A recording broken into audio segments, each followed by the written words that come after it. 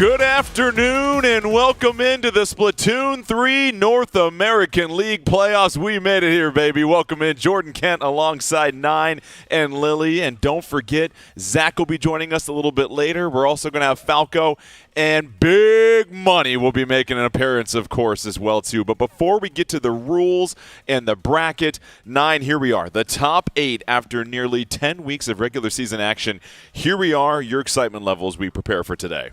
About as high as you could be after 10 weeks of action, folks. These players know who their opponents are. They know what stages they're playing on. They know what modes they're playing on. This is the perfect environment for high-level play, and I know they're going to treat us to some fantastic matches. And Lily, I know you've enjoyed this regular season, and just what do you make about this first season so far and the fact that we're going to have a champion here in about 48 hours? I mean, absolutely wild. We've never had a format quite like this, so to run it for such a long period of time and follow the action from beginning to end, I just cannot wait to see who comes out on top. Well, let's go ahead and take a look at the season leaderboard and see who's on top for these playoffs. It's Milky Way, your #1 overall seed, followed by FTWin, fofofo, and you see the rest of the traffic there as we get set. These were the top 8 teams that consistently performed near the top of the leaderboard week after week. But let's get to the rules here for what we're going to see in the playoffs. It'll be a little bit of a different wrinkle, but here we go. The top 8, best of 5. The higher seed will choose the mode. The lower seed will choose the stage. But then after the first game, the winners will choose the mode, and the losing team will choose the stage. Those are your game modes. You know them. You love them. Each mode can only be played once during the match. And here is the stage list. The stages can only be played once during the match. So, of course, 9, that means Tower Control, Inkblot Art Academy. We're only going to see once each match for the most part here. Goodness. But now we check out the bracket, and we see which matchups will be taking place first in our winners quarterfinals. Up first, you'll have the #1 seed Milky Way versus #8 Healthy Diet Food Groups, followed by Moonlight and Bet. FTWin taking on Duck Motif, and then Fofofo versus Gourmet Race. But that gives us an opportunity to get a closer look at some of these teams here. We begin with the #1 overall seed, Milky Way. 9, they've been very impressive week after week throughout this regular season. Yeah, I mean, we've got all kinds of numbers in front of us of what they've done, and they're first placed in just about all of them. They are brutally efficient. They can improvise, and every single member of this team is a huge threat, and you'll see it as these clips do come along. You can see Bran here on the Slosher, a player who is asked a lot of in this composition, being the only true frontliner. Jared works around skirmishing with these splat dualies as well, and of course Q holding down the anchor on that Snipe Rider 5H. Jordan, they had the best record in splat zones. They had the best record in tower control. They had the best record in turf war. And even Rainmaker, they were a paltry 3rd place. So even when things aren't the best for Milky Way, they are the threat for a reason. If they play at their best, I'm not sure anyone can keep pace. And obviously they have been #1 for a variety of reasons. And trying to take them down will be the underdog here. Healthy Diet Food Groups here, Lily. Absolutely. Definitely an underdog of the league. They've played and gotten into top 8, I think, through sheer force of will. You absolutely, though, cannot count them out. They do play a less conventional game than you would expect from some of our other teams, but they tend to rely on some heavy paint output to cover a lot of ground for their, plethora of engagers. Pretty much any member of their team is ready and able at any moment to take advantage of the situation and turn the tides. The trick here will be if they can keep up and move fast enough to keep up with Milky Way. And that's going to be the challenge for a lot of teams, is keeping up with Milky Way. And we're getting set for our very first game here between Milky Way and Healthy Diet Food Groups. It will be splat zones on Umami Ruins. What do you make about this particular stage? Because we both know that Milky Way, #1, when it came to splat zones amongst these 8 teams, but Healthy Diet Food Groups are respectable 2 and 3 in splat zones. Yeah, splat zones, the most beloved of all the modes for a variety of reasons, and Umami Ruins is one where you'll see 2 different zones that these teams are going to have to move and capture. When I look at this as a pick, Jordan, what I think is both of these teams feel very comfortable with the play of their Snipe Rider 5H, that anchor player that works all the way around, and whenever you are playing splat zones, you need big contributions from your anchor players. So Not an uncommon one. I do think an interesting wrinkle here, though, will be, as you pointed out, Lily, the players on Healthy Diet Food Group, they shark a lot. They love to sit in the ink, slowly move out, and jump out like a trapdoor spider. This is a pretty good avenue for it, I'd say. It absolutely is. And I mean, the name of the game for Umami Ruins is controlling that top mid area. You really have to be careful and hold that top mid. And part of that is also controlling the sides. And with a team like Healthy Diet that tends to just move in and out of space really quickly and really quietly, you're going to have to keep an eye out and use as many tools at your disposal to make sure you flush them out. And 9, how important is it for Healthy Diet Food Groups to get out to an early advantage? That way they have the luxury of playing patient here. Well, you noted earlier that every mode can only be played one time. And let's talk a little bit more maybe about Splat Zones and why it's so important to get the lead early in Splat Zones. Splat Zones is a mode where you have to hold on to that Splat Zone as long as possible. You do have to take control of it. The longer you hold on to it, the more points that you will score. If the opponent takes it when it's under your control, that means that you're going to get a little bit of a penalty. And no, I'm not going to put out the formula for it again. You got me with that last time. I'm not doing it again. At the end of the game, if neither team have knocked it all the way down to 0, again, it does move down at a set rate. Whoever has the lowest score will be crowned the winner. And Splat Zones is a mode where everybody feels like they can influence the objective at all times.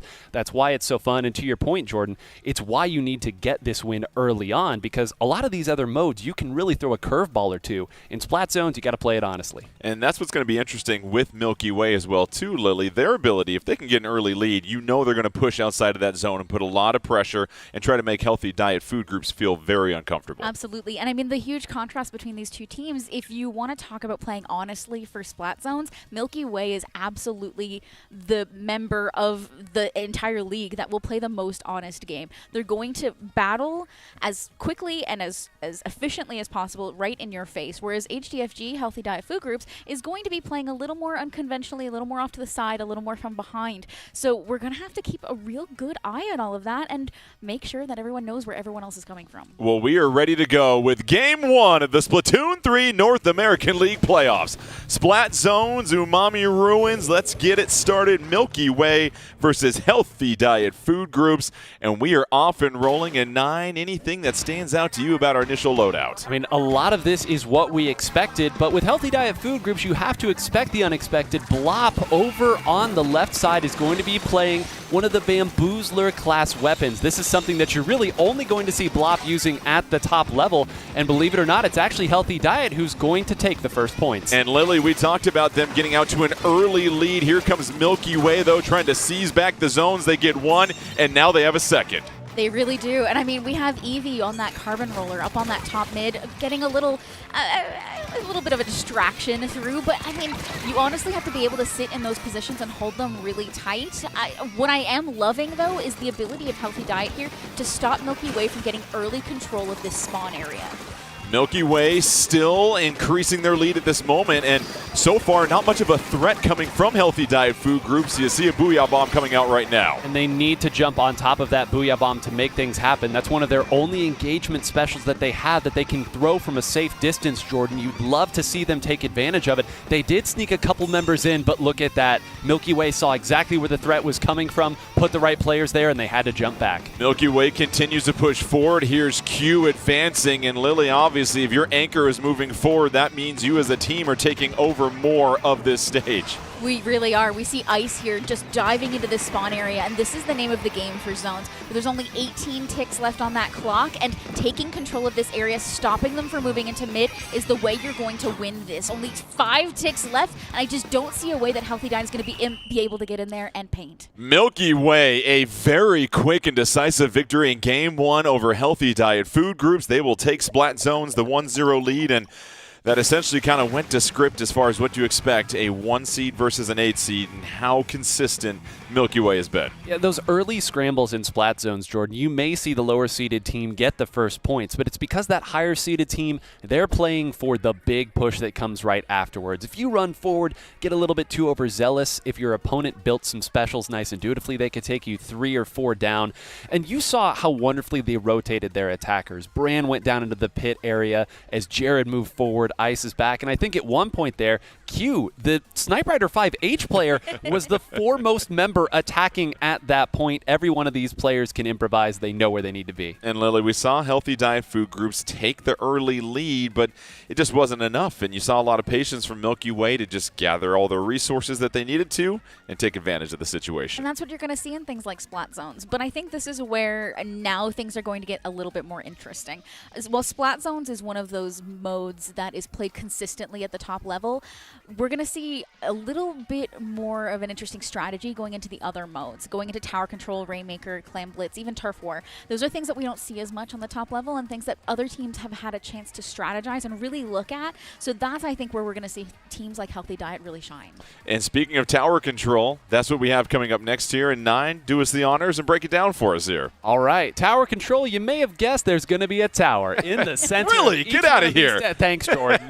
In the center of these stages, when you stand on the tower, it will begin moving on a predetermined path at a predetermined rate of speed towards the opponent's spawn area or somewhere on that side of a given stage. When you hit a checkpoint, and all of these stages have a couple of them, the tower stops. You have to stand on the stationary tower for a period of time, and it means that the defender has an honest chance at pushing it. Much like the other modes, if neither side reaches 0 and gets the knockout, whoever is holding on to the most points at the end of regulation will win. And Jordan, this has an overtime factor as well. Even if you're down, if you are standing on the tower when time expires, you get a chance, and we've seen some crazy comebacks in this particular mode. Fun fact, the music that plays while the tower moves is the lullaby I use for all my kids at home. But now we get to Tower Control and Mako Martin. What do you make about this matchup as far as stage and mode here as we get set to check in on Game 2 here, Lily? I mean, Tower Control Mako is scrap heaven. This is where I would definitely not want to fight Healthy Diet. Their players, like the Carbon Roller, are really going to excel in a lot of these different alleyways and ledges that you can just pop up from and take over the zone. We'll see if the sharking can pay off in the store. Healthy Diet Food Group's down 1-0. Tower remains in the middle as both teams encroach on the center point 9. This is the most played tower control stage in the entirety of the league. So these teams certainly know their way around it. They play it a ton. And once again, it is Healthy Diet Food Group. They took out Bran early on there, who has switched over to the S-Blast 91 and is already back, making them pay for even trying to deal with them. But that very first checkpoint tends to fall pretty quickly. But once you get past that second checkpoint, Jordan, that's where the points will start to fly. Stan super jumps out of there, was facing a 2-on-1 situation. We check in on Q. Here's Ice on top of the tower. Booyah Bomb comes out as Milky Way here, Lily, really starting to gather together and make this coordinated push. And we're seeing their players spread out a little bit. Q on that Sniper Rider 5H is over on the right-hand side, just preventing anyone from coming in over there, which is going to be really important against players like Eevee on that Carbon Roller. You need to make sure that he doesn't have an opportunity to come in from the side and take anybody out. Checking in on Bran right now, trying to apply a little bit more pressure. Crab Tank rolls out of there. Jared retreats, avoids the Booyah Bomb. But here it is, approaching the second checkpoint momentarily. Healthy Diet Food Groups does a good job of sending it back the other way, 9. And had to, because again, this is starting to get to the point of no return. Stan has made it a good push, but has given up the position as well. You know that that's going to get punished here as Milky Way moves through, does take out Stan, may have bought them a few more seconds as you can see Eevee waiting there by the tower, trying to take some players out. But this is where things get tough for Healthy Diet. You know they don't have a ton of real estate to work with, and even though Eevee has done a nice job here of fighting out and taking 2 out, they need to get some more map control before anything else can come through. Healthy Diet doing a nice job. Critical splat of Jared that had the Tactic Cooler and the Crab Tank ready to go. Here's Ice hiding behind the tower. We check in on Blop. Going to go ahead and super jump out of there. Ziff, meanwhile, trying to provide a little bit more support. Booyah Bomb coming out. Can it pave a way? No! Booyah Bomb consumes the Booyah Bomb, Lily. Unfortunately, not quite enough armor left on that Booyah Bomb to withstand its opponent. They are really just struggling at this point. We need to see Healthy Diet find a way to get some control and some paint down for Eevee to come in and do any kind of work. But in order for that to happen, you need Ziff on that Junior to be able to move in as well, and just everyone seems to be shutting them down at every turn. Milky Way through the first 2 checkpoints. Tower slowly returning to its spot. Jared trying to provide a little bit of support. The Crab Tank comes out, eats that auto bomb, and now Jared just trying to buy some more ground, and Ziff hanging out in the big bubbler here. Yeah, it needed that big bubbler because that Crab Tank was looking right at this right stack area to try to break people out.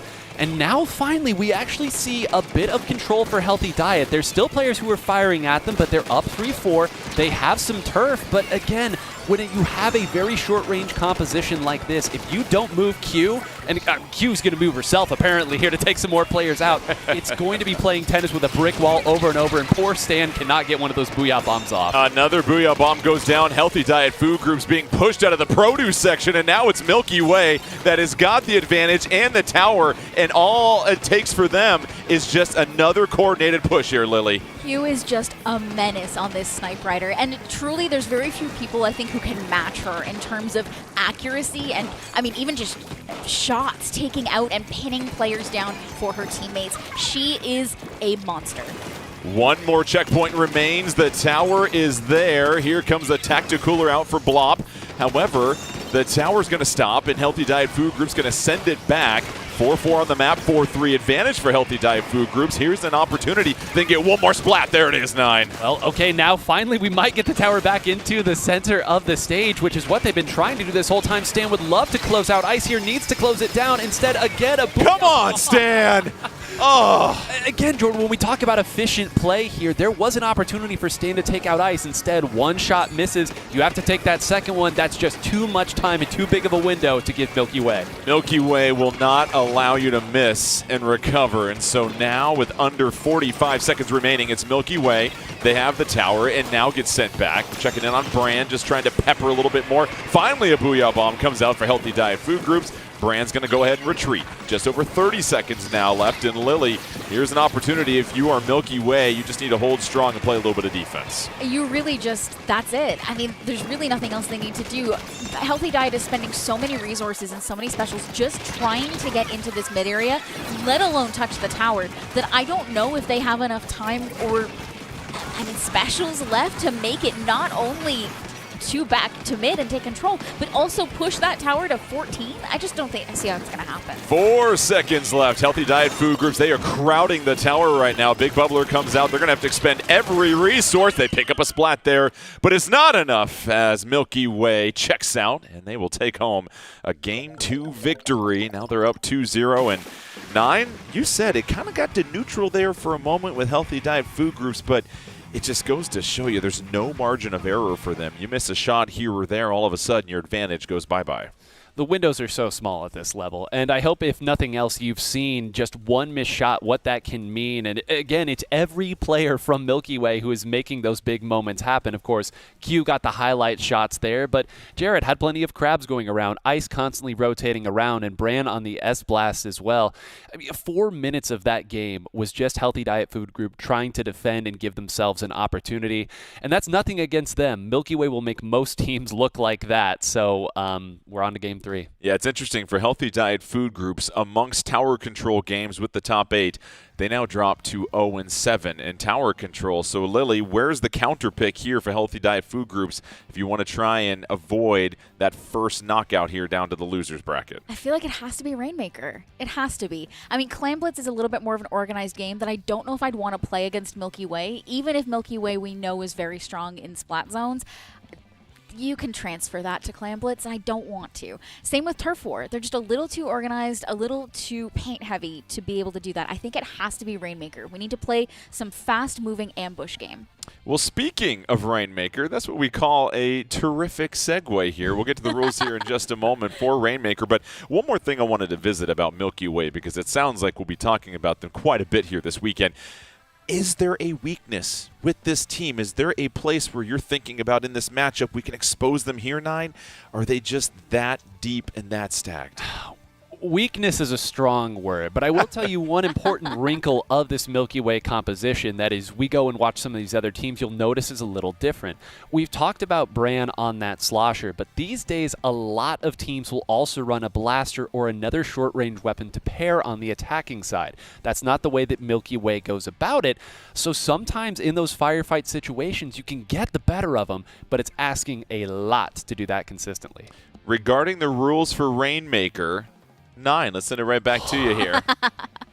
Oh, Jordan, you've got me again. All right, Rainmaker here. A big old shield is surrounding this Rainmaker. It's this golden fish-esque thing that these players will be picking up. Once you pick it up, your objective is to take it first to a checkpoint, a nice big pedestal, and then take it to a pedestal that's right near the opponent's spawn point. This moves very, very quickly. As you are holding on to that Rainmaker, you are a target that everybody can see. But like these other modes, if you have the lead when time expires, even if you haven't knocked it out, you will get the win. But there's a lot of risk that comes associated with picking up that Rainmaker. You're a bit slower, your teammates have to protect you, and we could see some shenanigans here. This is a real fun mode. Thank you, 9.ai. A terrific explanation right there. Couldn't have done it any better myself. Textbook, by the way. So now we have Rainmaker and Inkblot Art Academy here, Lily.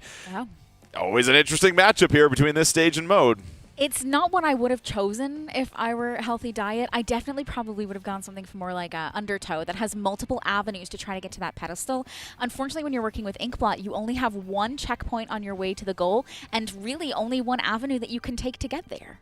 Well, let's go ahead and draw up our third game here. Rainmaker on Inkblot Art Academy. Will Milky Way move ahead with a sweep, or can Healthy Diet Food Groups somehow get a victory on the canvas as we take a look at these loadouts? Anything that we see differently here? I do think we see a mint decapitator. Well, we see a few things that are way different here. Look at this. Both teams have brought out the Dapple Dualies. This is a specialty weapon for Rainmaker here. It can provide a lot of very quick support. It's great at fighting as well. Q has also switched over to the splatter scope. Jordan, as you noted, a mint decapitator out. That's the rundown because there's too much action right now, and already it looks like Healthy Diet. 3 go down here. There's a real opportunity. Yeah, Icy's a splat bomb, and now it's Blop, an opportunity to try and cover a little bit of turf here and provide some coverage. They're going to push forward here, Lily. A very aggressive move by Healthy Diet Food Groups. Honestly, this is one of the stages you can do that on, but, I mean, they have the Rainmaker in a very awkward position. It's really easy for the members of Milky Way to drop down and defend the Rainmaker on that right-hand side, and they moved very far forward very early without being able to clear that. Ziff backed up a little too far for me to feel okay about it. So Ziff has to be splatted because of the Booyah Bomb. We check in on Stan, has that Zipcaster ready to roll, but we'll have to wait a little bit longer on that as Bran and Milky Way pick up the splat. Bran providing a little bit more coverage, some pressure here up the ramp, and here comes Bran with another member of Healthy Diet Food Groups jumping in. And that was a very risky jump in there on their own side. Where that Rainmaker ended up getting dropped is right near that first checkpoint, and sure enough, it goes quickly on that take. There are 4 members of Milky Way up ready to move forward here. A nice job here. 3 specials at the ready. Make it 4 specials at the ready now, Jordan. They're waiting for the opportunity. If one member of Healthy Diet Food Groups goes down, look for Milky Way to jump in. And a couple of splats right there. Healthy Diet Food Groups doing a solid job avoiding that onslaught. Here's Blop and company. Blop, a little one-on-one firefight. We check in on Stan, and Stan able to pick up a splat. Healthy Diet Food Groups, though, they deal with the wipeout, and now a huge galactic opportunity for Milky Way to pull ahead here. Absolutely tragic. They do get cut off right on that ramp, but this stage is just so volatile once you get up onto this plat area. You do not want to wipe with the Rainmaker right on plat because that is essentially game over. They're going to have to push to 23 now without having even touched the checkpoint, and this is going to be a rough uphill battle for them. Yeah, Ziff goes down, and now that is just right into Milky Way's hands. There you see Jared just ink the heck out of that Rainmaker shield. Going to go ahead and advance the Rainmaker. Q providing a little bit of coverage here as they retreat out of their sight, and we check in on Jared now with the Rainmaker. Yeah, Jared picked it up. They really wanted to get it out of that pit area because, as we saw earlier, you can break that first checkpoint very quickly if you allow the opponent to have it, and this is one of the reasons why Inkblot Rainmaker has been picked so much, Jordan. You can see there's only one avenue that you can go, and it's a little bit uninkable as well. But when you've got the range of Ice and these other players, they can simply fight up the honest way. Ice right side peeking. Lovely technique on that side. Firing in another one. Will we see 3? Yes, Stan goes down. They'll push it to 8, and it's all Milky Way with the threat not yet gone. On the doorstep, Rainmaker's shield in favor of Milky Way, and it's just a matter now for Healthy Diet Food Groups. You are going to need something miraculous here down the stretch. Milky Way, that can be as patient as they need to, build up these specials here, Lily. If you're Healthy Diet Food Groups, how do you just try to reset this thing to neutral somewhat? I mean, likely what we're going to see is them pick up that Rainmaker and pull it out the left-hand side. It's the best way for them to be able to defend it if they get taken out, and the best way for them to move it forward. Now, it looks like Ziff is opting to not do that, which makes me very nervous, because continuing Oh, bye-bye! Q takes out 2. leaves you wide open to that. So down go 2 members of Healthy Diet Food Groups. Q, just an appetite right now for all sorts of opposition, providing even more cover up top. Healthy Diet Food Groups, not much they can do here with 1:15 left. Now it's up to Milky Way here, 9, just for one more move. But it's Q right now covering this entire stage. Oh, and poor Stan, it doesn't matter what the special is, just having a real rough time getting those off. Q, squids in a barrel right now like it's a carnival game, seemingly. And the best thing is Q has been sitting on this ink vac for so long as well, Jordan. We haven't even gotten to talk about what that special can do because it simply hasn't been necessary. Jared's probably going to sit down here as long as Healthy Diet will let him. Just milk away the clock. There's no reason to push it forward and give them an opportunity. Jared lobbing shots from the Rainmaker left and right as you see all sorts of yellow ink covering this stage at the moment. EV trying to move a little bit forward. Has the big bubbler, comes out at a critical time as Q will back up. Zipcaster comes through a little bit of traffic. Trying to bust through. Stan will retreat, and with 30 seconds left here, it's one more opportunity for Healthy Diet Food Groups, Lily. I just don't see any way for them to move this and get it anywhere close in time. The members of Milky Way are just doing a fantastic job of controlling and maintaining ink and just ground. There's just nowhere for Healthy Diet to take it any remote kind of safe way. Yeah, Milky Way is just looking for the dustpan at this point. They're just a few seconds away from the sweep, and that'll do it.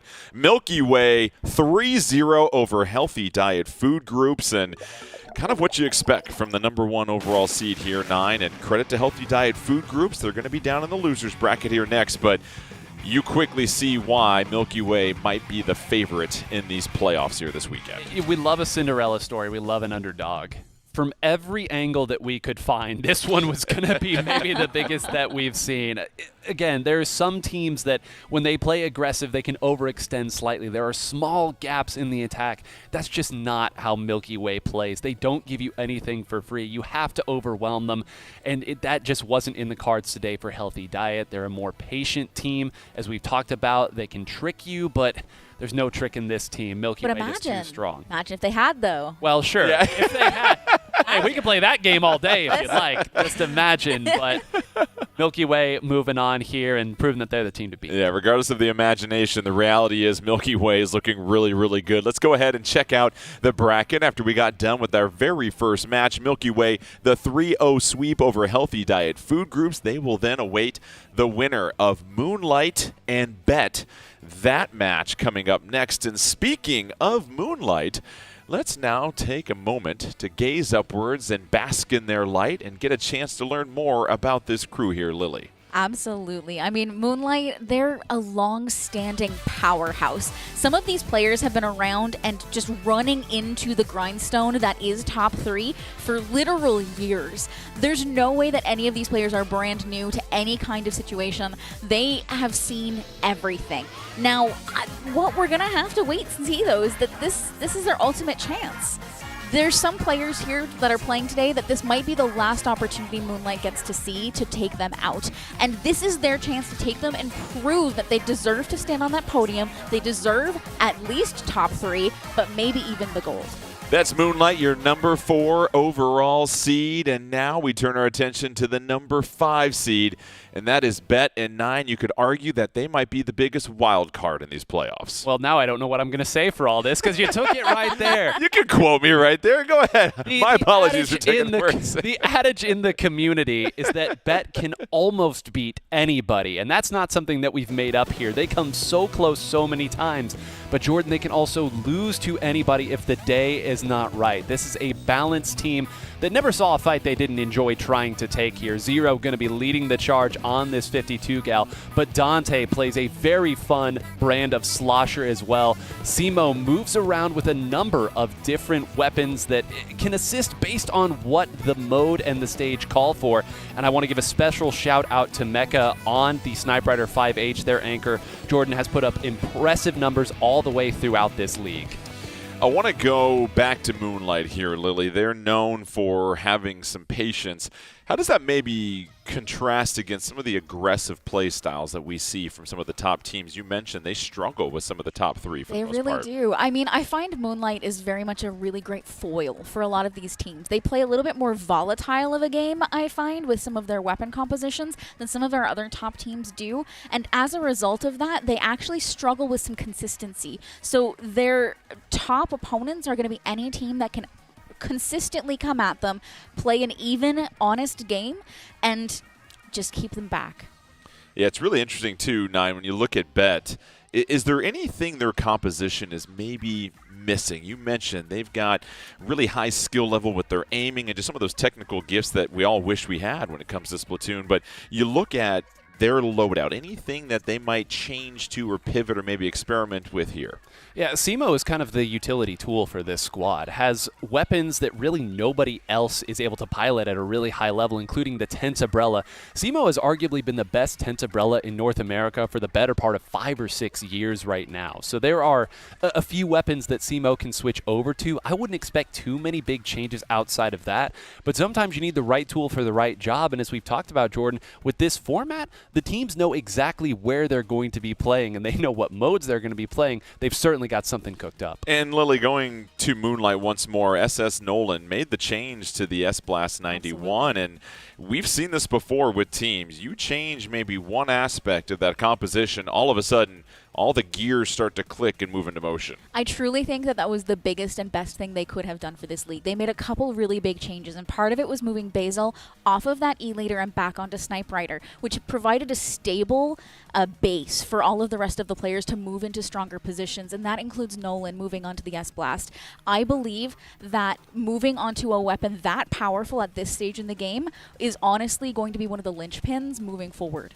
It's really interesting, too, when you dive into the numbers. You mentioned Basil. Nobody gets splatted less per game than Basil. Just 2.5 times per game they get splatted.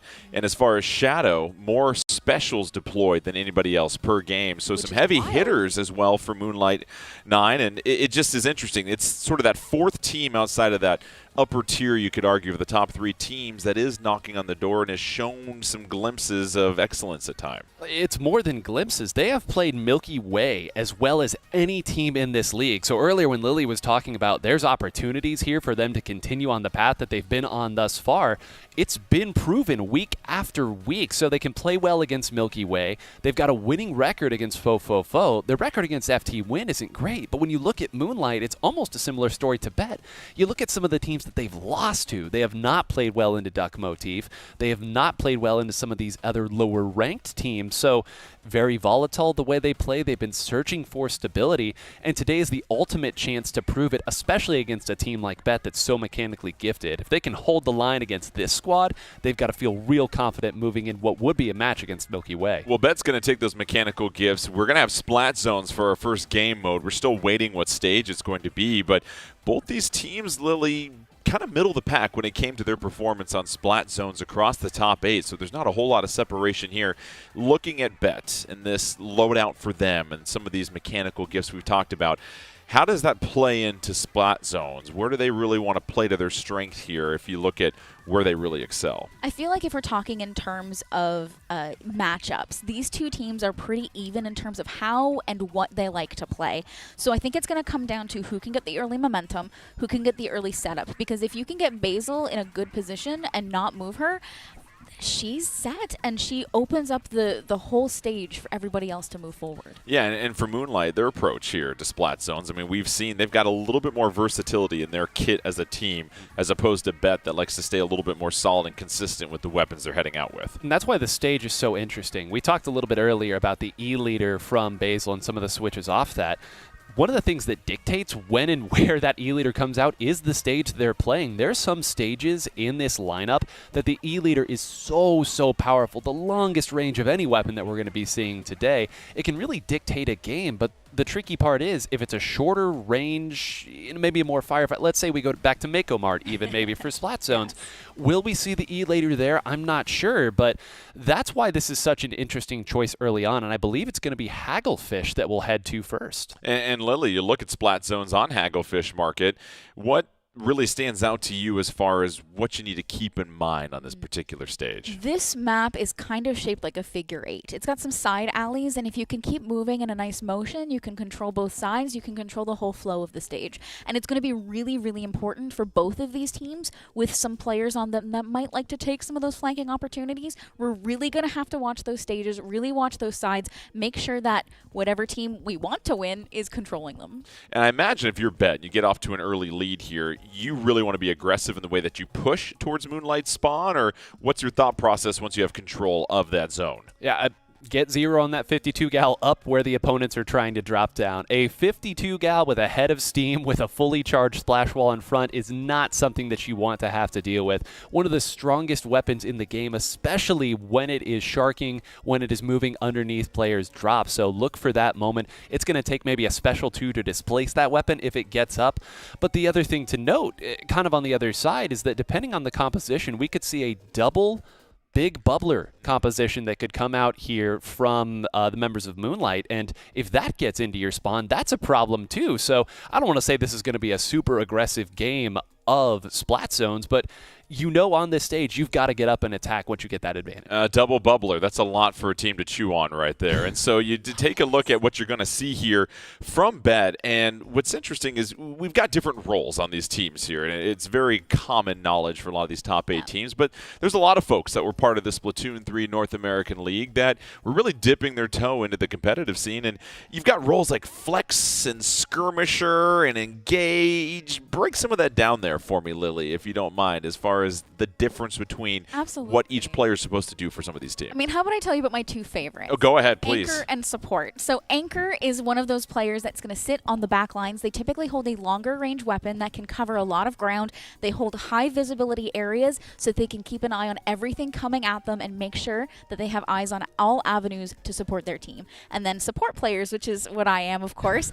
Typically high paint weapons, high mobility weapons that can move around, cover the ground, make sure everyone has what they need, and support their teams from maybe a little bit off to the side. I'm not quite on the front lines, but I'm a little to the left. I'm going to throw a bomb in to help you, maybe clean up a shot and pretend I got it myself. Well, we know Nine, throughout all the years, has spent a lot of time at Muscle Forge Fitness. Does that make you a flex guy, or does that make you a different role as far as what you want to lean towards? Well, the flex is, I would say, maybe not man, you are firing on all What a great shot right there, by the way. Great one shot. Okay. The flex player, Simo, might be the best example that we'll see today. Really has a number of different weapons that can drastically change the look of your composition. We're not talking about switching from the 96 gal over to the 96 gal deco. This is one game you're playing a blaster, one game you're playing a splash-o-matic. 2 very different weapons that really serve different roles. And another really, really important role these days is what weapon is going to be engaging with the opponent. Who is going to be the tip of the spear, as Shiny Hunty Zach always loves to say, and open things up for the rest of the team. There's a lot of responsibility, especially in this tactical or driven era. We're waiting on splat zones at Hagglefish Market. We're just getting everything lined up. As we know, the internet is a series of pipes, and we're just making sure everybody's ready to roll here for the most part. But this is, I think, the matchup a lot of us are most excited for here today. You have the 4-seed Moonlight, who many people feel has given the number 1 seed Milky Way the biggest run for their money. And then you have Bet on the other end that you never know what you're going to get with them any particular game. They can sometimes aim high and sometimes fall low, and I think that's what makes it exciting here. And I truly think that this is one of the most important matches we're going to see today. Moonlight has, I think, the best chance of coming through and getting and taking out Milky Way. Now, they've struggled a little bit against FTWin, but if they can just get past that to Milky Way, I think they really, truly have a chance. But we're going to have to see them get there first. So if they can pass this first challenge, then I think we have a really exciting day tomorrow. And Nine, do we have any historical context as far as Moonlight versus Bet throughout the league and how they've done against one another at different times, or is this going to be pretty even Steven down the middle? Well, we have a little bit. These teams didn't run into each other a whole lot. They are 1 and 2, with Bet being the victors more often than not in the, we'll say, the top 8 portion of it. Whenever Moonlight has had their success, it's been in the latter. So Again, this is a longer format. The ladder was best of 3, not best of 5. The last time these two teams played in top 8, it was Bet that got the better of Moonlight. So it's not a ton. It's a very, very small sample size, I want to reiterate. But there is enough familiarity here that these teams should know what the other is going to be throwing at them. And this would be a wonderful time if Bet wants to even the score at 2-2. What a win this would be for them. I want to go to Omega on this Platana Wiper, the Mint Decapitator, that we're going to see from Moonlight. That role, you've got to be so aggressive, and they are the Slayer. They are the engager for Moonlight. What's going to be needed from them? I mean, Omega, he's going to have to be firing on all cylinders today. There's no doubt. He's going to have to be moving quickly. He's going to have to be moving efficiently, and he's going to have to be moving quietly, I guess, as quiet as you can be in a very loud Squid Game. We need him to move and get behind players and support everybody from a different angle and do it as quickly as he possibly can. Well, here we go. Game 1 between Moonlight and Bet. We've got Splat Zones on Hagglefish Market. The teams are ready to roll. We'll find out who will win this match and take on Milky Way as both teams move furiously towards the middle of this stage here, Nine. A couple interesting wrinkles I want to point out here. It is the E-Leader composition that is coming out of Moonlight here, which means that FTWin will be moving back over to that NZAP 85 to give them their tacticoolers. On the other side, it is Simo on the Sorella Tentabrella, but notably Zero is not using the 52 gal that I called out so lovingly earlier. Instead, it's going to be the Splat dualies. There's going to be some crab tanks firing out as Simo goes down. And Simo, as you mentioned, behind the tent goes down. That's a huge loss for Bet early on as Moonlight takes a minor lead here, trying to hide the big bubbler at this moment, Lily. Omega taking a great position there, distracting from the side, but unfortunately no other members of Moonlight were there to follow up on that advantage created, which means Bet gets full control of this, but has burned all of their specials just getting that control. Down goes a member of Moonlight, though, but it is Bet with control at the moment and the lead. You see Basil hiding there behind the tower. We'll go ahead and deploy that wave breaker as we check in on Simo once more, trying to get the higher ground here, Nine. And so far, Bet has had control of this zone, and they look comfortable. Well, I think that comfort's about to end right there. One went down, and Simo had to jump out. You can see how difficult it is to displace that Tentabrella when it gets up and moved, but that's really been all that Bet has been able to make use of thus far. That's how they scored a lot of their points. Now Shadow waiting in there, jumping Omega. I don't think Zero knows. Another person is now moving here, so Mecha got in and even jumped down to take that out. Has almost taken out Omega, and it will be a wipeout in favor of Bet. They did just enough. Huge splat by Mecha because you saw Zero getting flanked there for a moment, and that gives Bet control. And now, Lily, they're moving forward into Moonlight territory. This is the dangerous part of the game. Bet has already gotten up and taken control of this plat area, and we do have a crab that just happened as well.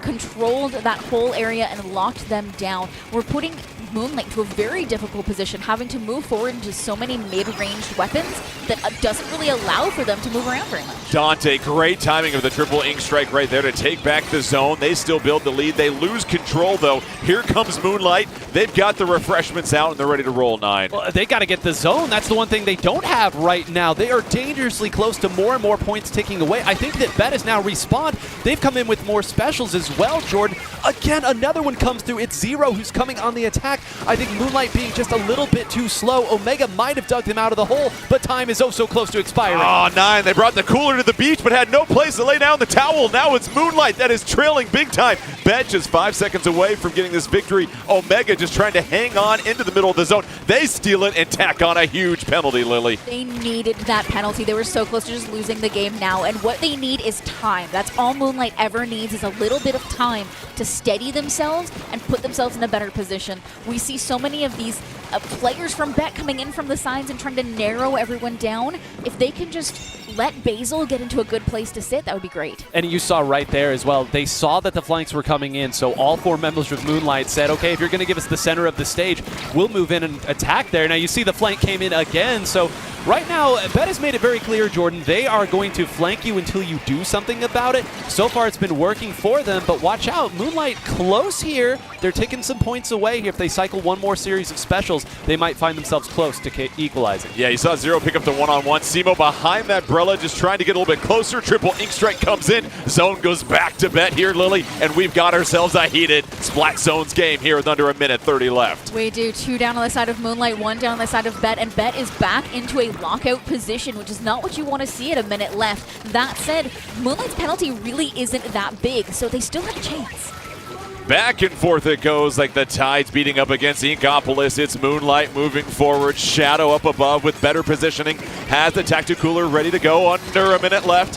However, it's Bet that still has control. There's a crab tank on top. It's crustacean cover at this moment. Can Bet close it out? 7 seconds left. Zero trying to move a little bit forward. Oh, what a splat from Zero, and Bet takes game one. How about that for the start to the match here, 9? Moonlight was so close to flipping that at the end as well. You saw that Booyah Bomb that was thrown by Nolan land, and Shadow had actually snuck through and was turfing, but the members of Bet that weren't Zero so dutifully keeping that zone their color.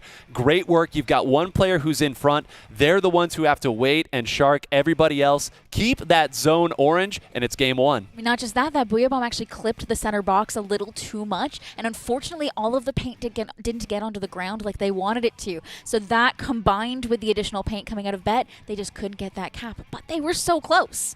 They were so close. And 9, it stood out to me that it just felt Bet, once they had control of the zone, did a better job of pushing forward than Moonlight ever did. It felt like there were a couple of times Moonlight had the zone, they just could never really advance outside of it. Yeah, and that's what we talked about earlier when it comes to Hagglefish, is when you have the advantage on this zone's stage, you are incentivized to go up and attack.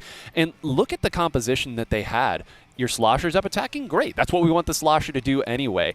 We can have Zero move up there, use a crab tank from that tented area. That's great. That's a winning situation. And then when your third player is Simo on the tent or Sorella Brella, like, of course, that's going to be difficult to move. So they had 3 situations they could easily get to when they took command of the zone. I think all 3 of those players had that moment, and you can see why Bet, when they're firing on all cylinders, can get it done against anybody. Bet was just 4 and 9 in splat zones amongst these top 8 teams coming into that. They pick up the victory, and you see why. They can essentially beat anybody, and that was some very high-level play from Bet. Well, coming up next, we have Clam Blitz. And I know, 9, you've got another terrific explanation for us. Can I pass this one over? Yes, Lily, let's go. Has been the clams aficionado for as long as I've known you. It's absolutely true. Clam Blitz is my favorite mode and probably the best mode in the game. It's the culmination of all the other modes mixed into one. You collect 8 clams to make a power clam. Looks like a great big football. You take it to the enemy spawn, you throw it in their basket to break it open. From there, you pick up a bunch of other little clams, you move it in, and count down that score from 100 to 0. Obviously, like all the other modes, the closest to 0 wins. If not, we get to some fancy overtime, and then I won't explain the rules of because they're very complicated. Yeah, right up there with the penalty rules for splat zones. Worse, I think, actually. Good luck. At least that one's math. Yeah, simple enough. So you go to Clam Blitz, and this is what's interesting. We talk about these records amongst the top 8. Clam Blitz for Bet, they are 5-2 against the competition here in these playoffs. So they are looking very solid rolling into this. On the other hand, Moonlight just 2-9. So this is another opportunity for Bet to possibly take a game here and move up 2-0. But if you're Moonlight, what are you thinking here by making the decision as far as going into Clam Blitz? Well, you're really wanting to take this to a stage where you can get everything in one push, or at least a big, big lead. Lily talked about how each one of those power clams that goes in is 20. Stages like Museum d'Alfonsino, which was the most popular choice for Clam Blitz throughout this league, you will see teams sit back on 2, sometimes even 3 power clams, and then just play defense. It doesn't work on every stage, but at least if you're going here, if you're Moonlight, there's familiarity, and you can bet that with just maybe even a couple shots, just a couple bombs at the right spot, you can defend if you get that lead. And Museum d'Alfonsino is truly one of the more complicated pushes that you're going to have to do on a stage for Clam Blitz. You have to move in almost 2 stages. You have to move to control mid and get your clams, and then you're going to have to move again to control that plat and spawn area to get up into that basket. It's very complex. It requires multiple stages and multiple or rounds of specials to be able to make it. Which is fascinating because you look at how much strategy goes into this and you wonder, does that go towards Bet as far as the way they like to have that fighting style, or is it Moonlight that we've seen has that versatility? We'll find out. It's game 2. Clam Blitz on Museum d'Alfonsino. And right now it's Bet with the 1-0 lead. Can Moonlight notch things up. 9, what do we see from our loadout here, my friend? We talked about versatility, all for these teams to not change a thing. They're Why bringing not? out the same, keep Why running not? it back. And, you know, there's really no reason for Bet to feel like they need to change anything. Simo on that tent umbrella is going to be able to push forward if they get that advantage, and you know that Crab Tank is very strong as well. Nolan got behind it. I'm actually surprised both of these players aren't already out. Now they are. A wipeout already here, so this is the response that you want to see. The question now, can they put together enough points to make this worth their while? That's one, and let's see if they get a few more. Moonlight out the gate, just bullying Bet. You saw a couple of 2-on-1s go the favor of Moonlight, and now you see at this moment, Moonlight building a substantial lead with that early toss into the basket, and that's exactly what you're looking for to get things going if you're Moonlight here, Lily. We're still seeing a lot of clams in the hands of Moonlight as well. 11 individual clams in their hands, and some players holding enough that just passing them around could create another push. They're also continuing to hold this spinner flat area, which is very threatening for Bet. Bet needs to clear this out and then get to mid and then get to the enemy side. Zero can't get away, and so down they go. Here's Basil backing up, providing a little bit of anchor support, and right now things have gotten to a nice little neutral, but picks up Zero again as soon as Zero responds. So Basil all over it right now, allowing Moonlight here to really gather all their resources, 9, to make another push. I've loved the way that Moonlight has worked around the stage here. Nolan has been living on the left side, flanking anybody who tries to go through that drop, which is a really popular way. You've got Basil controlling the center. Now Omega also taking an awkward angle. Nice job using the Tent Umbrella shield against the members of Bet. Now Simo swimming all the way away. I guess the other members of the team did just fine on the defensive side, but Moonlight absolutely has been getting the better in these engagements. Now it's time for them to make a defense. Can Mecha encroach just a little bit more within their throwing distance? You've got 2 power clams ready to go. Here's Simo with that Trizuka. Third shot goes, and how about this? An opportunity as they take one down, lobbing it over the top for a splat. Here's Simo with the Brella, tosses it into the basket, and Bet has now entered the chat here, Lily. This is the dangerous part with Bet, is once you have the Tent Umbrella taking up a lot of space in these narrow alleyways, they're going to be able to get up here and sit here. They did take the lead. They did manage to get multiple members of Moonlight. However, they didn't manage to paint a whole lot of mid before they did it, so Moonlight is almost right back in. Midway through, and we are nearly tied evenly. 56-51 advantage for Moonlight. Now here's Mecha moving a little bit closer here, 9, and now it feels like Bet wants to try and push this forward a little bit. They avoid one of the Booyah bombs. 3-4, though, advantage for Moonlight. And they saw where that tactical was coming in, and they tried to move forward and attack. Simo would love to close out on Omega here or get some assistance. A big missed opportunity. That's going to let everybody else from Moonlight move forward. I'm not sure what took out there. Now Mecha moving forward, no fear on this Snipe Rider. They're finding a way to try to defend here. Omega has the opportunity to completely break this open.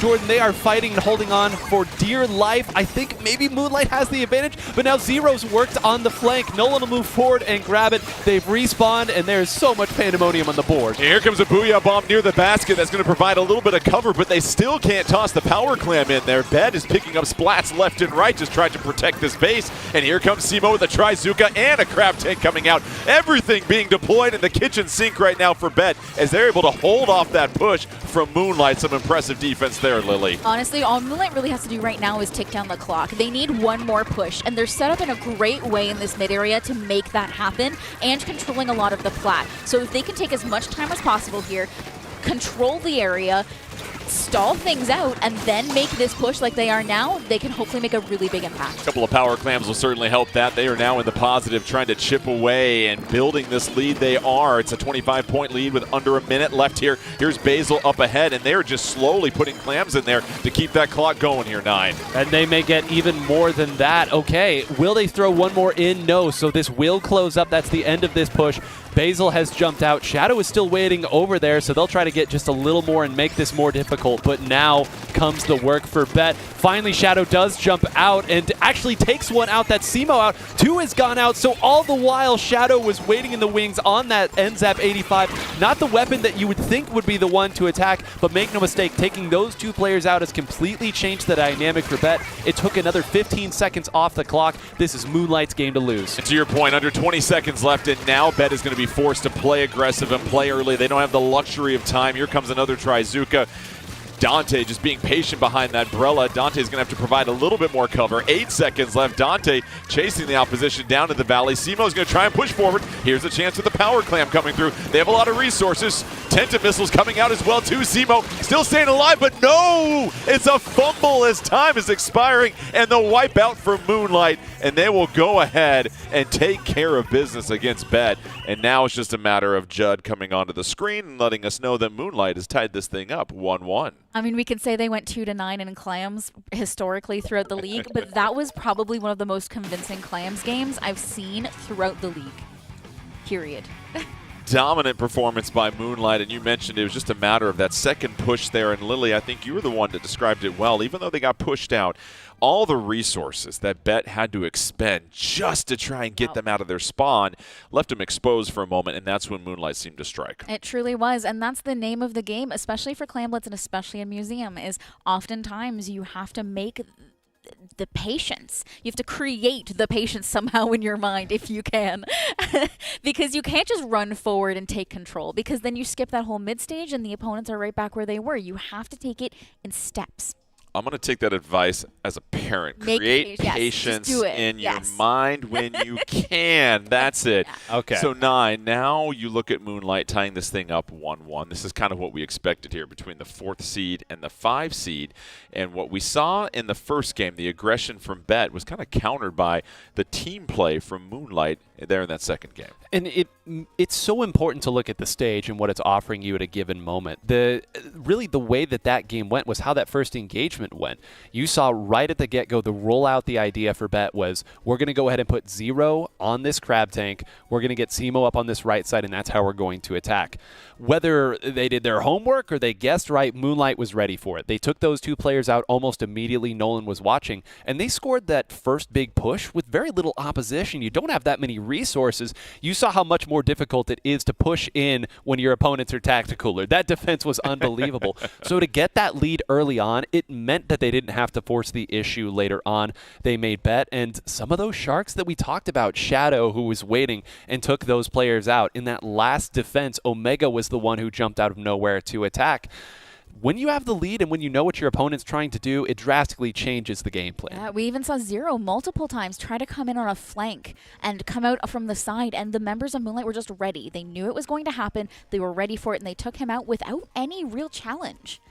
And also, 9, it helps when the clock is your friend toward the end of things, because you know that Bet has to advance. They're running out of time, and that played right into Moonlight's hands down the stretch. Well, Moonlight had so many, or I guess Moonlight had some resources, but it was Bet who had all the resources there at the end. They had the triple ink strike, they had the Tenterbrella shield moving forward, and they had the Trizuka. So it was this bizarre situation where you saw they had everything that they needed except the clock. And so because of that, Omega's able to dive in. Even if Omega goes down there and trades, that's A-okay. You know the opponents need a lot of points. They would also have had to go back and get more clams. Would have been a very, very tall ask no matter who the team was. Lily, we've got Turf War coming up, and since you knocked it out of the park in the Clam Blitz explanation, let's go ahead and send it back to you to let the fine folks know what Turf War is going to present. I mean, Turf War is probably the most basic mode. Everyone has it. Everyone loves it. Everyone knows how to play it. You paint the ground. That's it. You just paint the ground. You move to mid. You paint the ground. You get as much paint as you can. The person at the very end of the game with the most paint wins the game. Judd will love you. Little Judd will love you. I will love you as a person who has to paint as well. Yeah, a little old school. You're a kid now, you're a squid now. Here we go. We've got some Turf War coming up just around the corner, and we always talk about the final 30 seconds of Turf War, but is there any other point in a Turf War match that is equally important or right there as far as, okay, either it's the start or it's some spot in the middle we've got to make sure we've got control? Well, these days it feels like the last 10 seconds are an entire separate section from the last 30 seconds, and it's because there's one weapon that I would be very surprised if we didn't see, which is the Reflux 450 or the variant, the Reflux 450 Milk. This is a weapon that can put out turf like you would not believe, and teams tend to run it, but it means in that last 10 seconds, if everybody else is down, maybe except for your Reflux, you can take so much hard-earned turf even at the end of the game. So these teams are going to be trying to time their tacticoolers, and they're going to be looking to take out the opponent's best turfing weapons. If they do that, they'll find themselves at a victory, and that is something Moonlight's been very good at. And remember, because the winner gets to choose the mode, I'm not at all surprised to see them picking Turf War here. Yeah, despite the stats for Moonlight, it doesn't always translate to every mode. mode. They are 7th amongst the 8 teams here in turf per game, whereas Bet is 5th amongst these teams. And we're going to have Turf War on Urchin Underpass, which is, listen, a classic, a good one that everyone enjoys as well too, Lily.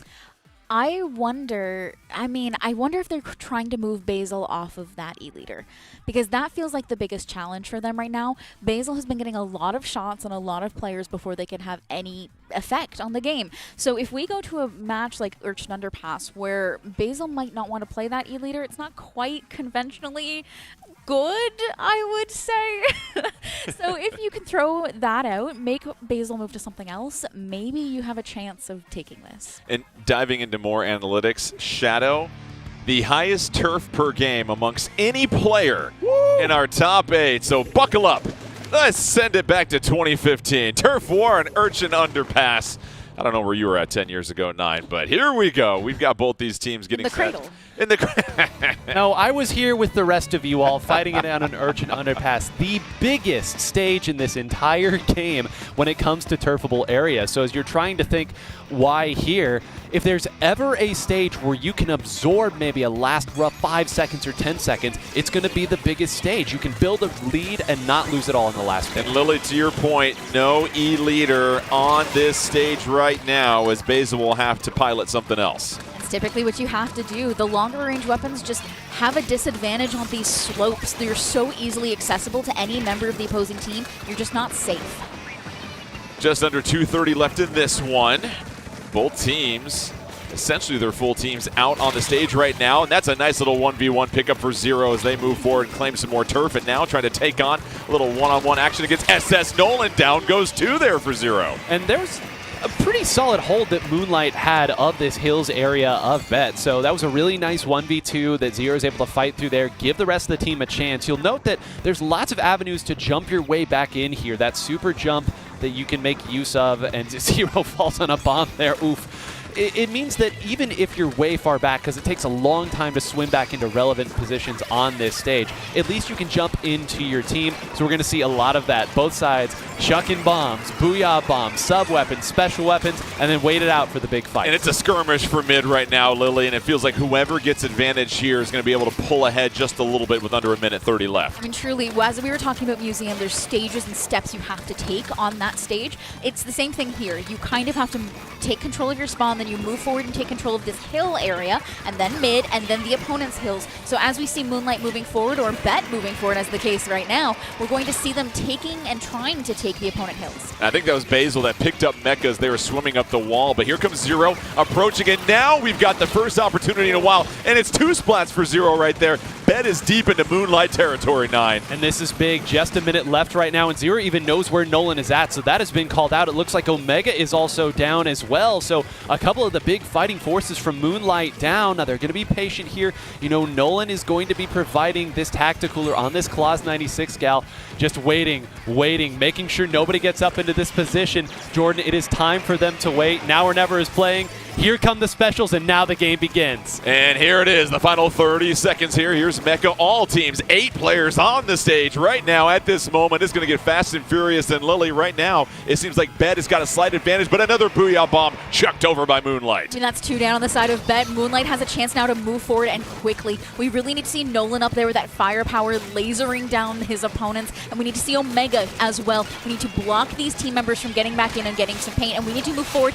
as quickly as possible, because that's a booyah putting extra paint out. 1 second left. Is it enough for Bet? It's all in the furry paws of Judd and Lil Judd. Let's see. I'm seeing a lot more green, more rind than melon, and that's going to go by 0.4 to Bet. How about that? The bad guys, according to the furry felines, get the victory, and that's 2 games. Yes, our flex player. That is very close right there. About as close as you're going to see at this level. What a wild scrum that was there at the end. And see, Jordan, this is why I said the last 30 seconds and the last 10 seconds are are two totally different moments. Because the last 30 seconds on aggregate, I think Moonlight won that. The last 10 seconds, though, Omega not able to close out that player.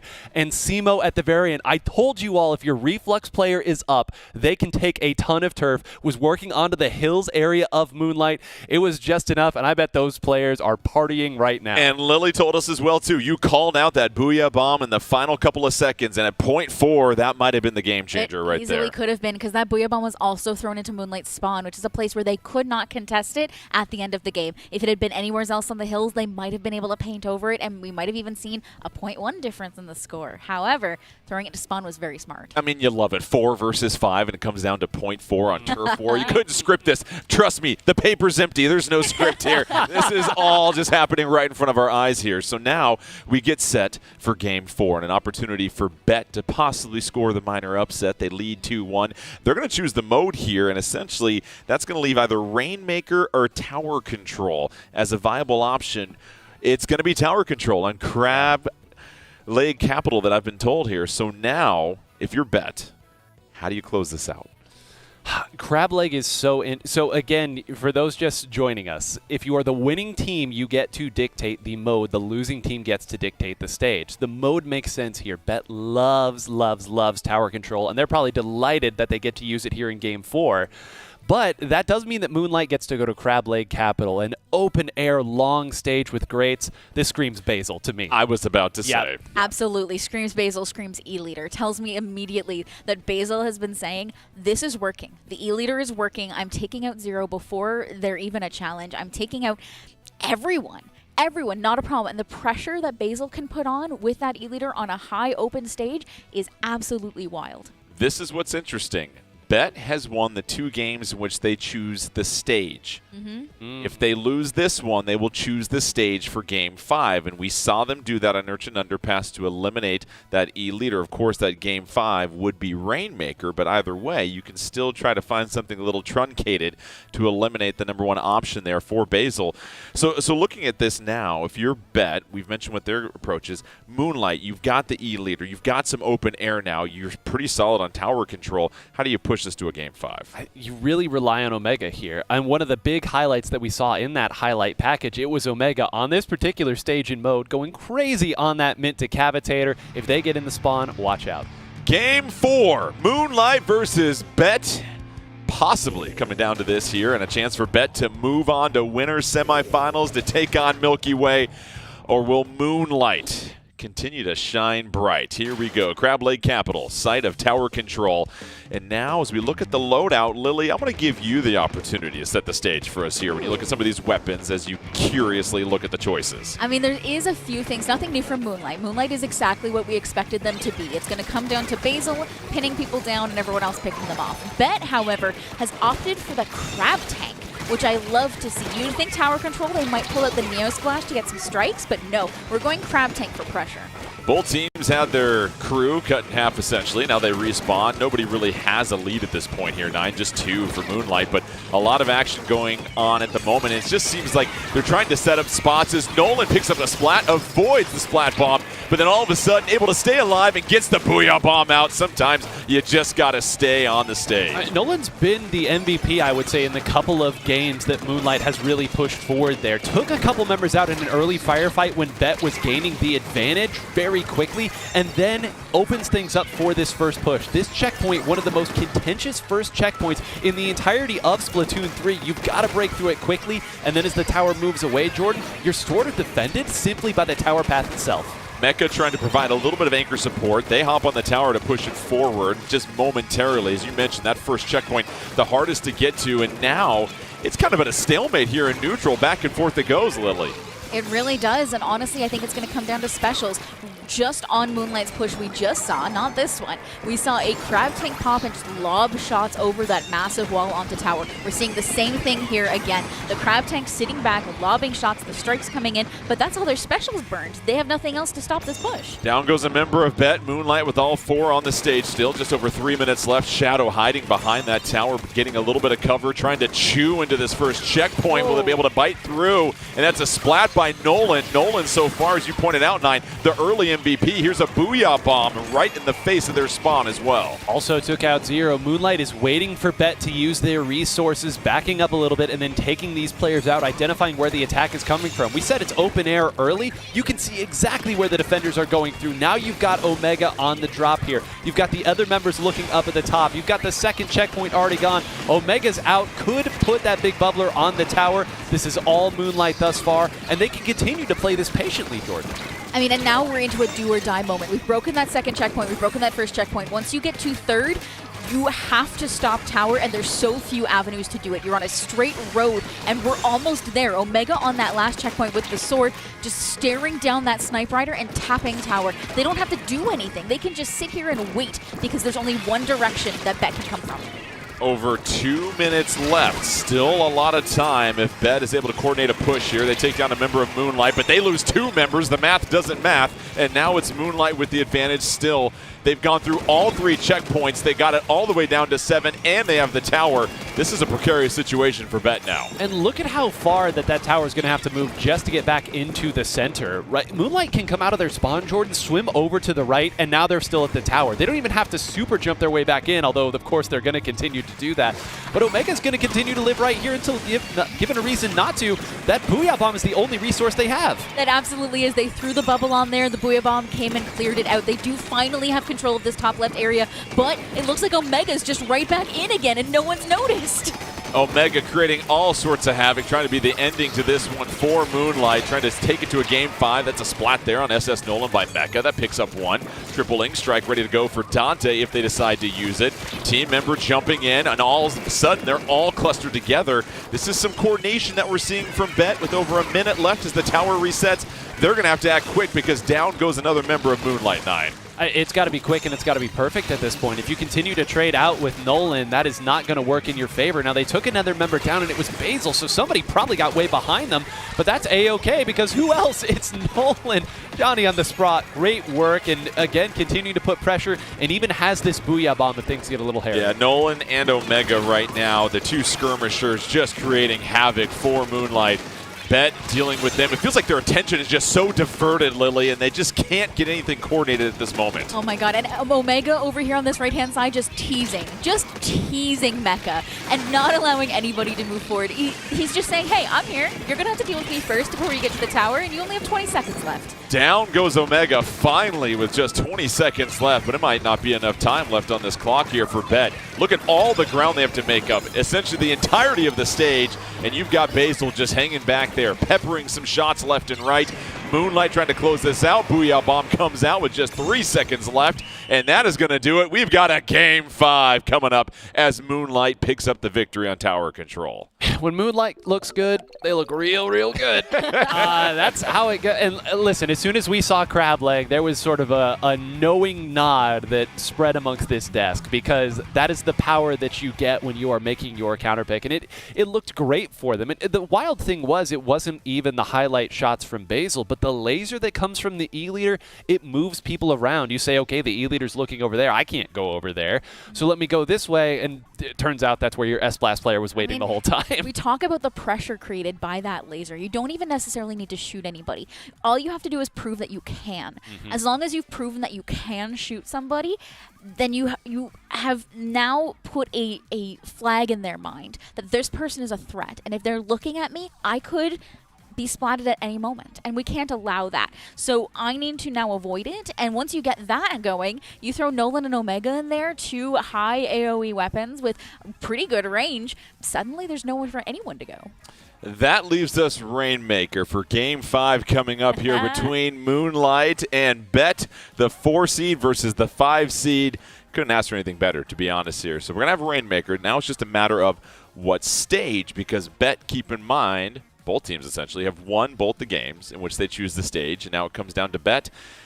I'm going to give you the hard task of trying to guess where they might want to go here with Rainmaker. Anybody's guess here for the most part, but it seems like anything that they can do that eliminates Basil and that E-leader is going to do very well for them. Yeah, either by attacking by the stage or by the mode. I mean, if there was ever, neither of these teams have been exceptional, I would say, on Rainmaker throughout the league. But what I will say is Rainmaker is a mode where we typically see the E-leader go away. It's oftentimes the splatter scope. Even Q switched over to the splatter scope in the earlier set that we saw with Milky Way. So they should have an advantage in that sense. Of course, they love to move forward and attack, but you're right. I mean, the stage will determine a lot here. I know Humpback Pump Track is an option, a very interesting and unique option. We could go to Inkblot again like we saw earlier. That might be, if I was bet, that might be where I had Inkblot. Bet. So you look at Rainmaker stats for bet, they are 2-7 against the top 8, for whatever it's worth. I mean, maybe we throw the stats out the window here. But this is a game mode, as you mentioned. Neither team knocks your socks off for the most part. It's just going to be a matter of who maybe advances the Rainmaker the first. We might not see a dunk here in this situation, but for bet, it's gone back and forth. It feels like if they can be the aggressor, whatever loadout, whatever comp that allows them to step on the gas and not be on their heels so much like they were in tower control is going to serve them well. I think the biggest thing here is we're going to have to see some star play from Simo on that 10 umbrella. That is going to be the key to success here. That unlocks the victory. I think Moonlight is going to have to factor that in when they're timing their pushes and their defenses, because there's no way. I mean, some of these stages you get a 10 umbrella after that checkpoint and it's just a straight run to the goal. So Rainmaker, we are still waiting on the stage decision. For bet, this is a very big decision because the winner here will take on Milky Way in the winner's semifinals a little bit later. But it comes down to this situation between Moonlight and bet. Moonlight, as you said, they've looked really, really good when they've won their games.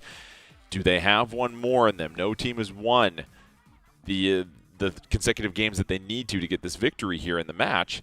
For Moonlight, maybe they're finally finding their rhythm.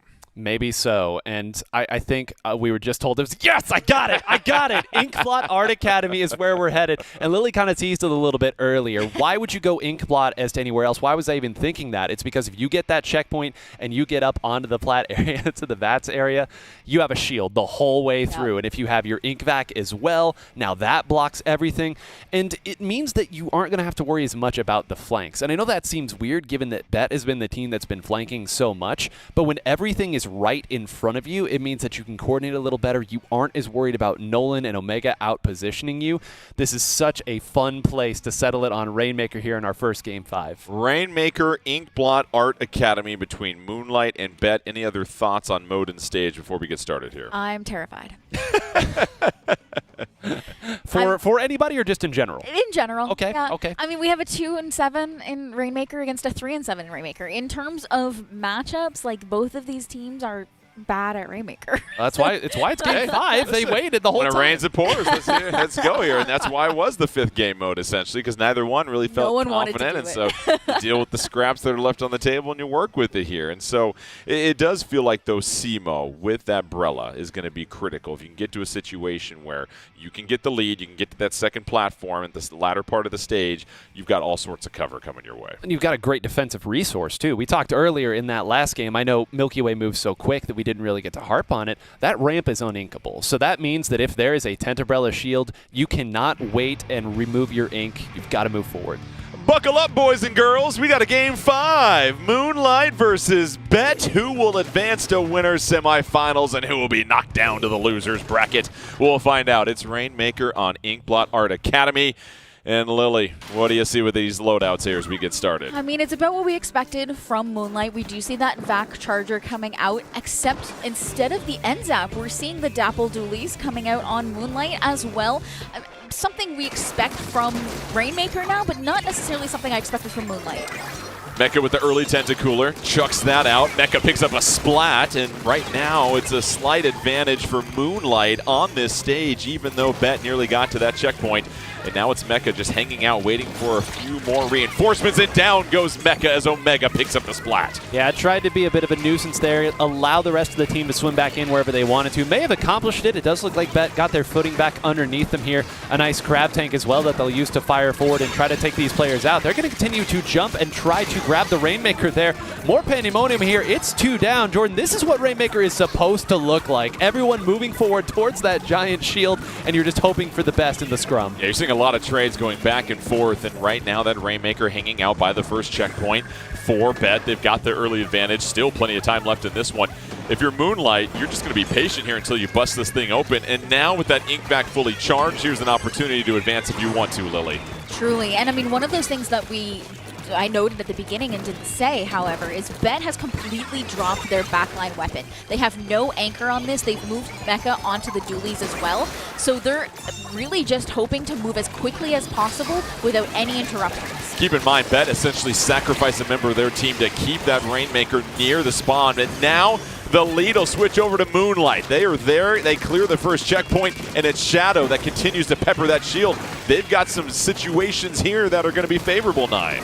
And I'm just looking to see. It looks like Omega ran forward there and got taken out. That was the gambit that they were trying to play. Shadow's still waiting. I don't know if they know here. Simo is turned the wrong way, firing at someone else. That means Shadow can't grab it. No, it resets inches before Shadow can grab it. They're still in a great position. The threat is not yet gone. Shadow played that perfectly again. Been so good at sharking and jumping out to break up the attacks from Bet. Just outside the grasp of Shadow, however, reclaims the Rainmaker. Has to retreat a little bit. You saw the triple link start come in. Grab Tank trying to provide a little bit more protection. Zero rolling into position. Down goes Zero. Nolan picks up the splat. Nolan tried to get a second one, but no. Nolan goes down as Dante all of a sudden opening up a can. Here comes the ink back, and that ink back's going to create all sorts of havoc. Absolutely beautiful shot from that ink back. A full wipe on Moonlight, so that push is over. However, we did get it to 24, which, as we spoke the last time we watched Inkblot Rainmaker, was one of those moments that is getting very scary. And that's the challenge now. Moonlight has got the lead. They can play defensively here, 9, even though they're on the opposition right now, as down goes Dante, and Shadow continues to cover more turf as they claim more territory, moving closer towards Bet spawn. And just look at how difficult it is for Bet to actually turf. Every time a couple of their members move forward, it just seems like the additional range, the AoE that Moonlight is able to bring to this table makes it so difficult. And then you've got Shadow jumping out there moving as well. The Dapple Dualies are hard to pin down when the fights go on. Now that Shadow's behind you, suddenly you're looking back. Is someone going to jump there? Can we move forward? Can we even get this Rainmaker shield broken? There's a lot of answers they have to find, and there's really not a whole lot of time. 90 seconds can pass by quick. It certainly can. Bet surrounding the Rainmaker right now, but it's Shadow that has it covered, making it very difficult for Bet to move forward. Shadow going to reposition right now and just trying to build up that special. Takes out Dante. Shadow rolls in, trying to pick up one more. Mecha has to super jump out of there. Mecha now has to reposition themselves with under 1:15 remaining. Mecha dodging some of the ink. Simo has the ink back ready to go. This is an opportunity for Bet, but no, it's gonna be disposed of as Omega comes through with another splat. We have 3 down now on the side of Bet, and that puts Moonlight in an interesting position. They have 2 options now. There's only a minute left of the game, and they have a pretty solid push. They can try to push for a higher score. They can do what Omega is trying to do right now, which is back it slowly into this left-hand corner, where it's easy for them to come and defend from spawn. To position the Rainmaker to close things out on a defensive push, that is some 4D chess, 9. Well, here you go. Right now, they're going to have to dig it out. And I will say a couple of them went down a little bit quick there. I think Moonlight maybe handing an opportunity here to Bet that wasn't necessary. They're going to wait for that shot to come out, dunk it in. So that's the checkpoint out of the way. 2 of them did go down. So still not great odds for Bet, but there is a fighting chance. They've still got some players in position. The game is not yet over. And to your point, they get through the checkpoint. Zero is able to dunk it into traffic. And now it comes down to the final 20 seconds. Can Moonlight hang on and advance? This is game 5 right here. Winner goes to winners semifinals. It's Moonlight with the lead. Bet, precious seconds ticking away. Down goes a member of Bet, and Nolan gonna close things out, and the lunar glow continues for Moonlight as they get the victory and move on to winners semis. They didn't grab the Rainmaker. They didn't grab the Rainmaker. That was such you need the Rainmaker to score. Well, it was just like a kind of an odd scenario there where Mecha went up to attack on the left side there, and 3 members of Moonlight were shooting. So you see that situation and you think, Well, okay, that means that the next wave is coming here. So then Basil pulls out the ink vac to make sure that no one can get forward for free. And I just don't know that Bet had a real idea of who they wanted carrying what in that scenario. They move forward, and again, that's why that lead and that's why that ink vac that went off earlier was so big, because if that was 50 that they had to get to instead of 23, totally different game plan, and I'm sure they could have figured something out. I mean, I was kind of getting a little worried we are going to have some dueling vacs for a little bit there. Simo had that vac ready, and I think they used it a little too early, or they got splatted while using it, or something happened there where suddenly we had no vac for the end of that game, and that was devastating. They needed that special to be able to move forward. And you know what? We get to move forward with the fourth member of our team. Zach is standing by with some expert analysis after what was a riveting second match between the 4 seed and the 5 seed, Zach. Well, thank you to everybody on the desk, and great to be over here. We're going to take a look at Moonlight. It was such a close back and forth set, but we're going to take you back to game number 2, that last second push that Bet tried to make. You can see here with 14 seconds left, 13 clams. That is going to go up to 20 before all is said and done, but we are going to also focus on how Moonlight was able to put up that defense against Bet. So to start here, you'll see these 3 specials are already online for Bet. What is missing, though? Keep in mind this Sniper Rider player right here and when exactly they get that special online. So as we play the clip going forward, we're going to see here that Simo's going to jump in. They're going to regroup. And the canopy from that tent umbrella is going to be the key here. Dante's spot checking is going to force that member of Moonlight to jump back in. And now here's that canopy coming out and the specials coming out. They had the crab tank followed by the Trizuka and the triple ink strike, but they wait that out, take down the canopy, and Omega with at least 2. And there is that lonely tacticaler there that was not able to come out at all during this time. So an unfortunate turn of events from Bet, but for Moonlight, a recipe for success that ended in their ultimate victory. Zach, fantastic work. Thank you so much for that. And so that was all that you could ask for in a match between 4 and 5 as we check out the updated bracket.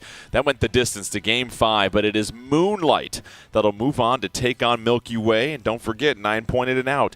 Moonlight, one of the few teams to have success against Milky Way during the regular season. Coming up here in just a moment, we'll have FTWin versus Duck Motif. But speaking of FTWin, we had a chance to catch up with them earlier in the season as our man EE sat down with the crew to learn more about them. What is going on, Splatoon faithful? I am EE, and I am sitting down with FTWin to have a little fun with them and to get to know them a little better. Before we get into anything, introductions are always in order, so I'm going to go down the line here and take it away. My name's Kia. I'm the captain of the team. My name's Biscuit. My name's Bursty. My name's Sam. Well, we're going to play a little games. Very simple. After I ask the question, brief countdown, and then you point to who you think the answer pertains to. Simple enough? Yeah. Let's do it. Okay. Whom among you is the loudest? 3, 2, 1. Okay. That did not take very long. You even self-agreed. Any particular reason? Is because you wear the C on your chest, you're the captain? Is this a captain thing? Yep. I just like being loud in the middle of the game. We got a lot in common, man. Like, dab it up. Come on now. You know what it is. Now, something I can't relate with. Whom among you is the quietest? All right. 3, 2, 1. Really? You're a little bit of a chatty Cathy before we even got on the camera. I mean, in the games I'm pretty quiet. Okay. I'm generally a pretty quiet person. Are you just like zoned in, so focused? Yeah. Okay, that's fair. I can respect that. No doubt about that. Now this one might be a little bit more tricky because I kind of like all your vibes. But whom amongst you has the best vibes? 3, 2, 1. I can kind of see that. Why do you think you have the best vibes? I'm just like loud. And like I say random things and I'm always like talking. Another thing I'll ask, who among you is the most likely to sleep through a tournament? A little embarrassing. A little embarrassing, but answer truthfully for me. 3, 2, 1. Okay, a little bit of a split decision it seems like. Is this based on anything that's happened in the past? Yeah, time zones. Time zones? That's fair though. Because I'm like PST time zone. Me too. So all the tournaments are usually like early for me. Yeah. Who amongst you is the most excited to practice? All right. 3, 2, 1. And why is that? We gotta get stuff done. Gotta get it done so we can show up on the day. I mean, you don't get the W's without putting the work in. Who has the most say on the team strategy? That's not exclusively a captain role, so answer truthfully. 3, 2, 1. Okay, maybe it is exclusively a captain role. Apologies.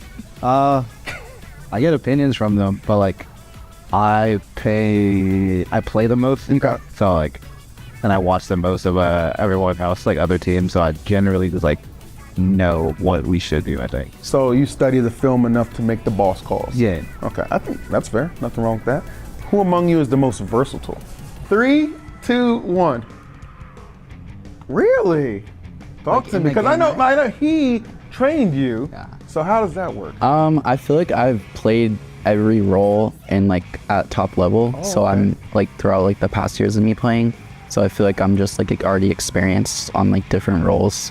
Is that something that if you guys feel like you're in a situation where you need to kind of switch up the game plan, would you be kind of like the go-to? If we're like getting like countered or like we want to like try to counter a team, it'll probably be like me or like Keo switching. Okay, Yeah. right on. I like that a lot. Well, in situations where it's really coming down the line, who do you guys trust the most to clutch it, make the clutch play? 3, 2, 1. Ooh, okay. Give us a situation where you really clutched up. Anything kind of come to mind? I think I just play very privileged. I play like Splatoon Simper, so it's a lot easier for me to get stuff done Okay. in like last minute moments, and so that's why I think I have like that. Every team needs that. That's the key to success. Don't Play get it with no twisted. fear. Yeah. It's a good thing to have. Among you, who is the most likely to pop off? Finally got that big dub. Who's going through the ceiling? 3, 2, 1. That's not even hard. That's not even, because you put in so much work. It just seems like to see it kind of culminate in a W, you're gonna be elated about that. Well, for your team as a whole, what would it mean to win the Splatoon 3 North American League? We're a top team and we want to assert our dominance, so we want to show that we're the best in the North American scene currently. It's kind of like put a stamp on it. Right, yeah. Make it official. We didn't really, as a team, we didn't play any officials in Splatoon 3, but we played a lot of officials in Splatoon 2. We only lost one of them. So it'd be really great to, just come back and play our first official in this game to win as well. It'd also be really happy for me to give Sam his first one, because this is the first thing he's been to play that. I think that's outstanding, and I think the mark of like a good captain and just leader in general is like, I'm not just playing for myself, I really am playing for the team. Love the way you speak on that. Well, guys, I hope you enjoyed that sit down with FTWin as much as I did. Great group of guys, and I look forward to everything they're able to do in the future. Until next time, we'll be seeing you. Thank you, EE. Great to see the faces of FTWin as they get set for their matchup against Duck Motif. But let's take a closer look at FTWin as we check out some of their highlights from the regular season. FTWin, feed to win. It is not for the win, it is feed to win, and that is their philosophy in the game of Splatoon. They will attack, they will continue to attack, and then when you think you've got them all, one jumped in and they continue the attack. It is their philosophy, and it has been for the longest time. A couple of incredible highlight players on this squad. Of course, Captain Kyo has won just about everything that you could win. Would love one more piece on the mantle, but Sam might be the most gifted pure attacking player in all of North America. And then of course you have Rafe, who can move to a number of different backline weapons, putting up gaudy numbers throughout the season. The number 2 seed, FTWin. They'll be taking on the number 7 seed, Duck Motif. And Lily, what's quacking with them? And Duck Motif has had their nose to the grindstone this entire league. They lead us off the most in all matches possible and make sure that we have, a good games to look forward to. They play a little bit of a cooler-less comp, similar to some of the other teams that we've seen so far, who might play a little more aggressively, knowing that they can come back and keep things going. However, they have that problem where once they get knocked out, they can't come back as quickly. So they have to make use of every moment of the game. And luckily, they have a lot of talented players who are all very good at engaging and making use of any opportunity given to them. They've struggled a little bit into our top 4, so we're going to have to see if they can hold up against our 2nd seed today. The number 7, Duck Motif, taking on number 2, FTWin. It's going to be Splat Zones on Barnacle and Dime. Will be the first game between these two teams here. And so let's start with this. Just your thoughts on that stage and mode here, Nine. It's the most played in the entirety of the league. The most played stage and mode combination, Barnacle and Dime splat zones, and it makes perfect sense. If you've got a strong backline player, they can have fun here. When you push forward, you can really punish the opponent and make it difficult to drop back in, but lots of different specials can access the zone from relative safety. If the theme of splat zones is you always have a chance and every player of every role can be the hero, this stage is the one that exemplifies it the most. Yeah, it's interesting as well, too, because Duck Motif last amongst these 8 teams as far as specials per game. FTWin is second, and so we know there's an aggressive play style from FTWin that's going to be coming. It's just a matter of can Duck Motif handle that when FTWin is going to be bringing that to their front door. I mean, that's going to be the challenge. I think the name of the game here is put Bandit in a good position. Bandit is the anchor for Duck Motif, and putting them in a place where they can control as much room as possible is really going to give Red Shell a chance to shine. And, I mean, Kara as well. Kara has been an absolutely amazing 52 gal this entire league, and I cannot wait to see what she can pull off. And really the question for FTWin is something that you talked about earlier, Nine. It's the endurance. I mean, a lot of these league days were long days, and a lot of their losses happened in grand finals or the reset of grand finals. And now that we've got this tournament over 2 days, these playoffs, that's going to lend well to them not having to have as long of a day here typically. Well, it wasn't that a lot of their losses happened in grands. It was all of their losses who happened in grands. So nobody is happier for the format today than FTWin. Here we go. Game 1, Splat Zones, Barnacle and Dime. FTWin, the 2 seed, taking on Duck Motif. We'll figure out who's going to be on the other side of that winner semifinals bracket. Lily, what do we see as they begin their shopping? I mean, I'm a little concerned here. We're seeing Rafe on the pencil and Bandit also on that Snipe Rider. So that, I mean, makes things a little more even in terms of the players, but I was really, really hoping to see Bandit coming out with something a little more long range to give them the advantage. We'll check on Red Shell at the moment right now, just covering up a little bit of turf. Nobody's claimed the zone at this moment, but it's Duck Motif that has the slight advantage, but all of a sudden FTWin tips the scales in their favor. Back and forth and basically neutral up until Duck Motif claiming the zone in the first 30 seconds here, 9, but down goes a member of their team as all of a sudden we see Hexen rolling forward. This is an FTWin classic. They will give up everything at the start of the game if it means they get the first commanding push. You've got Sam here who gets taken out almost immediately, just a little too much extra damage. So the lead goes away, but that's not as commanding a position as FTWin probably could have gotten out of that scenario. Right now, Duck Motif, a head full of steam here. They'll take it back before a lockout even had a chance to happen. Solid 15 seconds from Kara, picks up the splat and reclaims the zone. Duck Motif with control, narrowing the gap of this lead. They can't retake it, and FTWin trying to apply that penalty. Critical junction here as Duck Motif trying to wrestle away. They take down a member, but down they go. FTWin tacks on the penalty and the control as Hexen jumps into the mix. Kara on the Splattershot Pro honestly makes things look easy. She tends to play that weapon in a way that makes it look like a light weapon. She's dipping and dodging and picking up shots in ways I can't even imagine doing on a weapon that heavy. Kara right now just trying to avoid some Tenta missiles and a little bit of pressure. It was too much to handle. Sam picks up the splat, and it's a wipeout. FTWin. Everything going their way now, and they really want to take a big advantage here. I just have to point out how ludicrous that shot from Sam was to get that player to where I don't think that the player even knew that the S-Blast could hit from that position, and now this is the lockout that they were not able to achieve earlier. Rafe, so good with this positioning, now has to back up a little bit, doesn't want to go down to this range killer whale, but they've got enough specials here. If they can wait out these missiles, this is their game to win. Here come the Tenta missiles, not enough to reclaim the zone. It's FTWin still with the zone. They lose control momentarily. Can Duck Motif tack on the penalty? Duck Motif almost there. FTWin has to push back. It's going back and forth still. Hexen in the middle. Booyah Bomb comes in. And finally, FTWin does reclaim it with under 2:45 left. But all of a sudden, Duck Motif gets it. They tack on a big penalty. Here's an opportunity for them, Lily. Duck Motif has a lot of what we call displacement specials. They have the zip caster, they have the whale, they have the missiles all coming in, and all of these are tools designed to take FTWin and move them out of the positions they want. And we're seeing that in action here on all of these retakes. All of these things coming together to create space for Duck Motif. And Duck Motif is about to lose the zone. That Booyah Bomb wasn't enough to claim it for FTWin. Here's Bandit and company. They might have the advantage to reclaim this 9. This is a big-time opportunity with 2 minutes left. It was, but ran right in the direction that Sam was looking, and he's not going to let you get away if you run forward here. Is already eyeing up another one, another direct, and now his spirit energy is too high. Sam dominant right now. 20 seconds remaining here for FTWin after this penalty goes away. And all of a sudden, Sam ducking and dodging. You can't defeat Sam.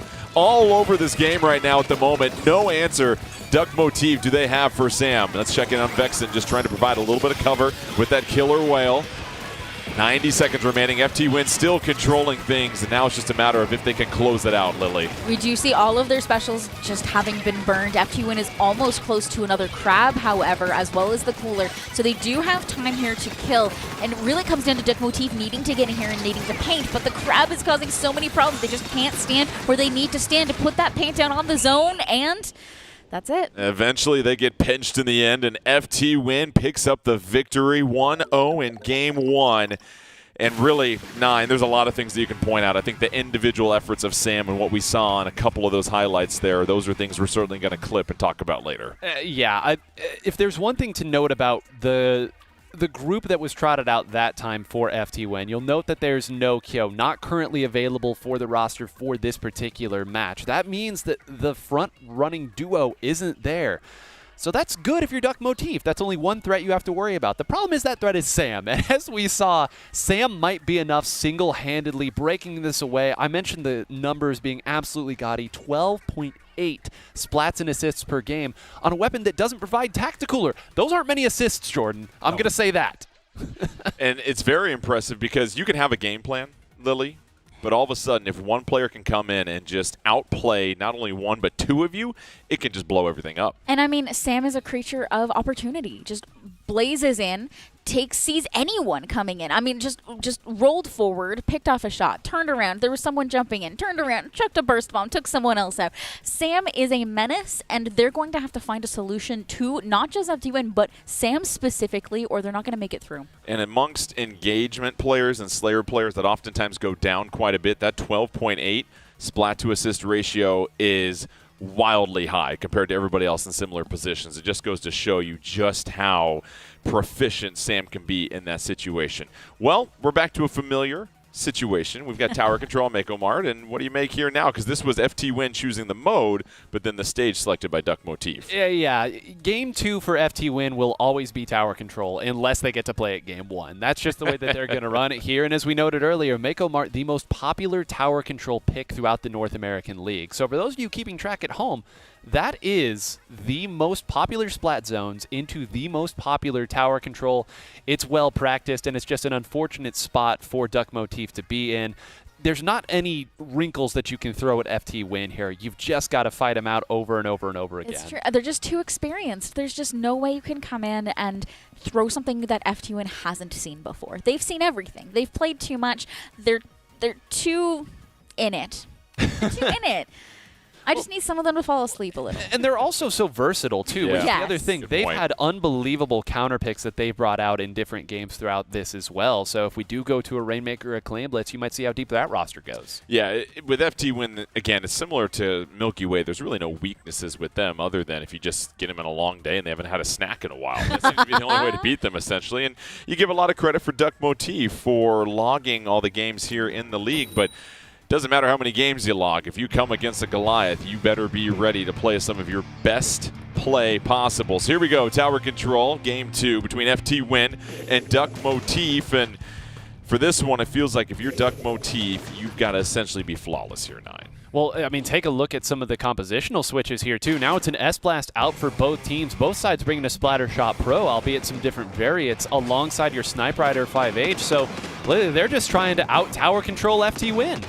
I don't know if they can, truly. It's one of the most difficult things you possibly can do. FTWin is a tower control powerhouse. Early on, nobody's grabbed that tower quite yet. Bandit throwing out the Tacticooler here for Duck Motif as they try to pepper the other side of FTWin. Kara going to release some Tenta missiles.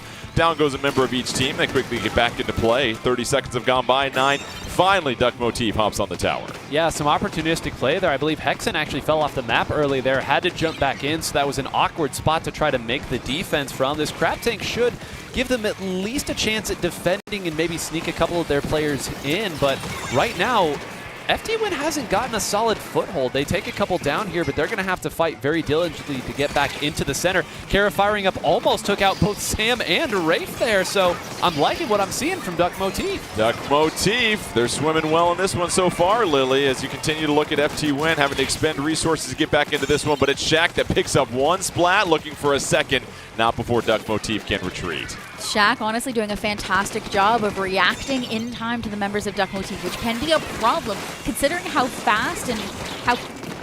Okay, what? Excuse me. Hang on. Sam, not once, but twice. Trying to get a third one, gets a little help right there, but you see just how mechanically sound Sam is. Here's Hexen moving forward with that crab tank, and they continue to push back Duck Motif even though they're on the lower ground, and this is when things get dangerous against FTWin here, 9. Yeah, that first checkpoint isn't going to last long, and there it goes. You can already see that Shaq is even spamming this way, saying, hey, let's start the attack on this side. Hexen gets the 1v1, and that's huge because Crab was on deck. Now everyone has to work the other way. That's another one taken down. Go ahead and fire it, Bandit, on the back line as everyone else moves through. Jordan, the walls are crumbling. It's just 2 more seconds, and that's checkpoint 2 gone as well. FTWin ready to leave the store here at this moment. They've got the Tacticooler on top of the tower right now. They're at checkpoint 3. It's just a matter of cleaning up a couple of things on the ground. Advantage here for Duck Motif on the stage, retreating out of there.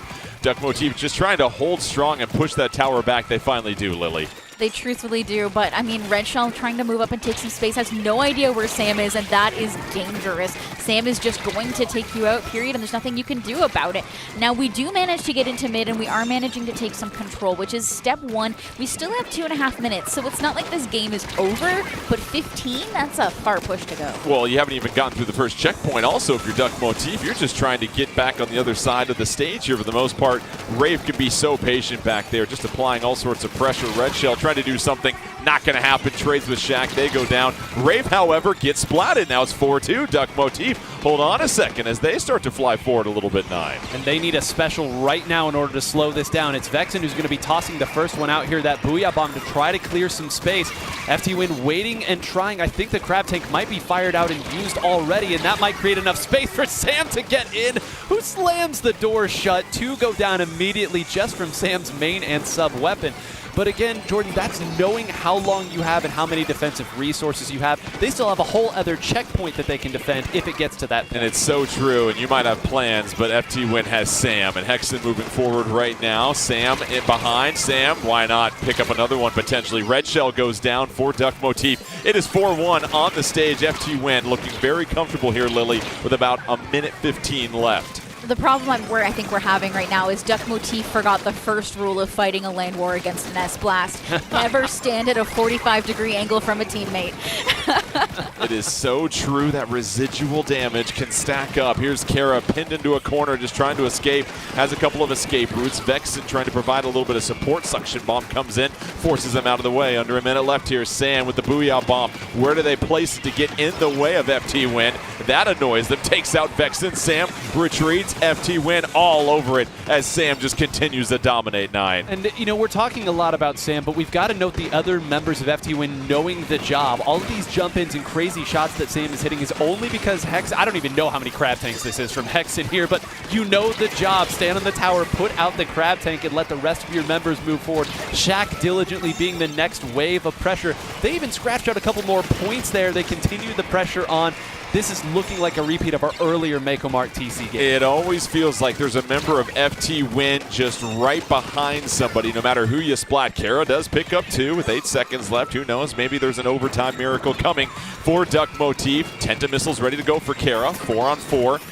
But you know FTWin is holding strong, digging their heels in the ground, waiting to make one more defensive stand. Was that possibly it? It was, and FTWin picks up the second win. They improved to 2-0. I feel like Duck Motif is making the mistake of respecting their opponents too much. Now, hear me out.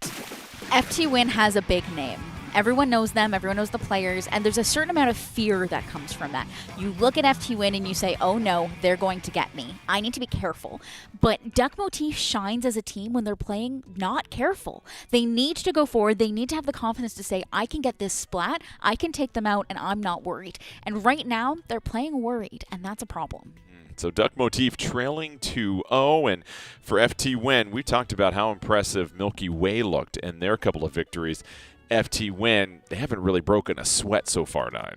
You see when things get rolling for FTWin how difficult it is, and we poured over the numbers for some of these players over the past couple of weeks to really practice it. And something that I think really exemplifies the way they play is you look at Rafe on that Snipe Rider 5H, actually gets splatted more than most Snipe Rider players do. And you think, well, how could that be and why is it?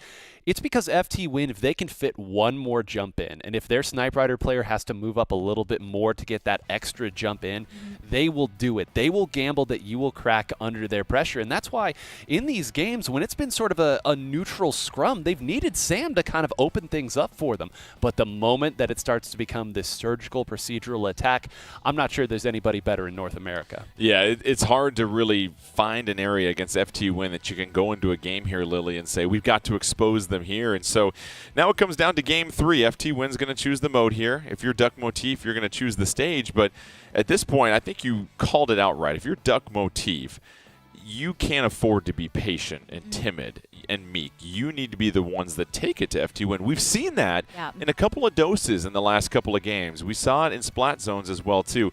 Now it's going to be Rainmaker coming up next here on Undertow Spillway. Your thoughts with this combination? Does it give Duck Motif any type of chance? I think it does, honestly. I think if you're going to have a stage and a mode where you're going to be able to take those opportunities to run forward and play a little less careful, this is going to be one of them. There's a lot of flank opportunities. There's a lot of ridges and valleys to this stage that allow for a lot of movement from players like Red Shell and Kara, and I think that's going to be the key here. We need the members of Duck Motif to move and to move confidently, and the only way they're going to be able to do that is on a stage that has a lot less open space for players like Sam to be able to nail them down. FTWin 13-5 in Rainmaker amongst the top 8. If they make it 14-5, they sweep their way to winners semifinals. Rainmaker Undertow Spillway underway here in just a few seconds as we check out the loadouts 9. Well, okay, we got all kinds of changes to take a look at here. Hold on. So we have, coming out here from Rafe, a splatter scope. Sam has switched over to the Wiper, which might be the best news that Duck Motif has had all day. And Hexen switching over to a Dapple Doolies that already put out in 8 seconds the first tacticaler here. They are going all aggression to fight it out. And that's what you wanted to see as well, too, Lily. More aggression from Duck Motif. They've made the changes. Let's see if it pays off. I mean, that's 3 players down for FTWin. Duck Motif has an opportunity here to grab that Rainmaker, take it left, and get set up. We have the vac out, so this should be a clear on that checkpoint, which is an absolutely amazing start for Duck Motif. All right, Duck Motif pushing forward, trying to be the big bird in the pond here right now as Vexen grabs the Rainmaker. Instantly going to go down as Dr. Shack prescribes the splat, and now all of a sudden trying to move forward here at this point. It feels like FTWin's starting to finally get their bearings here, 9. Well, they better find him quick because the threat's not yet gone. That Rainmaker is in a precarious position if a couple more members get up there and continue to fight. Sam, doesn't matter what weapon, will make your life difficult, but again, because of the switch now, as Vexen now moves forward, do they even know? Are they even going to be able to catch Vexen from behind? Yes, Hexen catches Vexen to take that one down, but that's why I said it's still in a precarious position, Jordan. As long as the Rainmaker is up where anybody can access it, you have to at least keep somebody back to guard it, and FTWin forgot. And there's not a lot of topography to navigate once they get that Rainmaker. It's just a matter of can Duck Motif get there. It seems like it's going to reset here in just a moment as Kara's trying to bust free. It does reset, and that gives FTWin a chance to sort of recalibrate. With just under 3:30 left here, they've got 2 specials ready to roll, but you love the aggression you're seeing from Duck Motif so far. I absolutely do. I'm loving what I'm seeing of them dipping and dodging forward. I'm loving the opportunities they're taking. Everything about all of the changes, the weapons. The stage is offering them so many opportunities, and we're seeing even Red Shell able to utilize that Zipcaster so much more than they were before. Red Shell picks up a splat so far, seeking down another competitor. Here comes the Booyah Bomb. Red Shell ducks in cover. Gets rid of the shield here, moving forward. Can't get one more splat, and 9, this is a completely different looking Duck Motif. I've got to say, this is not what we saw in the previous 2 games. Well, and this is why Rainmaker is what it is. I mean, in Rainmaker, if you feel like in the other more procedural, slower modes, you just can't keep pace with the waves and waves of pressure, go somewhere where you feel like you can win the game in the first 30 seconds. Because frankly, that's how this has been from Duck Motif. The rest of this has been sneaky play, grab the Rainmaker, change things up there. But Lily, this is all from that opening 2 or 3 down situation that they got. This truly is, and they are just keeping this hammering going. This every opportunity. They don't need to have one big push and hold it. They can take it by inches and then go miles. And that's all they need to keep doing here. And they're doing an amazing job of it. I also think Bandit on that Splat Charger is doing a fantastic job. He plays so much better on a one-shot kill. Shaq near the checkpoint, trying to advance forward. How about the patience by Shaq to have the rest of the team move 4-9. Now they're past the first checkpoint and a chance to possibly take the lead here. They're all around the Rainmaker. Tenta missiles come out, but they're regrouping for another push. Well, those Tenta missiles were about as timely as you could ask for here. Vexen will go in and crash on top, but that moved everybody away here. I actually thought Duck Motif might grab the Rainmaker and knock it off the side. Instead, they are content simply to let it reset. But now things get a little scary. You lost that very valuable defensive resource in your checkpoint. There's still plenty of time for FTWin to make this attack. Bandit did get it. I thought that was going to be Rafe getting the shot. Huge, huge play from Bandit here to close things out. And I don't know. I think that this push and the threat might be gone. Yeah, Bandit steals the splat. Red Shell moving forward, picking up a few more, applying pressure. There's Shaq to the right. Zipcaster ready to go for Red Shell so they can muck things up. Down goes another member, and all of a sudden, Red Shell has been the saving grace for Duck Motif. Here's Kara in that anchoring position. Has to be very precise as 3 members approach them, Lily. They truly do, but we do still have that Zipcaster coming out from Red Shell. This is exactly what we want to see, this menace just above them, raining ink down and stalling them out in that corner until the members of Duck Motif can get back into a defensive position. Can't pick up the splat. It's Sam with the Rainmaker. Sam trying to sneak through. No, 13 points short. And all of a sudden, here comes the Killer Whale. All the specials coming out. Duck Motif, 35 seconds left. Can they hang on and pick up a game? Every member of FTWin jumping in, trying to apply the pressure. They have the Rainmaker right in front of them. Can they get a few more splats? Hexen backed up. Rainmaker resets. Here comes the shield with 23 seconds left. Well, they continue to trade. Their tacticooler up here so FTWin can continue the pressure. It's bombs everywhere. Who is going to crack first and jump in and grab? Sam moves forward here. What a lovely Ultra Stamp that's going to take the lead. It's a wipeout. This will be a knockout. Unbelievable. Sam is inevitable. FTWin with under 30 seconds left. The Stamper comes out and just clears the way and seals the deal for FTWin. And for Duck Motif, Lily, you tip your cap. They're playing so well that entire game.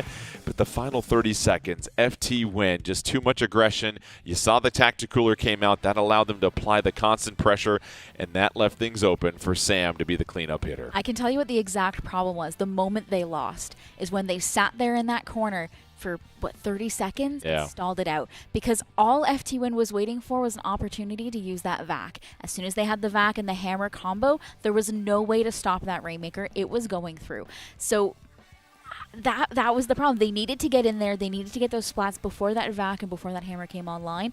And they just didn't. They were like, we can hold here and we can stall, and they didn't recognize the danger until it was too late. And it goes to show you for Duck Motif, and maybe this is something they can take with them as they head to the losers bracket, the value of aggression. And maybe they learned something with that loadout. It's never too late to learn things about what your team might need.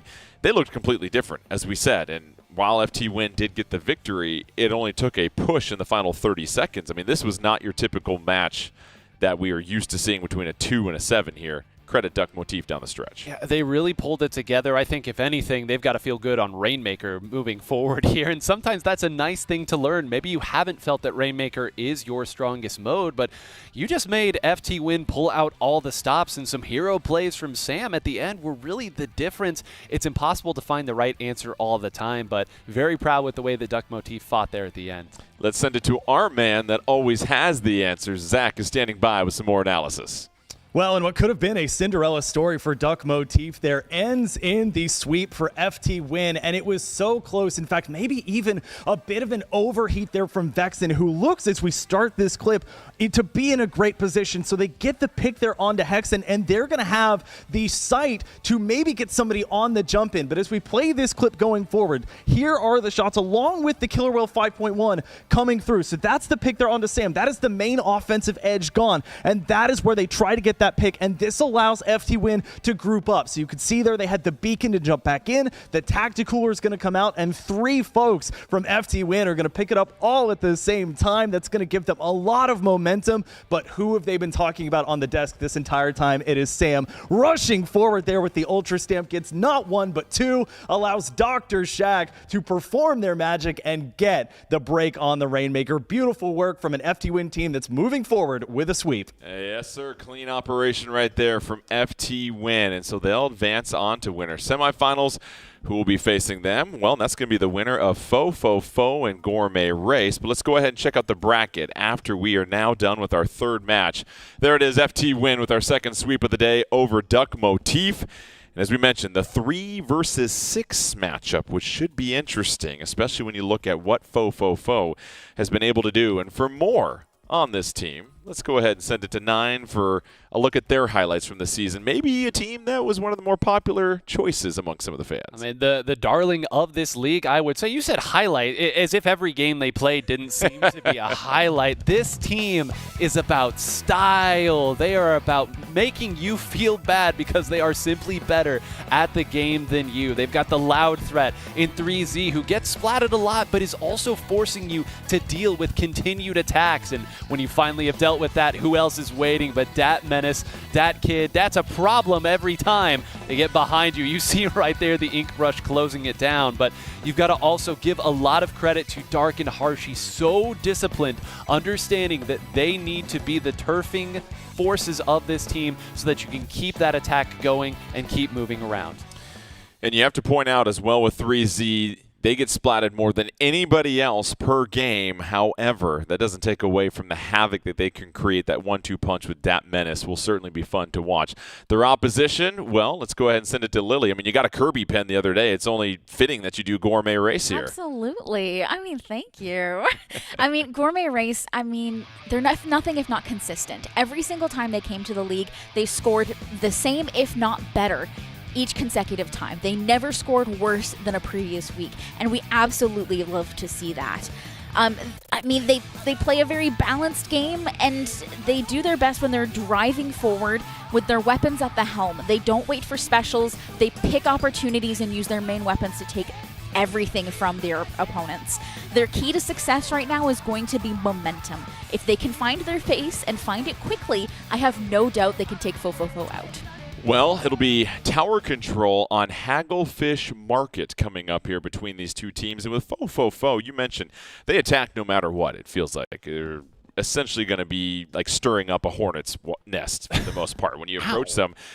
When you look at that hyper-aggression, how does that favor for them against some of these teams that might wait for some opportunities to be a little bit more coordinated? Well, it's an execution test. We talked a little bit about FTWin. They're banking that if they can get one more attack on you, you will eventually crumble. It's the same sort of idea, and no team, I would say, has embraced the identity of what Splatoon 3 is right now at a competitive level more so than this squad. They're mostly short range. They're going to move forward and continue to attack, but they trust that they always have other players behind in order to assist. Dark, some games will just sit in the middle of the stage and keep turfing.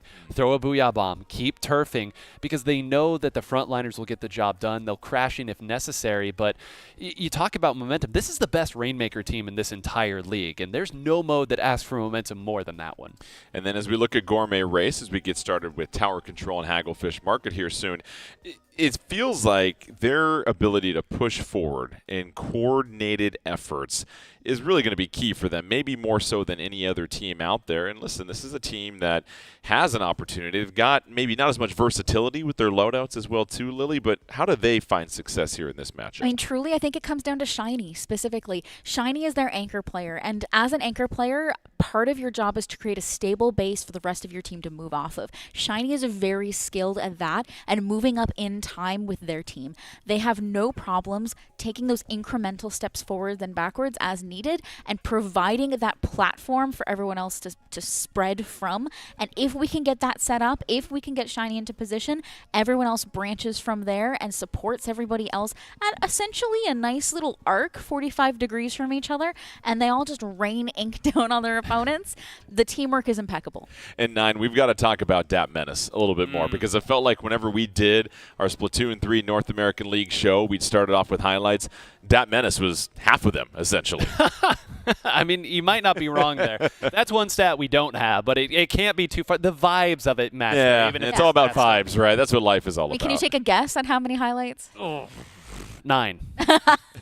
That's her name. Yeah. So, no, I mean, but what makes what Dat Menace has done so unique is that it's a brush. And there are lots of weapons, as we've seen from the S-Blast, as we've seen from the Splatoon Stampers, some shorter range weapons that can still get things done, but you've got to be very tricky to get some of these fights with the brushes, and it's not just the Octo brush, it's also the ink brush. So to find the angles, to find just the one spot that you can move in, knowing where the opponent's eyes are, it's an art form, and Dat Menace is able to do it so consistently at this level. This is a team that has beaten FTWin twice. This is a team that has taken games from Milky Way. They are strong. They can compete with the best. They just need to find their way to do it through all 5 modes, because as good as they are at Rainmaker, some of the other modes, not as strong.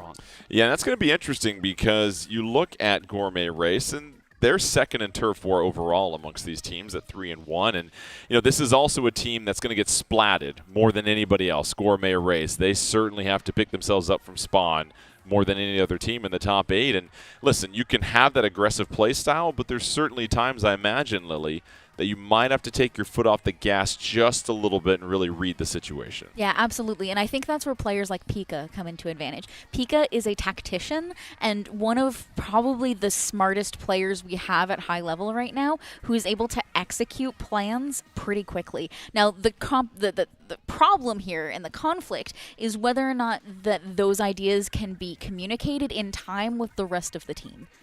And that's also interesting with fofofo. They get splatted the second most times, only to Gourmet Race. So what are we saying? Well, there's going to be a lot of splats left and right. 2 aggressive play styles meet.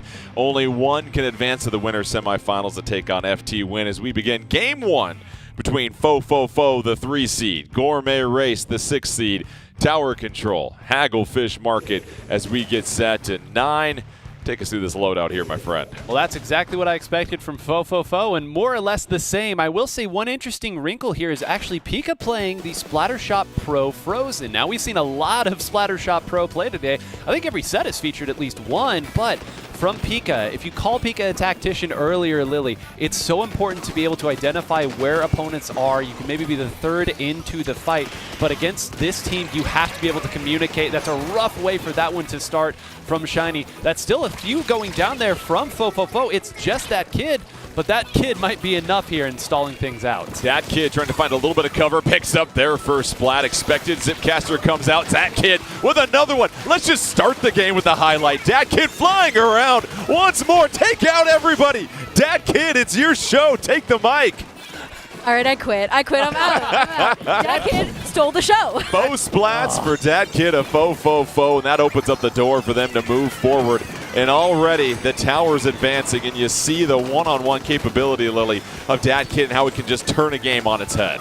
It's really going to come down to them shutting down Dat Kid, and I think after that, 5 splats in a row, Gourmet Race. Oh, they're not done yet, though. Another Zipcaster coming out. Dat Kid finally goes down, but Gourmet Race, their heads spinning at this moment as fofofo just applying all sorts of pressure. They're making their way towards the second checkpoint. 4-4 on this map stage, at this time. And now all of a sudden, You see fofofo in solid positioning, trying to continue this push here, 9. Oh, look at where that Zipcaster was deployed from, all the way on the left side. So got taken out. It's much ado about nothing at this part, but that shows you again, they're trying to find different angles to keep their attack. Now, credit Gourmet Race, they use their specials to separate the members of fofofo in that attack. Great job there.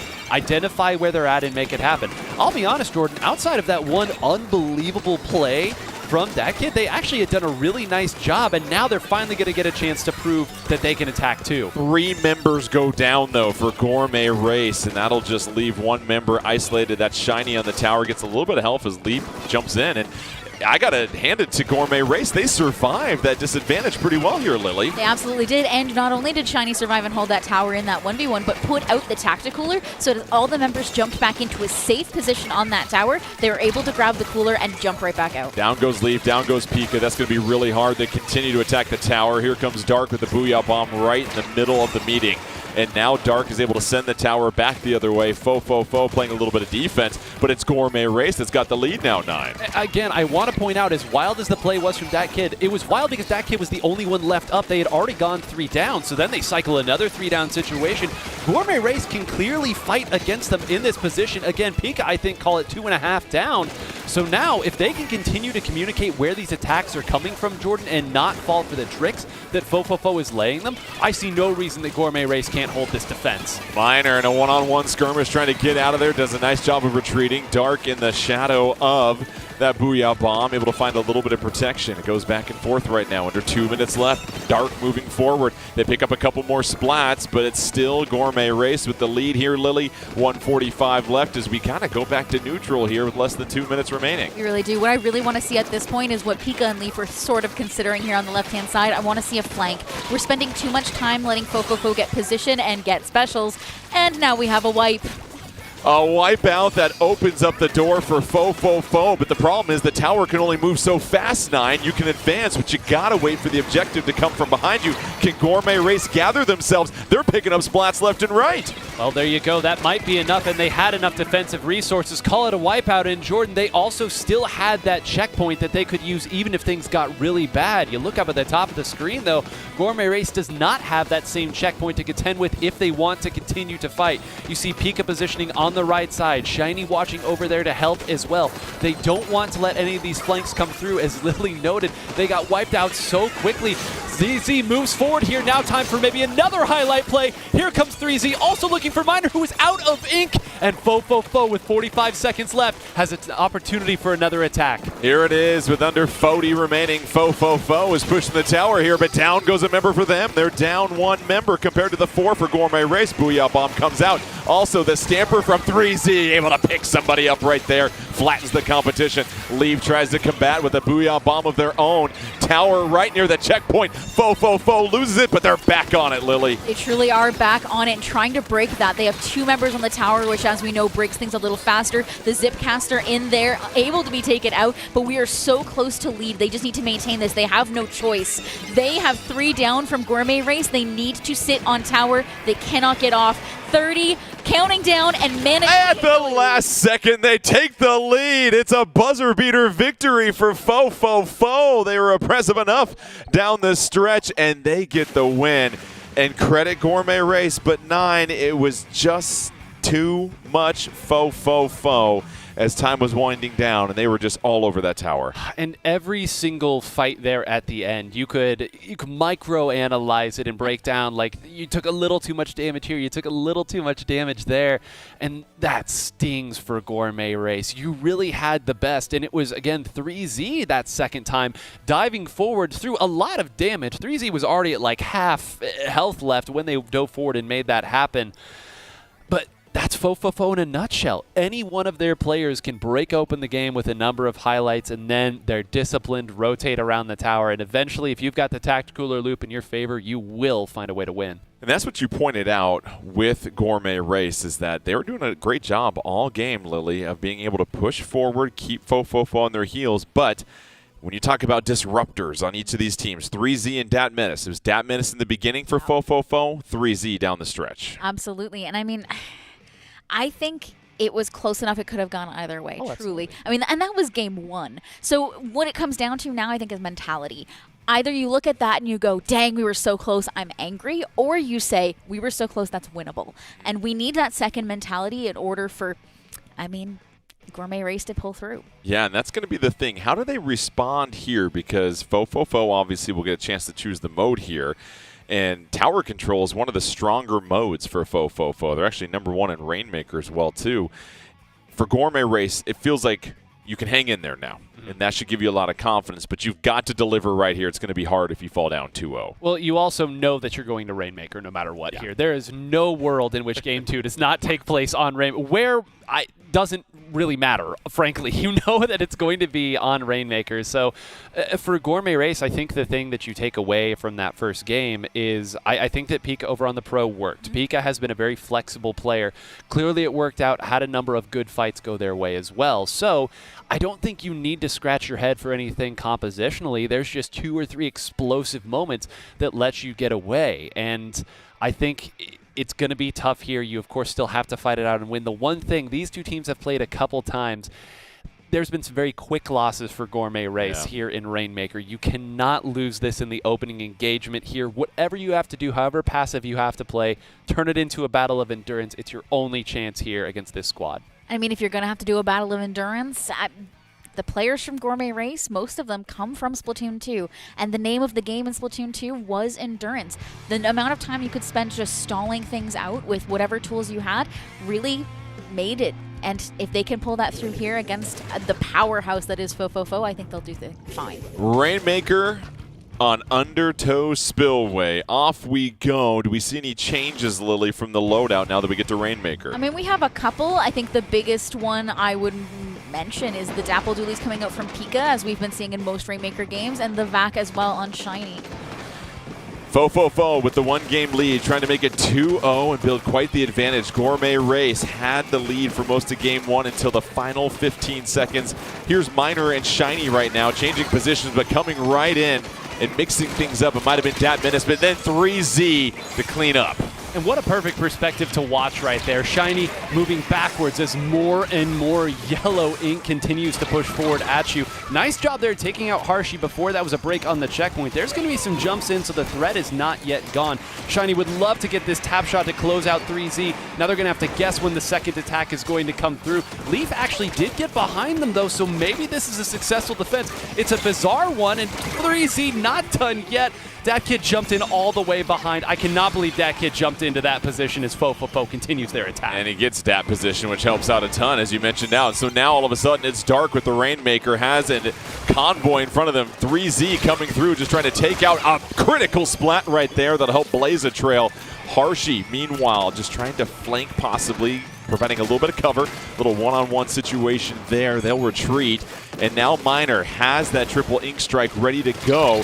But it's going to be Dark that comes through and gets another splat. Dat Kid, can they make it 3 in a row? They can't, and Lily, Gourmet Race just has to try and get this Rainmaker out of here. And that's it. Pika recognized that immediately. We cannot leave the Rainmaker in this position where they can just knock it out. We at least have to drop it.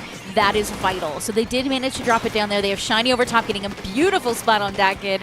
But I think really what has to happen here is Gourmet Race needs to be 100% aware at all times of where 3Z and Dat Kid are. Yeah, Shiny, how about this? Taking it almost coast to coast, and will for the near jam, but not before they go down. That was a critical splat at the last second, right before the checkpoint. That's going to slow down their prospects, and all of a sudden, fofofo is regathered and regrouped 9. And I don't want to say that scoring points there is a bad thing, but you almost have to look at that as we didn't get the checkpoint. We really didn't get almost anything out of that. Their push to 62 doesn't do anything. They desperately needed more out of it. Now, this is great work from Pika, who's gotten a number of players in some of these awkward fights to win it out. A jump does get picked out there, and notably that is the backliner Shiny who got taken out on the jump. That means no tacticaler. The pace of play starting to get away. Another nice shot from Leaf here, but Jordan, you see Gourmet Race, every time they take a couple of these players out, there's a member of fofofo who's still waiting.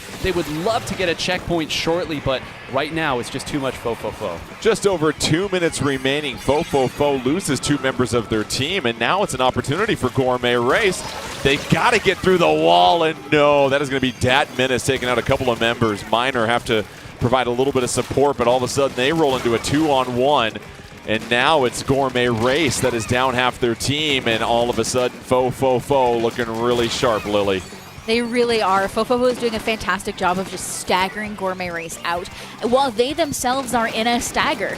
And it's harder for Gourmet Race to recover from that than it is for fofofo. The members of fofofo are just so much more versatile in their movements and their play styles than Gourmet Race is. Miner stuck in the one-on-one with 3Z, gets the splat against 3Z and another assist. All of a sudden, Gourmet Race picking up a couple of critical splats. They've got an advantage, but now they've got to hustle, 9. They've got to hustle, and they got to pop that Rainmaker shield again. Somebody was sharking and took them out here, so Miner, surely this is the time they get it. No, 3Z was behind. Okay, that should be all of the tricks out of the way. We can break this at this point. Up and no, still not able to break it here. They're going to jump in and continue to make things difficult. They know that Pika's over here. Pika's going to have to pull some incredible heroics. Does take a couple down, and they did get enough jumps up here. Shiny, come on, grab it. Can we get it? Finally! Gourmet Race breaks it, and now the game is afoot. Just under 45 seconds left. Dark goes down. Lee picks up another one and a second one. Harshy's eliminated. Hold on a second.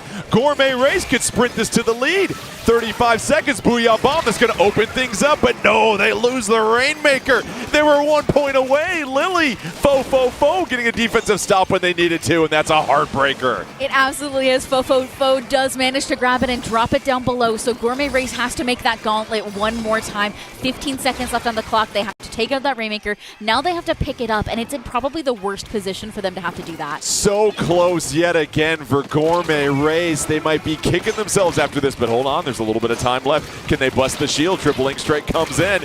Down goes Harshy, but that's not going to be enough. And once again, fee-fi-fo-fum, it's fofofo by a hair getting the victory. If we get 3 games decided by one singular point, Jordan, I mean, that's going to be the bitterest of pills to swallow for Gourmet Race. And they did everything right there at the end. They threw the Booyah Bomb.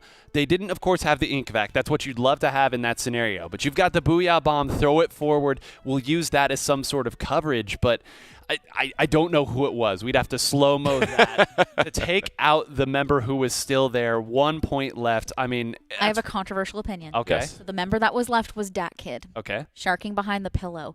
I think Leaf would have been better served fishing for Dat Kid than throwing the Booyah.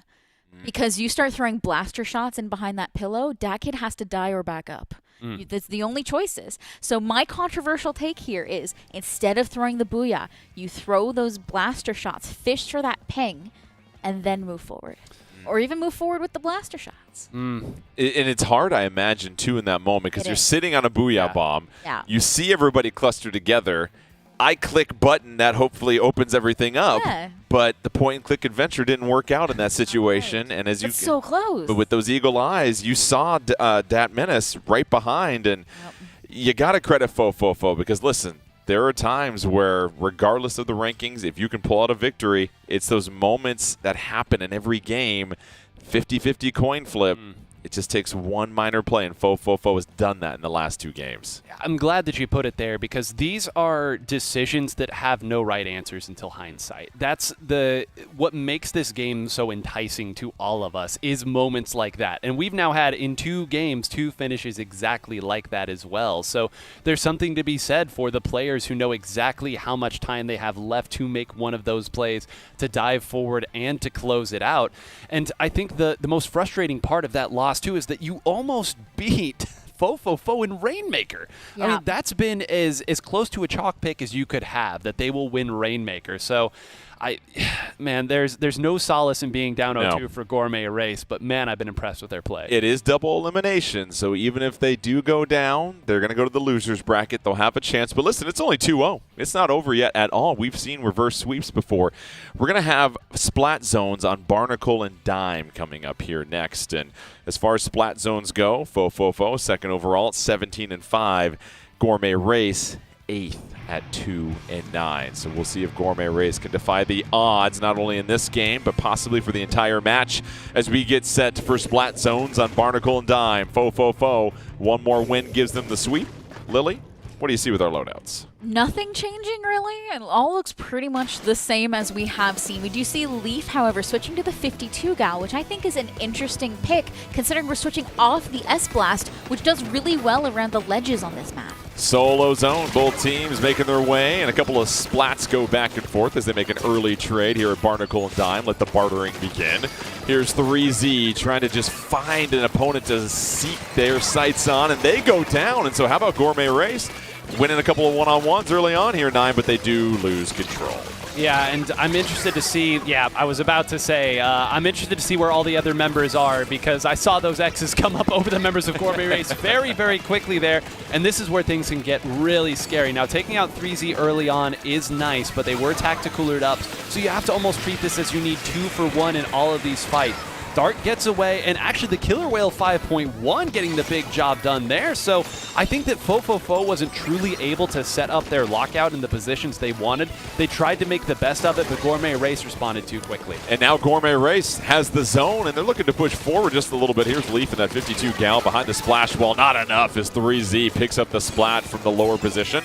Tacticooler comes out, and now fofofo is juiced up and ready to roll forward, Lily. They truly are. I mean, Hershey had to jump out, which is giving a little bit of a disadvantage for fofofo moving forward, but they did get 3 down, so what disadvantage? Who cares? And Dat Kid picks up 1 splat, has the Zipcaster just chasing members of Gourmet Race left and right. But Gourmet Race able to pull Dat Kid away from the action and get the splat. And now it's just a 2-point differential. Fofofo chopping into that penalty. They're going to start to build this lead, 9. And this was the lockout situation I was sort of hinting at earlier. fofofo was not able to set this up. These missiles will be nice to at least identify where the players are, and sure enough, they got Dat Kid in the scrum. They have 3Z, so that's both of the frontliners there, and that's Dark. Surely at this point, even if Pika does take a swim, you've at least taken the zone back. So Jordan, that's twice now that Gourmet Race has proven they can break out on a stage that's not so easy to break out on. The real difference has just been 1 or 2 members of fofofo, as we've said earlier, find the awkward angles and take these players out. And Lily, it feels like almost when Gourmet Race pushes forward, they're getting spread too thin versus maybe being a little bit more patient here. It really does. It feels like they're not quite able to get the positions they want. We're taking a little too long to put up our wall. And the members of fofofo excel so much more at those close fights than Gourmet Race does. So we need to keep them at a distance, and we're just not doing that. So far, it's a 9-point lead for fofofo. They've got the zone. They're going to chip away, but Gourmet Race trying to wrestle it right back. And now we're kind of getting into this stalemate here with just over 2 minutes remaining, 9. Who's going to make the next big push is really the question that'll decide this game. Well, and this is, as you noted, Jordan, been the one thing Gourmet Race hasn't been able to do over the course of this game. It's can we lock out, can we identify? Earlier, 3Z took out Leaf in a situation exactly like this. This time, it's the better going to Leaf. They have the better position. Jordan, this should be the lead for Gourmet Race. They just need to find one more player, but again, they've slightly overextended. It's going to be enough. It's just Pika, and Pika might be enough. A wipeout. Pika, unbelievable play. Gourmet Race, they win one of the coin flips. They get the wipeout, and now they're building upon this lead. Can they lock out fofofo? Just over 90 seconds remaining. However, 8 seconds left. Gourmet Race, they're going to try and take a game. They want to force a game 4. They do. Gourmet Race sprints to victory, and we've got a game foe coming up here between these two teams. I know, I'm sorry. Lily, let's get to Gourmet Race. Really felt like in the second half of that game, they finally figured how to lock out fofofo because they were really struggling in the first half of that. I mean, the name of that game really is they had to keep them from afar. There was no other way they were going to do it. You're fighting up against a wiper and a brush. You can't let those get close to you. There's too many ledges from the positions you have to defend on that map. You can't even move forward into their spawns because of that wiper and brush. So unfortunately, you have to set up further than you would like to, and it just took them a few tries to get there. Fortunately, they found their footing. Let's talk about the confidence boost here, 9, because of the 3 games we've had, that was the most decisive victory by any team. That's the 6th seed against the number 3 seed that many people feel could threaten to win this thing. If you're Gourmet Race, you look at how close you you're 2 plays away from sweeping fofofo. Yeah, That's the absolutely. truth so far, Yes. and now you should be feeling great about your prospects. And you've done it on a variety of situations that have been presented to you as well. Of course, Hagglefish, very wide open air sort of place to play tower control on. Then you go to Undertow, Spillway, Rainmaker, where it's all about the weird topography and different angles here. And then you go back to the most popular stage and mode combination in the game, and you really seize control of it partway through. So I said earlier, no solace in being down 0-2. The flip side of that is, as you noted, Jordan, they are 2 plays, 2 seconds, you could even say, from sweeping this seed. And I'll tell you, I did a little homework here. I talked to some of the members of Gourmet Race about this matchup with fofofo, and they said, this is the team that we wanted. This is the group that we wanted to play because we felt that we had some answers for some of the problems they would present. Gourmet Race trying to eat again. We're getting set here for Turf War on Urchin Underpass. And Lily, Urchin Underpass, Turf War, it's going to be fascinating. This is going to go the distance, obviously. Yeah. What do you make about the way these 2 teams play with this particular stage and mode? Well, I mean, it's worth noting that fofofo has led on zones, but has not led on Turf War, which is arguably zones, but bigger. And Gourmet Race, however, is second in Turf War, period. So I feel like we have a little bit of advantage coming into this for Gourmet Race if they can keep things up. Either way, 3 minutes will determine it. Will we get a Game 5 coming up, or will fofofo advance? Here we go. Got both teams just doing what you're supposed to do in Turf War, and that is inking turf so far, 9. We do see a couple of changes to the loadouts. Yeah, that heavy edit splatling is going to be coming out from Harshy. This is a nice little wrinkle they have that I think is just a solid weapon that they can pull out for situations like this. So it's going to give them a little more versatility. It also means they don't have to use the Dapple Dualies or the End Zap. So they've got a little more range now and might give them an opportunity to win some of these fights on the defensive side. But as we saw in our earlier match that we had here, it's a lot of scrum in the center until we reach the end of the game. Down goes 3Z. Here comes Dad Kid with the killer whale, and Dad Kid will go ahead and climb up, get some higher positioning, and now just being patient. Miner aware of where Dad Kid is. Very wise by Miner. However, Dad Kid, doesn't matter, gets that splat. Yeah, that's a rough spot to be. You know that someone is sharking and just right around the corner, and then a Booyah Bomb forces you into that corner, and you, okay, well, whatever. Let's just go and respawn here. I'll be back into the action early on. You know, it's kind of interesting to think, Lily, as this one's gone on. This has been the stage that fofofo has picked over and over, regardless of the mode that's being played. Why do you think that is? Why do they like it so much here? I truly think it's because of the high mobility of fofofo. There's so many avenues, and while this stage isn't, I would call flat, it's very open. There's a lot of ground to cover. And because of that, the more mobility you have, the more advantage you have. Dad Kid, another splat, and all of a sudden fofofo is moving forward with under 90 seconds remaining, and Lily sending it back to you. Fofofo, what can they do here now that they've got control of mid to try and push a little bit closer towards Gourmet Race? I mean, truthfully, this is the harder part of the stage. Once you have control of mid, you're now fighting uphill, and that's rarely a position you want to be in against things like a bucket and a reflux. But if they can just get a few choice picks, maybe get these flanks off, like we see Dad Kid giving an attempt over here on the left-hand side, then maybe they can knock them out of position. 3Z goes down, but it's a wipeout, and fofofo wants to close the door on this one. Under 45 seconds remaining and 9. That was incredible. Masterful. Every piece of that. You see the flank come through. You see the pressure coming up from the middle, and then the range special from that Booyah Bomb. All of them went down immediately. They played right into fofofo's hand. Dat Kid is going to be really difficult to displace from this position. If they can't deal with the threat of Dat Kid right now, they have no chance of getting to the center and equalizing. And I think Dat Kid in these upper hallways has really been the difference so far, Lily. As you see Dark pick up a splat, it has applied so much tremendous pressure with 15 seconds remaining. They truly have. Here comes the Booyah Bomb out, going to throw that into spawn and kind of set Gourmet Race a little bit back in their spawn area, but they do go 3 down in the last 10 seconds, which, as Nine has mentioned multiple times, is probably the worst possible thing you can do. But was it enough? We saw a lot of Gourmet Race moving forward down the stretch. How much did fofofo and... Oh. Whoa. Let's see here. And that is going to go the way of fofofo. They win game 4. I'm not going to do it to you again. They're moving They get the forward? victory and they move fofo forward. Oh my. But Just like we saw a convincing win for Gourmet Race in Game 3, fofofo, that was their most convincing win, and really it came down to that wipeout and everything you called out at that moment. Well, we talked about they went 3 down at the end. I think we now know where the 4th one was. They were in the spawn of Gourmet Race, which is why all that great work that Gourmet Race was doing was more or less being X'd out. It was sort of a tie. And as we know, going into that last little scrum, they certainly had a lot more of the stage to play with. That's why fofofo goes there. All right, let's send it over to Zach, who's at the board with his latest analysis.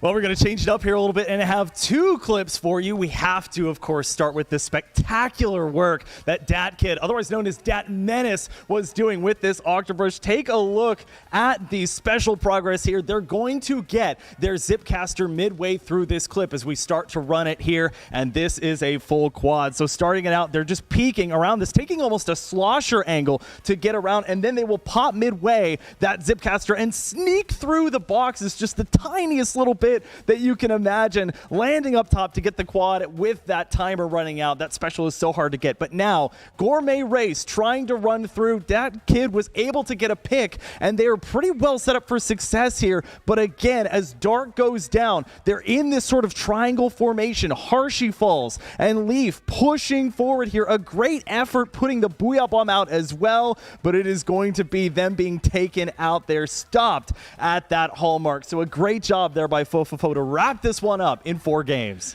Zach, that was 2 clips. I want Fo next time, my friend. Great job over there. And so let's go ahead and check out the bracket now that we have completed our 4th match here, and it is going to be fofofo moving on to take on FTWin.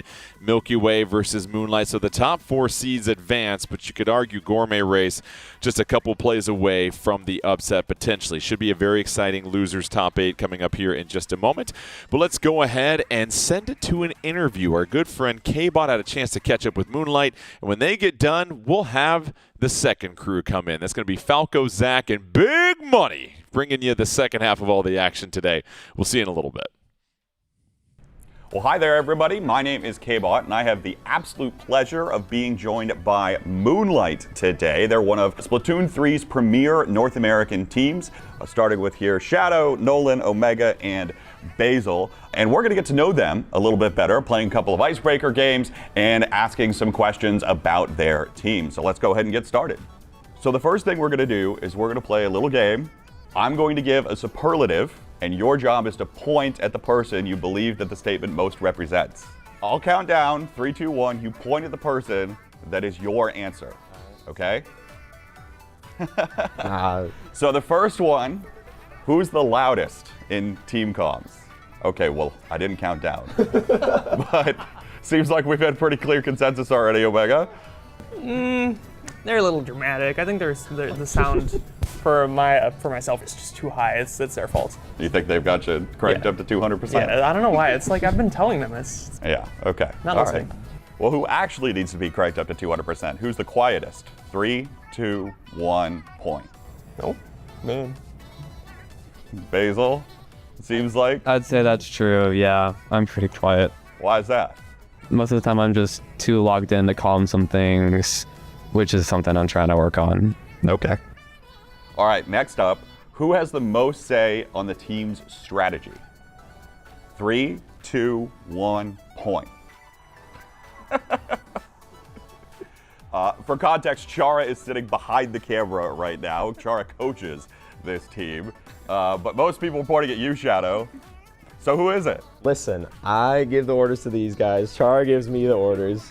Somewhat chain of command thing going on. I don't even know. Okay. I get the strats from him. He gives the strats to me. I give strats to them. Like, it's a good system. All right. Whatever works for you all, right? That's the important part. Do you feel like having a coach raises expectations that others have for this team?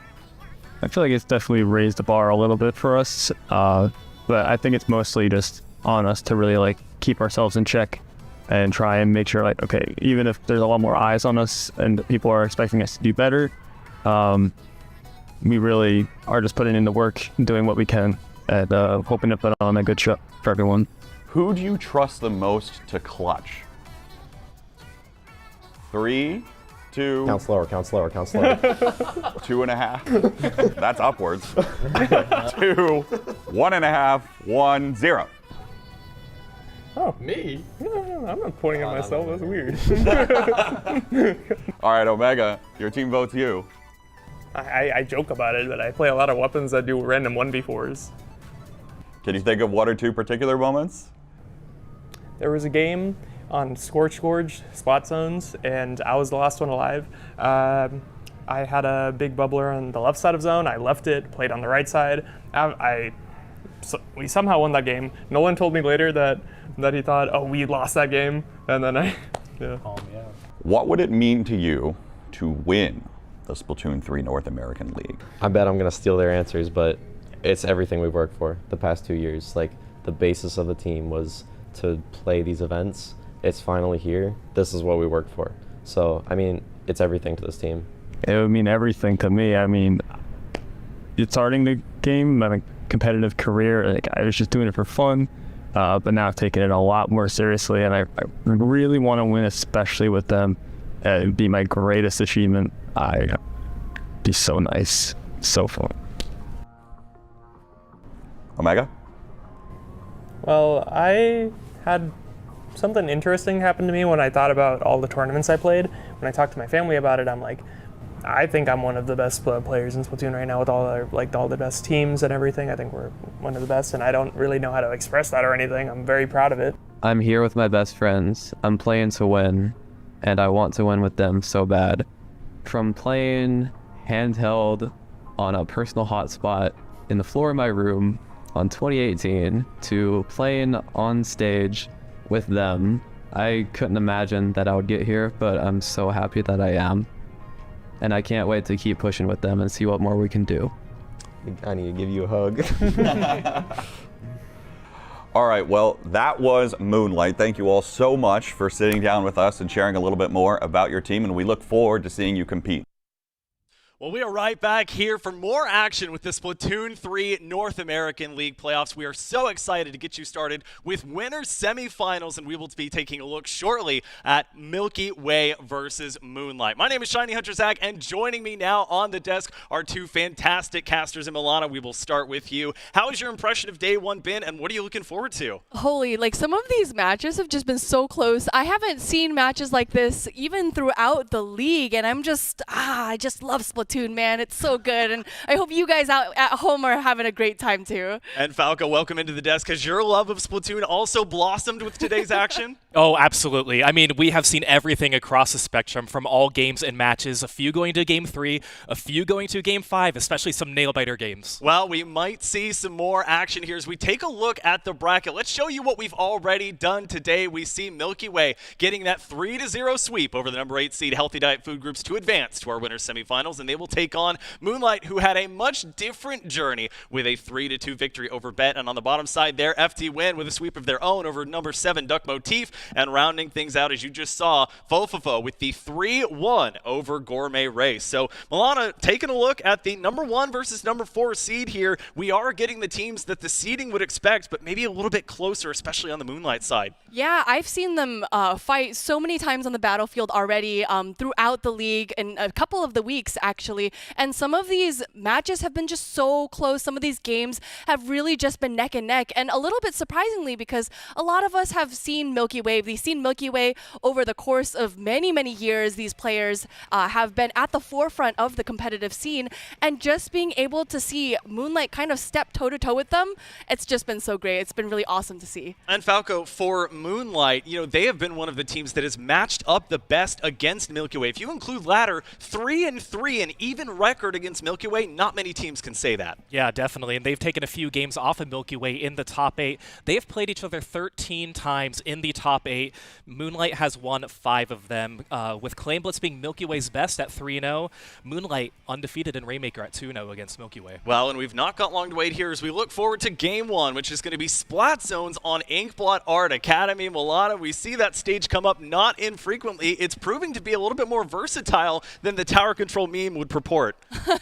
Yes, totally. And you know what? I think something that we really have to be keeping an eye out for, especially for Inkblot Art Academy Splat Zones, zones. I think just having that giant zone smack dab in the middle of the stage is just going to be something that both teams have to really focus on because, you know, Splat zones is a matter of being able to take the zone, right? So if you can't cover that entire zone, it's going to be kind of a moot point. So both teams are going to have to really focus on turfing well. They did mention on the broadcast earlier, Splat Zones, it's just a condensed version of Turf War. So a great way to start us out as we are getting ready for our game one of winter semifinals between Milky Way and Moonlight. Let's take a look at the compositions, Falco, that are being brought here today. Milky Way helping to set the stage for the meta. We will see if they continue their usual suite of weapons. What are you seeing here? Yeah, really keeping strong with what they have. Ice on that Splattershot Forge. In Milky Way running a lot of the same weapons that we have seen them play before too.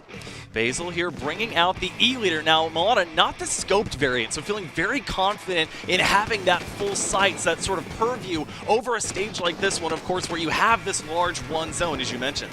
I think it's just so important to be able to visualize where exactly your opponents are, and I think bringing that non-scoped version of the E-Leader to the battlefield is going to be so invaluable for Moonlight because it's going to give Basil just a wider field of vision for the rest of her teammates. And what a strong start here for Omega as they are absolutely tearing through Milky Way right now with this Mint Decapitator. Falco, there was some conversation about how as the league has gone on, we've seen Omega shift from that Viper over to the Mint. I would say it's paying off. Oh, it certainly is paying off. And what I love is Omega is not a shy player, already moving up onto the side of Milky Way's side whenever they don't even have the zone yet. They're able to get one pick, two pick. I'm going up to your tree. I'm going to hope that we can get more. I'm going to let the rest of my team members take control of the zone. And with the E-Leader backing them up, it's going to be NZAP versus the Snipe Rider as your cooler matchup for this one as we see Moonlight, some players jumping out. Nolan not so lucky to be able to get out there. One player at Shadow left, and they will get the jump out almost mid-air here. Milana Ice helping to lock things down and getting the zone for the first time. And I think something that's so important about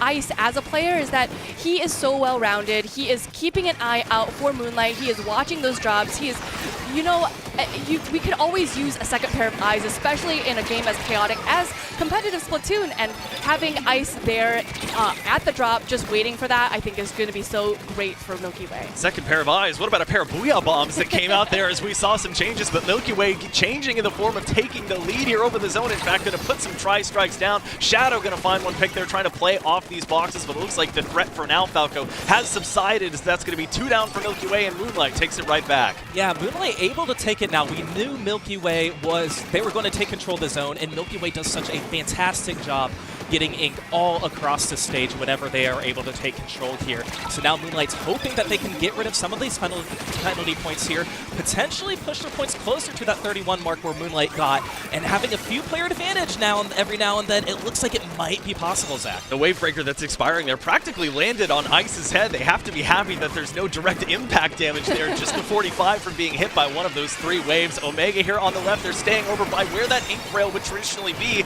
as it flips back over to Milky Way. The Booyah Bomb counters that coming out. Milana, it's been such a close one back and forth, 34-31 as we're halfway past this one. It is so hard to even gauge where these teams are going to be at the end of this game. And you know, see Jared grabbing that nice pick, 2 down on Moonlight, but Jared does go down as well. It really is a scrap out in the middle of this stage. And Jared, one of the pivotal players that's been driving the Splat dualies as a primary weapon in this one. We see Nolan get taken down there. It's a 2v1 essentially. Milky Way in control there, forces that jump out yet again, and Falco, through all of that, Jared has held on to that crab tank, which they may use on this right-hand side box. Yeah, Jared even saying this way, I want to try and make sure that we're not watching some flanks. I want to get a good position for me to use my crab tank, make sure no members of Moonlight can drop down, and still staying alive throughout all this time. That's only going to benefit them as Jared takes it out, trying to identify members of Moonlight, taking out that bubble to get rid of some of that cover. Penalty points are now going away from Milky Way. That's the bubble that was dropped down by Omega on that mint decaf. Shadow going to fall there as Jared gets taken out respectively by Basil, who's playing around Milana, a very popular coverage option as we see Milky Way get into the teens and potentially to the single digits. We do have to keep in mind that, you know, utilizing the stage's effects to your advantage is going to help, but maybe not so much for Moonlight this time around. Milky Way taking that win. Milky Way going to take game 1 in what is not a very commonly picked stage and mode combination. I think respectively Clearly, they are pretty well selected, but it is not something that they traditionally pair together. It's almost like pairing peanut butter and banana if you're more used to pairing jelly here, Falco, but it's going to be Moonlight coming out on this one. Yeah, I mean, it was a really, really good game there with Milky Way taking it. But again, for Milky Way 2, it doesn't really matter the stage and mode combination. They're going to adapt to what they need to adapt to get the win. It was really to no surprise on how that was going to happen. And even with Moonlight taking a little bit of an early lead, we knew Milky Way had something up their sleeve. We knew they would cover a lot of that stage with their ink and were able to get the win. And Milana, with Milky Way getting the win there, and we know these two teams playing each other so close, I look at the anchor role, and especially the difference between Q, who is such a respected Snipe Rider player, versus a player like Basil, who is more so gone with that E-liter 4K. There were some rumblings about maybe changing that composition, but they've really favored the length that weapon brings to the table. I think it just is they're just able to kind of reach a longer part of the stage, and this is going to make it a little bit more Milky Way is just going to have to play a little bit more cautiously around that E-liter, whereas Q bringing that Snipe Rider, I think, is playing a little bit more of a supportive role. And not to say that Q cannot hit her shots. Obviously she can. We've seen it week after week after week. We've seen her play not just the Snipe Rider, but other weapons as well. But I think just utilizing that and having that special for the Tacticooler, bringing that to the battlefield for their teammates, I think they do kind of get forced a little bit more into a supportive role as a result. Well, as part of the sort of 1-2-3 setup that we've seen mode-wise, we've skipped over tower control. We've not played that yet. We start with Splat Zones, and Falco, we now go into the third most played mode, which is going to be Rainmaker, and it looks like we have our stage as well. It's going to be Museum to Alfonsino for this one. Yeah, and this one only has one checkpoint for these Rainmaker carriers to get through, and so it's going to be just a force of sheer will to push forward. There's not going to be which way are we going to go, how are we going to push up, but there's only going to be one checkpoint, and of course taking control of the enemy spinners. That's the name of the game for pretty much any mode here with Museum d'Alfonsino. Nine discussed earlier the most common stage and mode combinations and how they had sort of that 1-2 punch of Splat Zones, Barnacle, and Dime into Tower Control, Mako Mart. Milana, now we get into the third in that Rainmaker on Museum d'Alfonsino, the most picked by far. So we go something a little off the wall to something that's very well respected in this Splatoon 3 North American League. I think just having the teams be able to rely on something that they've picked constantly and have practiced a lot is going to be beneficial for both of them. So we'll see how this turns out, Zach. Well, Rainmaker has prompted a suite of changes usually, and for one team it looks like that will at least be the case. For Milky Way, not seeing a ton of swaps, but Falco, we're seeing several on the side of Moonlight. Yeah, and of course Nolan using that 96 Deco, one of my favorite weapons to watch him play, especially with that Kraken, to help push forward. And then, of course, it is still going to be Basil there using the Ink Back and Splat Charger to try and push the Rainmaker carrier forward. Neither of these teams particularly proud of their Rainmaker statistic going into today. 8-7 for Milky Way, 3-7 for Moonlight as these two teams jockey for position here. Milana Brand able to get the pick there onto Shadow and jump out as it looks like a Kraken Royale, something that we have not seen a ton of, was bearing down upon them. I think, you know, something to keep in mind about that Kraken Royale is that it is maintaining some sort of a level of invincibility, which means that the opponents cannot shoot you and be able to splat you. They can only kind of hold you at bay, but even then it gets a little bit wonky with the physics sometimes. But you know, with right here, we have Moonlight stopping that push from Milky Way, and a nice Ultra Stamp throw, not quite getting somebody, but being able to use that to make space. Omega is definitely at the top of his game. And that's Omega swapping over from the Mint Decap to the other main weapon that they've been playing as Ice, able to grab a Rainmaker that was about to despawn and get that first checkpoint here, Falco. So a nice start there for Milky Way, who doesn't necessarily need to press the advantage this early on. Exactly. They may have been able to get to that checkpoint a little bit earlier, but now they are set up. They are in a better position here. Moonlight still has two specials online right now. It is going to be the Ink Back and that Kraken Royale. Rainmaker is going to reset, so Moonlight just saying, all right, as long as they did not push past that first checkpoint, we can regroup. We still have 3 minutes and 15 seconds to go. We have 3 specials online right now, especially with that Ultra Stamp. We're going to try and get this Rainmaker popped and try and get to that first checkpoint. And where before today on Rainmakers, we see a nice splat there by Q onto Omega, who's trying to come out with that Ultra Stamp. There is no counter ink back on the side of Milky Way, Milana, so Moonlight has that splatter scope in the back pocket. In fact, 3 specials, including the Kraken Royale that's coming out. Milky Way not as much at their disposal.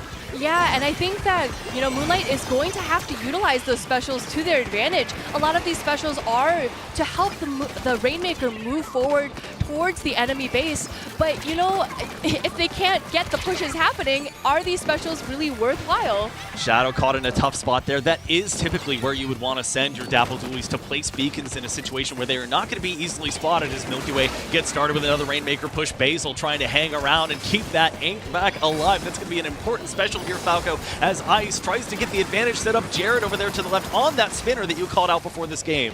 Yeah, they're going to be trying to use that Azure advantage, and where I think Milky Way has a large benefit is there is just a lot of ink in front of the Rainmaker path, and Milky Way always does a fantastic job at that. Again, they haven't progressed past that checkpoint mark. It's still sitting at 58, and again, it's going to have to be Nolan here is going to be pushing into the Rainmaker carrier Ice, or no, going to be opting to go to the side to try and stay alive. So a nice stall there for Milky Way. That is going to be a reset, and again, that's only going to benefit Milky Way as long as Moonlight cannot get anywhere close to the Rainmaker. Yeah, he talked about progression. Nola not able to progress far enough, too much real estate that they had to cover, and Omega not even worrying about the real estate, tried to find one with the throw, the Ultra Stamp, as Nolan does go down to Ice, and that's another conversation entirely. It's almost as if Milana, Milky Way has 2 backliners with Ice, who did just go down on that Forge Splattershot Pro so consistently, joining with Q Snipe Rider. And they do, and you know what? Because they pushed it to a certain point, Milky Way bringing that Rainmaker to a 58, they really are just focusing really pretty heavily on stopping pushes from Moonlight from coming out. And like I mentioned before, these specials that are kind of designated to help the Rainmaker move forward, if they can't utilize them in a way to help the Rainmaker move forward, then sometimes it just might be a detriment overall. And as we approach the final minute here, maybe an opportunity for Moonlight to move forward. They're going to have to break the Rainmaker out here, Falco, from not an ideal position. So they have the specials online, but as far as where the objective is located, it may take 1 or 2 pushes to get to that first pedestal. Yeah, that's exactly why that Rainmaker is in that position in the first place, as Ice tries to pick it up to stall it out even farther, says, nope, I don't want anyone from Moonlight to grab it right now. I'm fine getting splatted as long as this Rainmaker can stay here for the next 15 seconds. And Moonlight has not yet netted any points except for right now in the last 30 seconds, but obviously they still have to get past this first checkpoint. Some of their specials working up to try and get to this point here, but it's going to be Shadow holding the Rainmaker to just try and push members of Milky Way out. Shadow waiting for that perfect jump to break the checkpoint, and remember, they don't have to get very far at this checkpoint, but they just have to stick this landing right now, Zach. Well, that spinner, as slowly as it spin, finally lines up for Shadow to take the leap of faith. Unfortunately, tie goes to the runners, so they were tied at 58. Milky Way still with the lead in overtime here. They have 2 members left for Moonlight, including the Kraken Royale. Q on the left side here trying to lock it down as Jared jumps in. They have Brand for reinforcements, and that is going to be enough. An odd match there, as 58, the winning score, Milana. Not something that you often see, as we normally would have to get into the 30s or 20s for a winning push. I'm just like a little bit in shock at how back and forth, but also not back and forth that whole game was. Like we mentioned earlier, this stage only has 1 checkpoint, and 1 checkpoint stages tend to go really fast because you get that first checkpoint and then you just like zoom towards the end, right? But in this case, it was kind of like we made it to the checkpoint, no, that could be enough. And I'm like, wait, but that's not how we play Rainmaker. We called out both of these teams not necessarily fondest of Rainmaker as a mode here, Falco, and we talked about 58 usually wouldn't be the push that you would want. This time they come away with it, and Milky Way ends up securing, a pretty close one there as they move on maybe to greener pastures as far as the mode is concerned. Exactly. I mean, they were able to, now they're up 2-0, which is great for them, but you think about in Moonlight's position, all they have to do is pick up the Rainmaker, get to the checkpoint, and move 1 unit forward. By the way, that was Milky Way's first win against Moonlight in Rainmaker in any of the top 8, because they didn't beat him at all in a top 8 in Rainmaker, so that was their first win at that too. So I'm kind of surprised that Milky Way chose that specific mode, but again, Milky Way up 2-0 right now. Again, a very close game similar to that. I'm very curious what's going to happen in Game 3. Well, and they are going to have the opportunity once again to pick the mode, the final opportunity, no matter how this match ends out, for Milky Way to pick the mode, and that will result in Moonlight, Milana, picking this stage here. We are still awaiting both now, but as we look to what would have to be a reverse sweep for Moonlight to come out of this one the victor, are there any tidbits or things that you can rally upon from Games 1 and 2 that you can take into these games? I think maybe Moonlight might be feeling a little bit nervous. It almost feels like they're a little bit hesitant in how they're approaching Milky Way, but we've seen them, even just today, we've seen Omega performing at the top level. We've seen Basil getting really, really nice picks on some really difficult games. So I think Moonlight really has to just kind of fall into it.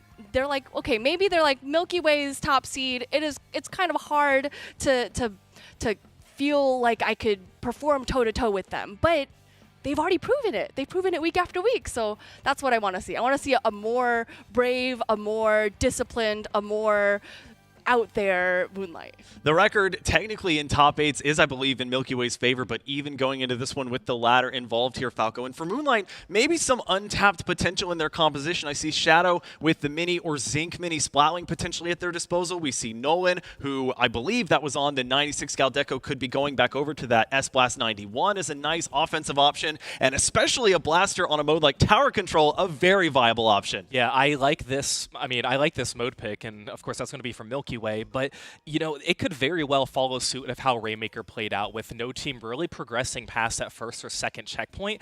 I think Moonlight really has to use those slow games to their advantage, as we are going to go on to Barnacle and Dime for this one, Zach. Yeah, normally selected for Splat Zones, but it is going to be reserved for Tower Control this time. And Milana, we see a large discrepancy in the record on Tower Control between Milky Way and Moonlight. 15-4 for Milky Way compared to 6-7, fifth in the league for Moonlight. That is not a record that you want to be heading into a deciding game for.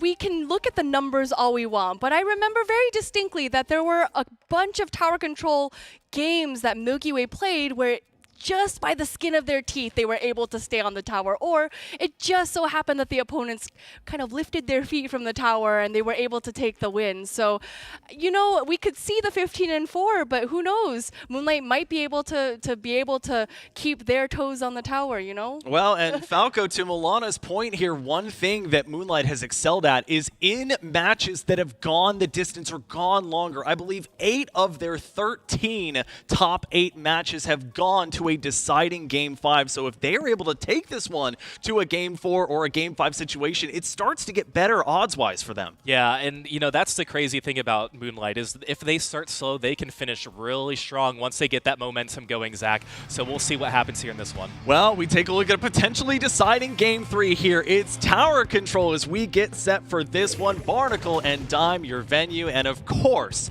for Milky Way, not any major changes here. Milana, what are you seeing on the opposite side? We did mention that S-Blast coming out from Moonlight, and Nolan, there he is, bringing that S-Blast out. I think it's going to be great for Tower Control. Blaster is always a prime pick for Tower Control matches, for Tower Control games, and with that Booyah Bomb, definitely going to be helpful as well. And this is a great stage for visibility, so we see the E-Leader come back out for Moonlight. You have a ton, Falco, of great sightlines to play with here, and you can position yourself well behind where the objective is at. Yeah, and I think, too, when you're facing a player like Basil who's going to be using that weapon, once you see them, it's too late because they already see you, and that laser is going to get you.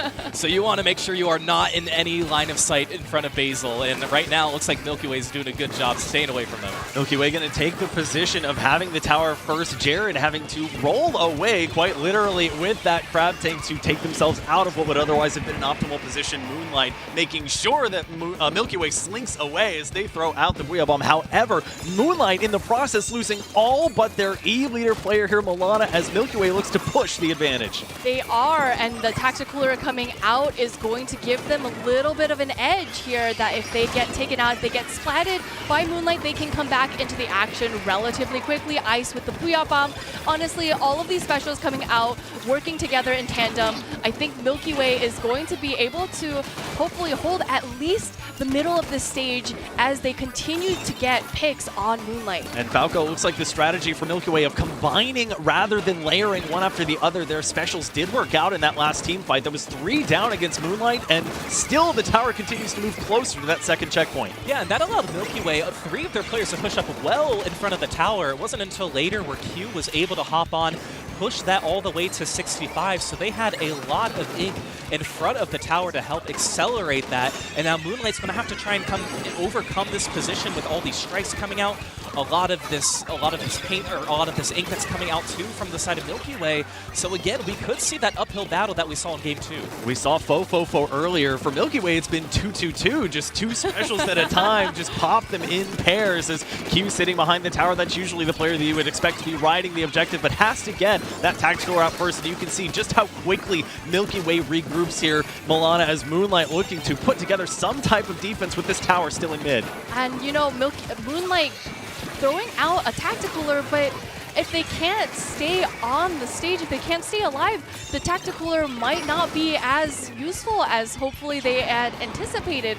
And I think it's actually really interesting that Milky Way is not really opting to ride the tower very much, that they're really just kind of hanging around the middle of the stage and building that turf and sending out the specials, so that instead of making the pushes themselves, Moonlight is just unable to make a push in return. And Basil with that extra range and with that wave breaker has been a facilitator in getting this push, the best push of the day so far for Moonlight going here. Shadow gonna get the pick there onto Jared. It looks like there was another special that was popped as the lead goes over to Moonlight's side. They also, Falco, have the big bubbler protecting them for how much longer, I don't know, but it's working well as Milky Way still 2 down. Right, and that was the absolute perfect placement of a big bubbler in front of the tower. Before it even approached that checkpoint, that bubble was able to last quite a few seconds, of course, extending this push here for Moonlight, getting them past 2 checkpoints, and still in a 2v2 situation. This is in Moonlight's favor. It doesn't matter if you have the same number of players who are on the stage at the same time. You want to have the lead when that happens, so this was a huge push for Moonlight with 1:15 remaining. And what a lead it is. No more 58-59 here. We see 11, the score to beat now for Moonlight, as we saw, I believe that was Nolan, seeing if they can maybe get somebody back, but nothing doing as they were pincer attacked. And now Jared taking Milana, kind of these odd off angles with the crab take. This is not optimally where you want to be unless you're aiming to shoot over those walls. Honestly, unless you know for sure that there is a player there, there's maybe 1 or 2 players around that corner, it really is kind of difficult to aim. And you mentioned it earlier, Zach, this is a stage where you can have a very wide field of vision, which means that maybe there's just a better place for that crab take. Ice looking down there, not finding anything as Brand trying to make use of the splat bomb, not finding anything there, gets the initial shot onto Shadow and finds the pick. They are buffed up by the tacticaler, so they will be back here, Falco, as we enter the final 30 seconds. Milky Way was sitting on 3 specials, but they importantly will lose their Snipe Rider and now their Slosher to boot. Yeah, even though Milky Way is progressing this tower further, they are losing some of their players. And the good news for Moonlight is they have a 2 checkpoint advantage now. They also have 2 specials online. Hey, they have 10 seconds remaining as well. And again, a lot of ink here.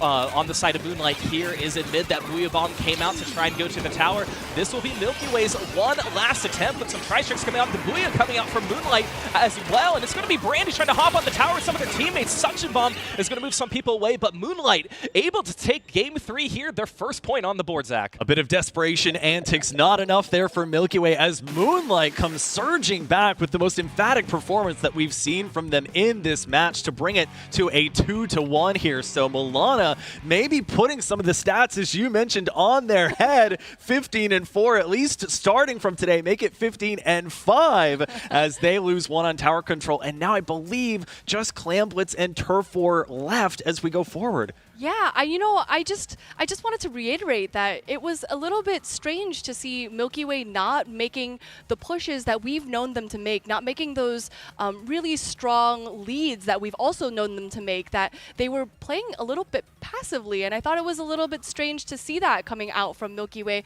So maybe having lost this game, they're maybe going into the next one hoping that hey, maybe we have to like actually get it together and make those leads happen.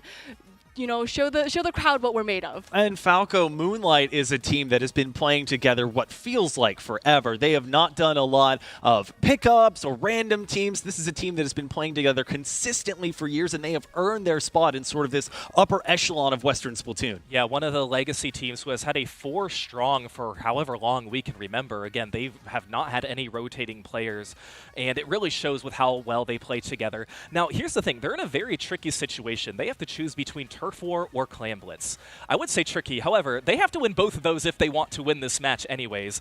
And if you're thinking about Clam Blitz, Milky Way is 3-0 against Moonlight in any top 8 series here. So that's not looking too great. But again, Turf War, we know how well Milky Way can just spread out and cover the entire stage with their ink. But again, you got to win both of them. So which one do you choose first, Zach? The advantage here for Moonlight is that they, by deciding the mode here in Game 4, thereby decides if there is a Game 5, what the mode for that one will be. And for Milky Way, Milana, not the worst position to be in, because for both, if it does go to a Game 5, you're in the position to pick from what stages are left. That is true. And, we all know that sometimes the stage can make all the difference, where perhaps we play all of the modes kind of the same, like, it's win or lose, but if you have a stage that you are really good at, you're like, man, I can play Hagglefish Market all day long, then maybe that's going to be the make or break it for them. Well, the Turf War tax, as you could call it, is being paid up front here, at least before the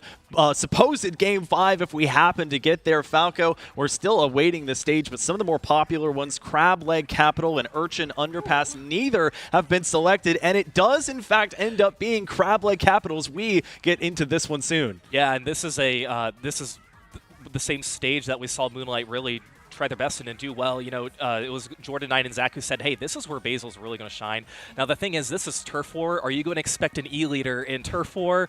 Probably not as much. We mentioned how there weren't as many anchor players choosing those specific backline weapons in this particular mode. So, again, Turf War is really the mode where we see a lot of change up for the weapons. I'm really curious to see what's going to come out. And Milana, we highlighted but did not see the Mini or the Zinc Mini Splatling, and the other weapon that we almost always see, one of the variants of the Reflux, either what we call the vanilla variant, that 450, or the Milk that comes out from these teams.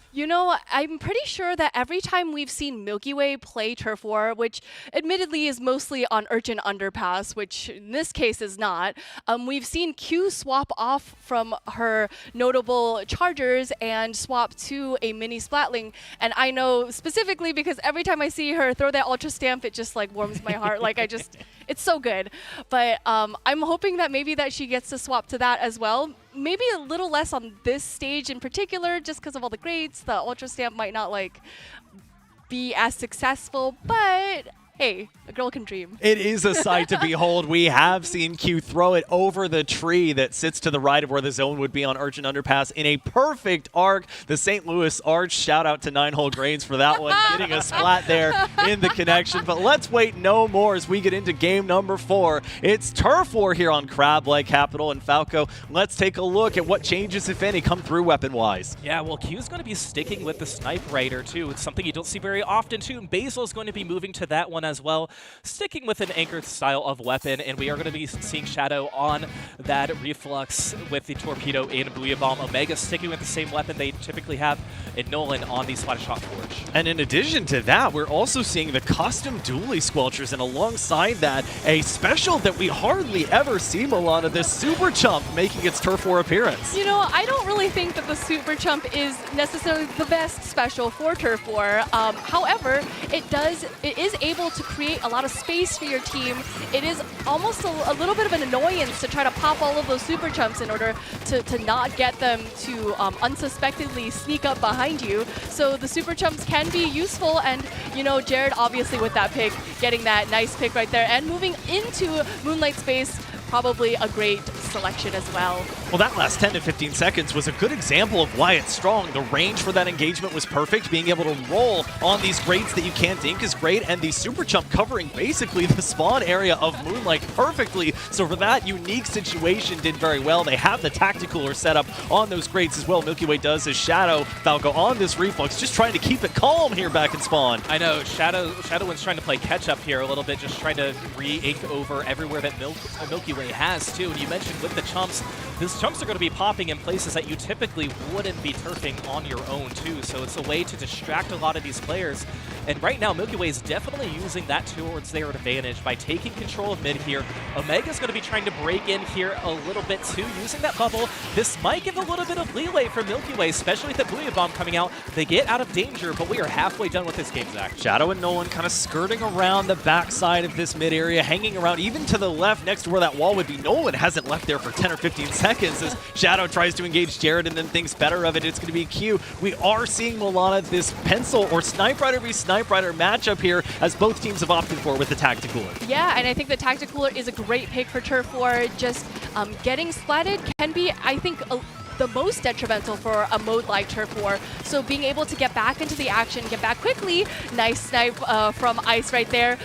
Just being able to get back into the action quickly is going to be extremely important as we enter the last 40 seconds of this game. Hazel all the way backed up behind that ink rail is Booyah Bombs coming out here from the side of Moonlight. Shadow seeing if they can find the entry. They have to kite back a little bit just to make sure that the shots from this super jump go away, entering the last 30 seconds here, Falco, as the specials were saved for this exact moment. Yeah, and Moonlight's really going to have to turn it up here too. We saw that they were in danger not too long ago. One of their members going up for the Booyah, Brand going for the triple entrance. All players are just trying to use their specials, get them out of the way right now.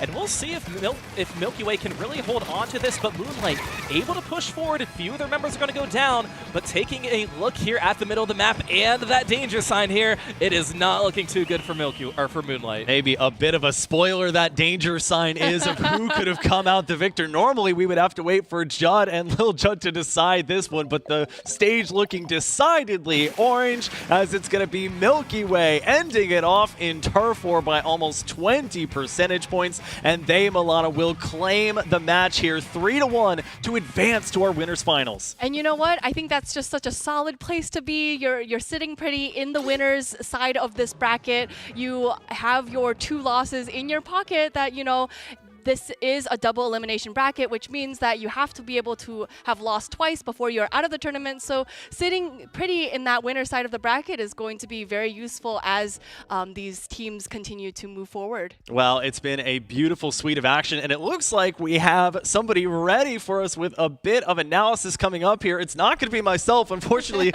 and probably for the better, can't clone myself instead. 9-Hole Grain's going to take a look at some of the action. Well, Zach, we are all worse off because you cannot clone yourself, but I appreciate the kind introduction altogether. So let's take a look back here in game number 2 of this incredible set. You might have forgotten with the way that this game had gone thus far that it wasn't until the last 30 seconds that Moonlight even scored a point here in Rainmaker. But as you take a look right here, you'll note they've got a lovely shot here to take this first checkpoint. We'll go ahead and roll the clip right now, and you can see this jump facilitated by Basil with a nice use of this ink vac. A Booyah Bomb is actually going to be eaten immediately by it as Shadow gets this checkpoint. Now you take a look, there's a few different specials that have come through, but what I want you all to keep in mind as this goes through is it's not always the big loud threat of the specials. Sometimes it's that 4th player that you're not expecting. We'll roll it a little bit further. There's shots coming in from this left side. There's a triple ink strike coming straight down. You can see Jared up at the top, but it's Q who actually comes around the backside.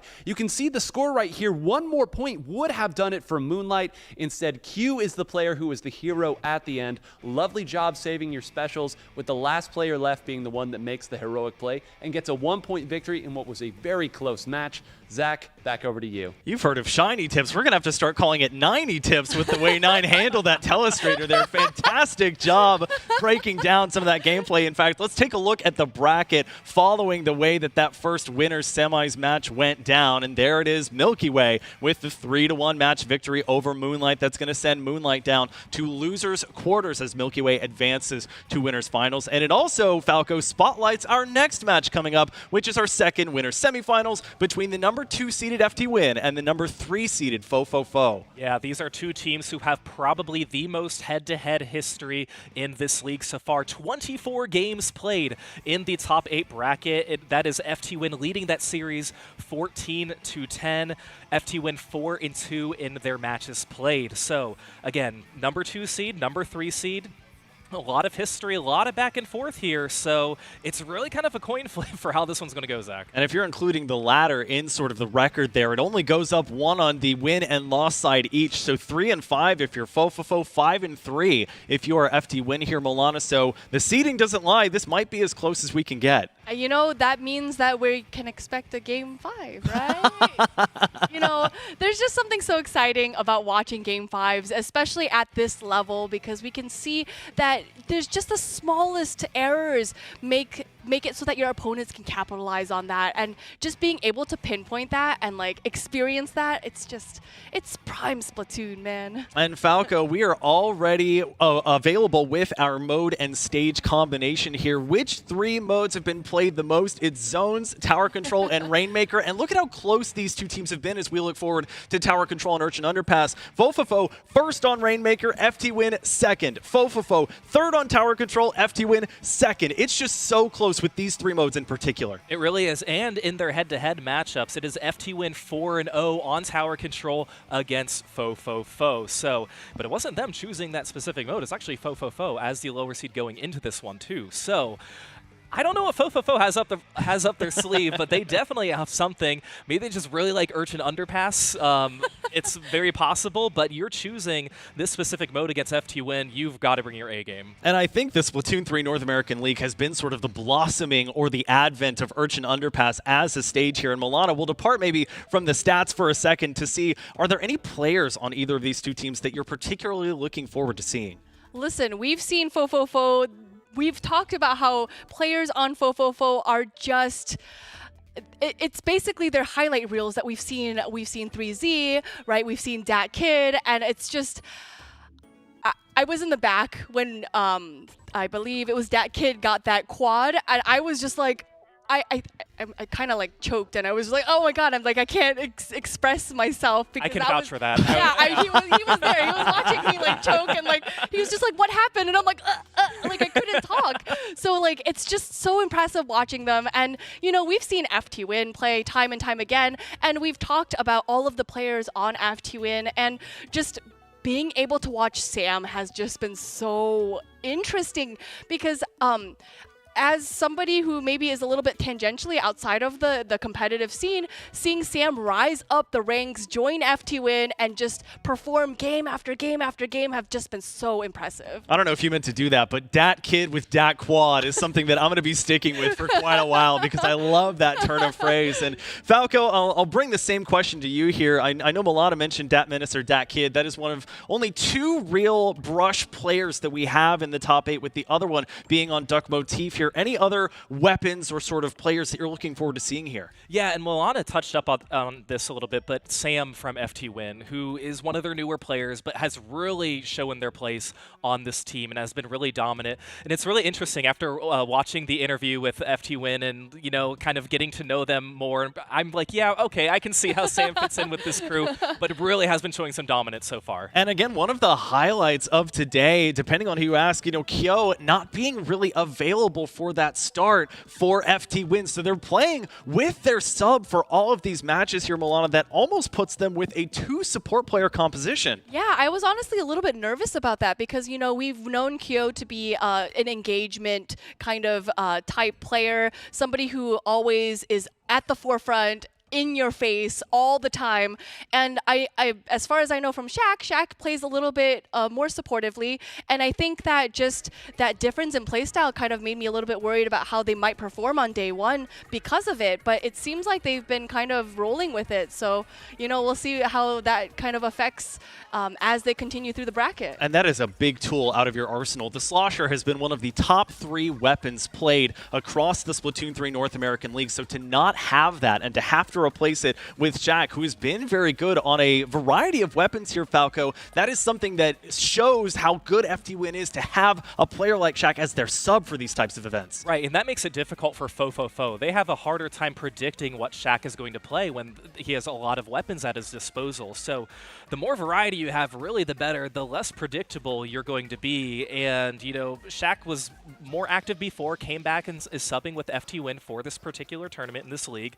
So a lot of the players on fofofo obviously have history with Shaq and have probably played against him in many other tournaments too, but to do it in the semifinals of the winners, it is going to be very difficult. Well, we don't have much longer to wait. It is game one of our second winners semifinals here. Taking a look at the second-seeded FTWin versus the third-seeded fofofo. Shout out, as always, to Czar on the spectator camera here. And Milana, let's take a look at what they're running to start out. I'm not seeing the pencil on either side that I thought I might see. Harshi, for example, on that heavy edit. You know, honestly, it's a little bit strange, but we've known Shaq to be an NZAP player, and you know, it's always important that when you go into tournaments, you play what you know. So Dr. Shaq bringing that NZAP, using that tactical is going to be beneficial for their team, and we do see that rush coming out from fofofo, which really is no surprise to anyone, but just a pleasure to watch. And that means Rafe as well, who's been on the Snipe Rider for a long time and has a 14.4 splat assist per game, is not going to be there. But Dadkid, who put on a clinic earlier, seeing if they could replicate some of that success, does not find it with the Zipcaster. Rafe, who is going to be on that Splattershot Pro Winter, helping Falco to advance the tower just a little bit. Yeah, just to kind of push it up a little bit and help support some of their team members. And now FTWin in a much more comfortable position, finally able to play offense a little bit. Sam, we can see, has the Booyah Bomb at the ready, gets a Tactic Cooler, going to wait to deploy and throw it as some of their other team members are pushing this tower. Again, FTWin has done this before. They put a lot of this ink in front of the tower to help give them a little bit of leverage, and it is definitely paying off. Sam, the tip of the spear here, backed up by Hexton, who is known for farming crabs left, right, and center as needed, and playing on this right-hand side, trying to bait out somebody there from fofofo who might be there. The tower for now, Milana, stops briefly as both teams without a special to go off of. This is going to be a very difficult checkpoint to be able to cross through because it is right in front of the drop from spawn. So I think at this point, FTWin is going to have to play it a little bit carefully. They're going to have to wait for the right moment to be able to break that checkpoint. But what we can see here is that FTWin is tapping that tower and making sure it does not make it back to mid, because that would be lost time and they don't have time to lose. Falco, you might have heard of the game Two Truths and a Lie. I'll give you two truths without the lie. The Booyah Bomb has been very populous today, and players have been getting splatted out of it pretty consistently. Yeah, can't contest with that logic at all, especially with how this day has been going. It's really been using those specials to how you can push this tower, push the objective forward. And again, FTWin not shy with how they want to do it. They push to 45 and the tower is going back just a little bit, but they are still making fofofo scramble. A lot of their players having to use some of their specials, but going down. As long as FTWin can keep up this momentum, keep having a player advantage, it doesn't really matter where the tower's going to go, Zach. The stage decidedly orange, but fofofo, after getting a couple players down, trying to make the most of it. However, FTWin, especially backed up by that cooler, comes back so quickly, it means that they barely have any time to recover. 3Z, I believe that's their second Milana Ultra Stamp in a row that they might have wanted to make a highlight reel play with and just were not able to. And you know what? Sometimes we just can't make highlight reels all the time, even if you're 3Z, even if you're on fofofo. But you know what? That's okay, because what matters is that you come back into the game, you come back with a fresh mind, that even though you're going 1-2 down, that you come back together as a team. Rafe and Sam were chomping at the bit there to get the jump in, but I don't think they were able to. Sam having to content themselves with the Booyah Bomb as Datkid sharking around, seeing if they can pop the Zipcaster in a good position. For now, they will content themselves with the stage being much more purple as they advance forward here. Sees the Tactical come out, gets one, gets two, gets three! That's a wipeout there, facilitated yet again by Datkid. Falco on this Zipcaster. Yeah, you know, there's a reason why Milana pointed out Datkid earlier, because they make moves like that, getting a seamless triple splat using that Zipcaster. Fofofo needs to use this as leverage, and they certainly are pushing this tower further and further. They're in a position where they can get it past this 45 mark as that kid goes down for another trade. Two are going to be down on FTWin, two are down on fofofo, but fofofo needs to ride this momentum. It's like clockwork here as we see the jump in start to come from fofofo. Datkid sitting on top of the tower gets stopped there at 45. Again, that tie goes to the runner here, or the team that previously had it. FTWin maintains the lead here as we get within that final minute here. Milana 3 down for fofofo in what could have been a push to take over the lead, but now having to get their bearings about them. You know, there's still a minute left in the game, Zach. There's still a minute left, which means that it's not over until it's over, but that push is so tragic that they landed at the 45 mark, just like FTWin. Unfortunately, because FTWin got there first, FTWin maintains that 45. But you know what? they're really going to have to get it together because the momentum is in FTWin's favor at the moment. Jack building up this tactical in a timely manner, spots one that was trying to flank around from fofofo. That's going to be Dark going down, and Jack in firm control of this tower. Even though their weapon does not have the greatest of range, they will have a good amount of room to maneuver around here, Falco, and maybe even an extension of that lead if they can get the tower back. Yeah, they're really trying, but now they're saying, you know what, we can back out, we should back out. We don't want to have 3 or 4 of our players go down. We don't want that kid to be in that position again. Try and get some splats. We're going to play a neutral game here. We're going to use some of our specials to try and push members of fofofo off of the tower. Make them use their specials too, just cause chaos here in mid, as 3 are going to go down. FTWin is going to be taking that one by Nailbiter. Chaos officially controlled for FTWin as they hold on to it on a huge stage, and as we mentioned, one that is really coming to popularity in the Splatoon 3 North American League. We did see a match earlier, Milana, where it was multiple games in a row that were won by only a single point. Maybe shades of that as we see FTWin take game 1 here. You know, it was just that the momentum was so much in fofofo's favor because of that wipeout, but it just, they weren't able to ride that momentum past that 45 mark, and it was honestly kind of tragic. And I remember Lily saying earlier that, you know, you can either come back from this and be really depressed about the fact that you lost by 1 point, or you can come back with a stronger mindset. It was like, hey, we almost won that, which means next time we can win that. And Falco, Milana brings up a good point here, which is that the mental factor doesn't really come through a lot in the gameplay all the time, but we know, especially after hours of waiting and having to either wait or warm up elsewhere, once you finally get into the action, your emotions can run wild if you don't control them. Yeah, you might have to wait an hour until you play, but you know you have to show up for those 5 minutes for that particular game.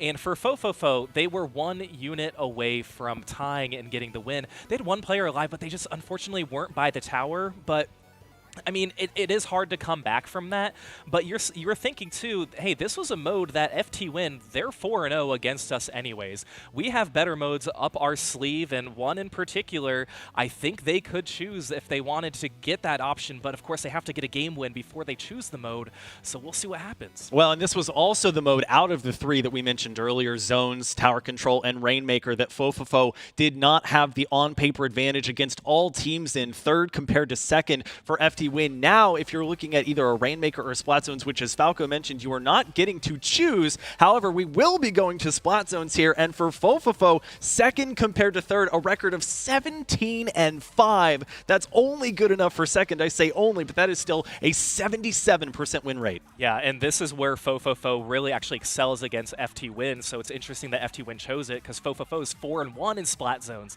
against them in a top 8 bracket. So trading sides a little bit, you know, FTWin, they're not afraid to go to it. They figured they were going to have to go to Splat Zones anyways, as it's like arguably the most popular mode played here. So the pick I like personally, of course, but it's interesting to see how that dynamic plays out. And Milana, Falco mentioned most popular. We are, for the stage, going to the most popular for Splat Zones, and that combination being the most popular across the board, it is Splat Zones on Barnacle and Dime for Game 2. And you know, we've seen this earlier before. Like, we've seen some of these teams already play. Obviously, as you said, it was the most popular, but even just earlier today. So I think these teams are just going to have to really focus on the fact that they do not want to get locked out of that middle part of the stage. And they're going to have to really work together to be able to make that happen, because that, I think, is probably one of the biggest pitfalls as Barnacle and Dime goes in, especially on Splat Zones. Well, fofofo's trying to take one off of FTWin to prove that they are legit. And Falco, what do you make of this stage and mode combination? It seems to be one that players and teams gravitate to. Why do you think that is? And do you think either team might have an advantage with this specific setup? Yeah, just a lot of flat surfaces too. Not a lot of tricky areas we're going to flank, kind of go around the zone. It's a more predictable type of stage, I say. I would say, arguably like Final Destination. The stages that we have offered here. So, you know, I think it could be favored towards FTWin in their play style and just how quick they push up. fofofo, they are a very aggressive and fast team, but I think overall FTWin just might be a little more polished, a little bit more, you know, able to predict what fofofo is going to be doing. But what are your thoughts, Mel? You know, I'm usually inclined to agree with you. you know. I don't like where this is going. Sorry, I don't mean to like make a rift between us live on stream or anything, but I'm usually inclined to agree with you. But remember, they are playing with a sub today, which means that Kyo can't camp those ledges. He can't just be in your face. And we did discuss a little bit how Shaq plays a little bit more of a supportive game, which means that now maybe the pacing is going to be a little bit slower. So then we consider what kind of strategies might FTWin bring in that case. Are they going to wait for fofofo to kind of move a little bit too far and capitalize on that and then push forward? Or are they going to be a little bit more reactionary, or are they going to be a little bit more on the forefront of that? I'm not sure. I'm just throwing out ideas out there. We have some partitions and walls around the set if we need to separate the two of you at any point. So,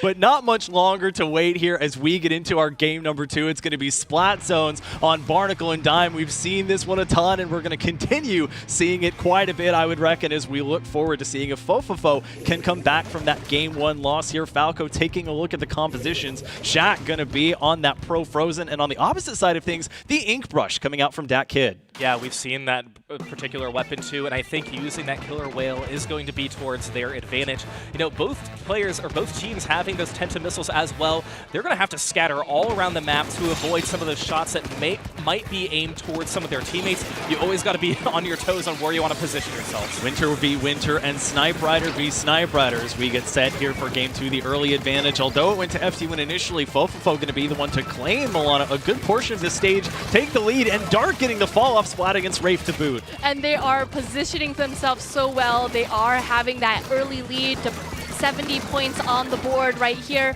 And, you know, I think what's really important, like I mentioned, it's really easy to be able to lock out the opponents on the stage. So being able to work together, FTWin is going to have to focus up. That Tacticooler out is going to be able to benefit them in making them be able to move out from their spawn just a little bit easier. 3-of-bomb coming out as well. This is their opportunity to move forward. fofofo breezing past the halfway mark here, and they have the specials to keep it going. The Tacticooler and the Killer Whale 5.1 came out to combat Hexen on this crab tank here. Falco, the jump-ins are coming through, and we do see some players sitting behind the zone, but as we get into single digits, not much time left. Yeah, this is fofofo's most dominant start they've had all day. You know, they did this too against Gourmet Race, and they're going to take that one in the record timing here for this particular match. Tying it up, Milana, I think you were right there with I'll let you have that one, but fofofo taking it.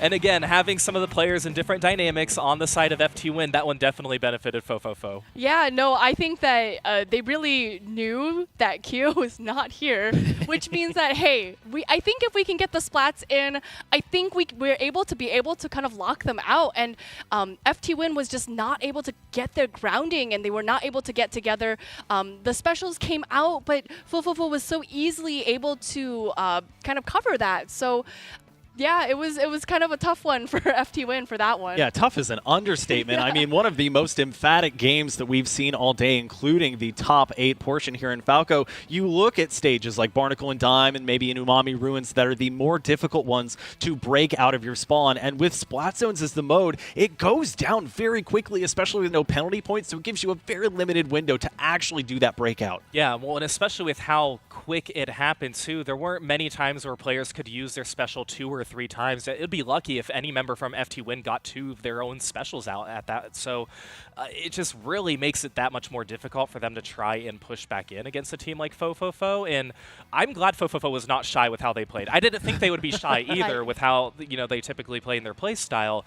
But to do that against FTWin, to basically say we're taking control of the zone, we can give up the zone, we're not going to get any penalty points. We're just going to knock you out. That's really impressive. Yeah, when Nine and I looked at some of the faster knockouts that we had seen going into, for the top 8s leading into these playoffs, I think 62 seconds was the fastest that we saw. And that one probably right up there with one of the quickest that we've seen. But now we look, Milana, towards game number 3. And we've mentioned this whole time that sort of trifecta of modes. And we truly will round it out here as we move on to Rainmaker. You know, I think, again, I think the dynamic is going to be different because we constantly talk about Rainmaker as a mode where you play fast, you play furious, you get up in there and you get, you get the checkpoint and you continue to push forward. You use that momentum.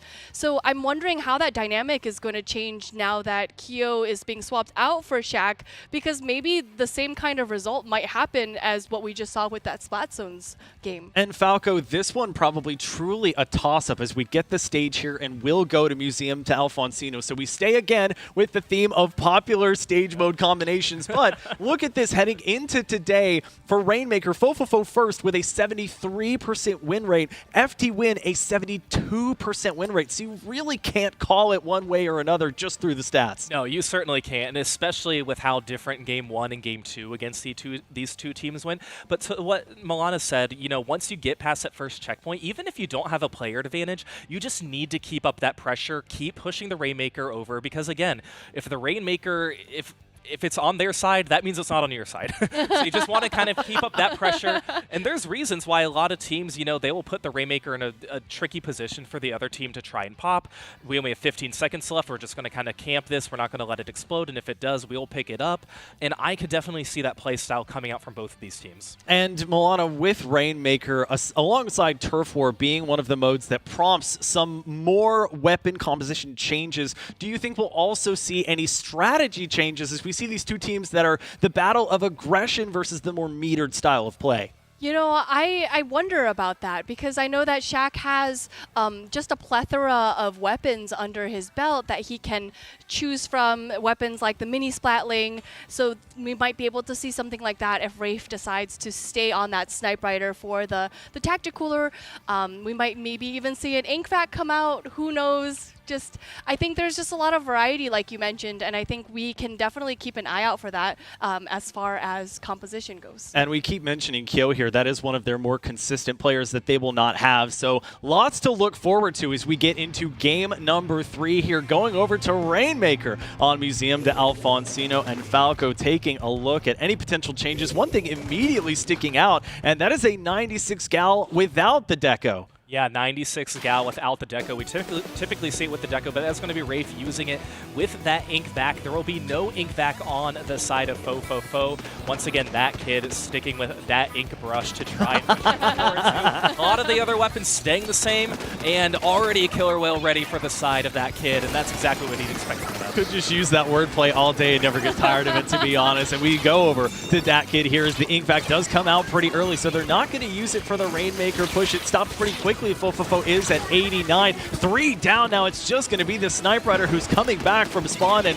Milana maybe creating an opening here for FTWin. I think they are, and you know what? I think Fofofo, even though they're all coming back from spawn, they're going to have to work together to come out of spawn together because there are specials still ready on FTWin. The Tacticooler coming out, that, the Splatana being here. Sam always performing well with that Splatana. Hexen, as you mentioned earlier with the crab tanks. I think it's going to be very difficult for FTWin to make this push just because of where the final checkpoint is, but it's not going to be impossible with that Ink Vac coming out. Yeah, smartly backing up. Here's the Ink Vac. Finally, Shaq had to progress forward a little bit, and Sam, who donned that power armor, going to get splatted en route to a wipeout against FTWin, and that's going to give Fofofo a little bit of time to move forward here, Falco. They have just the Ultra Stamp online, and 3Z not shy about rushing forward with it. No, not at all, especially in that position with that the middle pillar there in mid, and it allowed members of Fofofo to immediately get that first checkpoint and seemingly tie the game. That was a perfect opportunity for Fofofo to push up,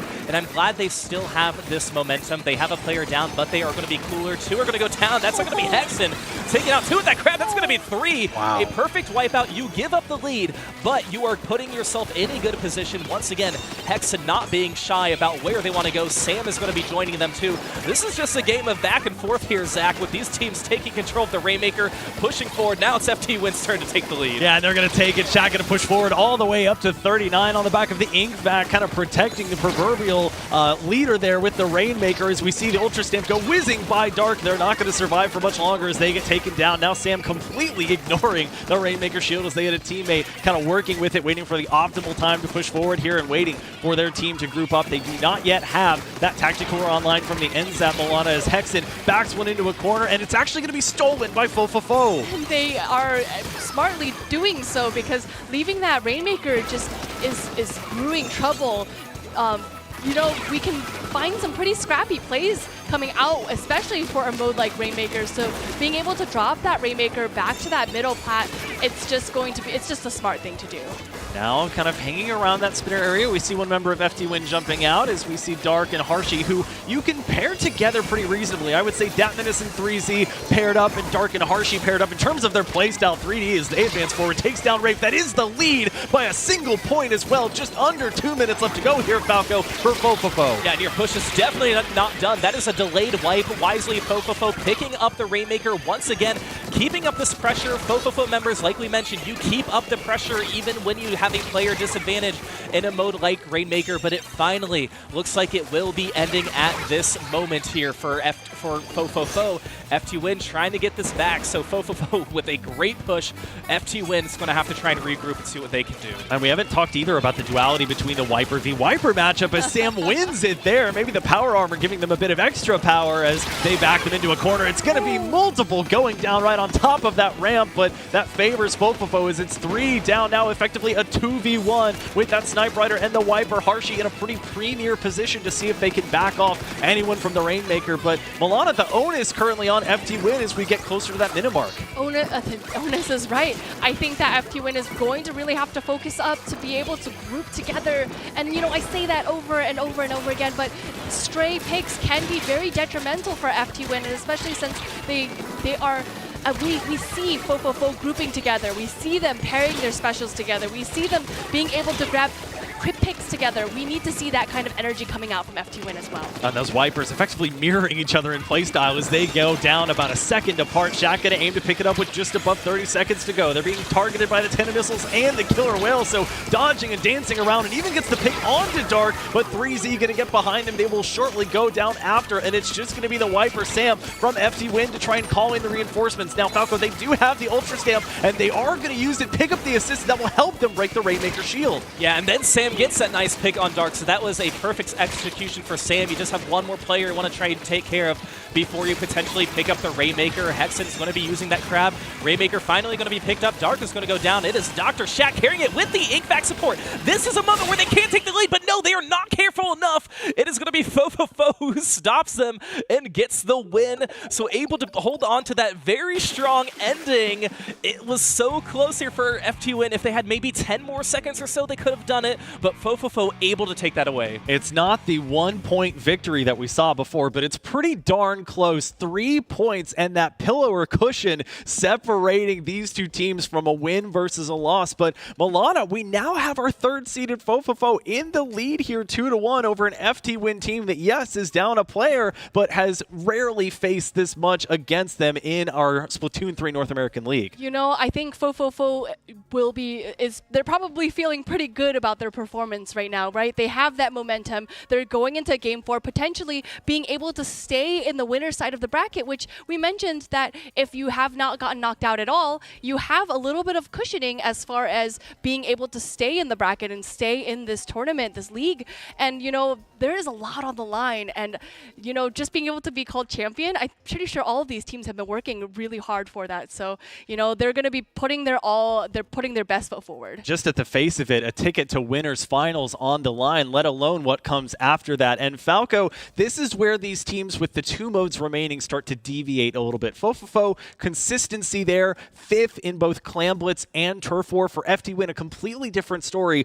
1st in Clam Blitz, 9-3 coming in today, but 7th, 4-8 on Turf War. So you really have to be cognizant of that mode. Yeah, and this is where fofofo will continue to choose the modes that they want to play.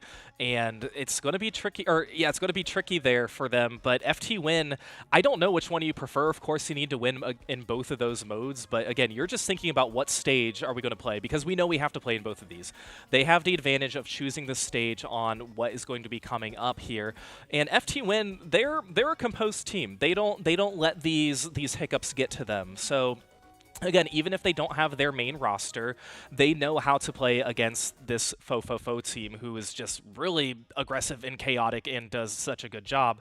So I think just looking forward, they might want to go to a mode that they have a little bit more control of, or they want to perform better in a mode that they have better control of too, and I think Clam Blitz could be that mode. And for fofofo, I mentioned kind of pairing the 2-2 players on their roster together. I can do so again with 3Z and Dat Menace, both of them under 1,000 turf per game compared to Dark with 1,340 and a Harshy with 1,378. So you can see, Milana, a huge discrepancy there, a little bit more metered on the FTWin side, with their lowest being 1052 and their highest Wraith getting up to 1,450 at times. So just insane amounts of turf output, which are going to be important for both of these potential modes. And I think it's just really important to notice that, because 3Z and Dat Menace, Wiper player, right, Brush players, neither weapon really great at turfing, but having that support of Dark and Harshy, being able to turf those 1,300, almost 1,400 turf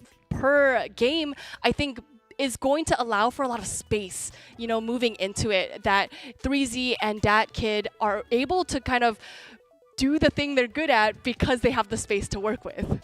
Well, Falco, we are not going to be going to Turf War immediately, at least. We have Clam Blitz up next, and it is going to be Mako Mart, the venue for this one. Kind of has that up, flat, down playstyle right in the middle of the stage. What do you make of this one? Yeah, a lot of players, once they score their power clam, going to be doing a layup there. They're going to be taking control of the enemy stack, putting that power clam in, hoping that there's opportunities to have some follow-up. And the good news about Mako Mart here, there's a lot of area behind the basket that players can flank, thinking of that kid in particular, especially with how well they've been using that ink brush. That's going to be one of the players. I know we've said it before, but FTWin's really going to have to watch out for that kid. It's a double-edged sword, one of the largest sniper or charger over perches there that you have, but also plenty of room, especially for a Brush player, Milana, to get behind, sneak around, and just create havoc in what is a pretty open field. And then, of course, you have to worry about that kind of narrow lane in mid that starts it all for your team. And not only that, that narrow lane is just such a short distance from basket to basket.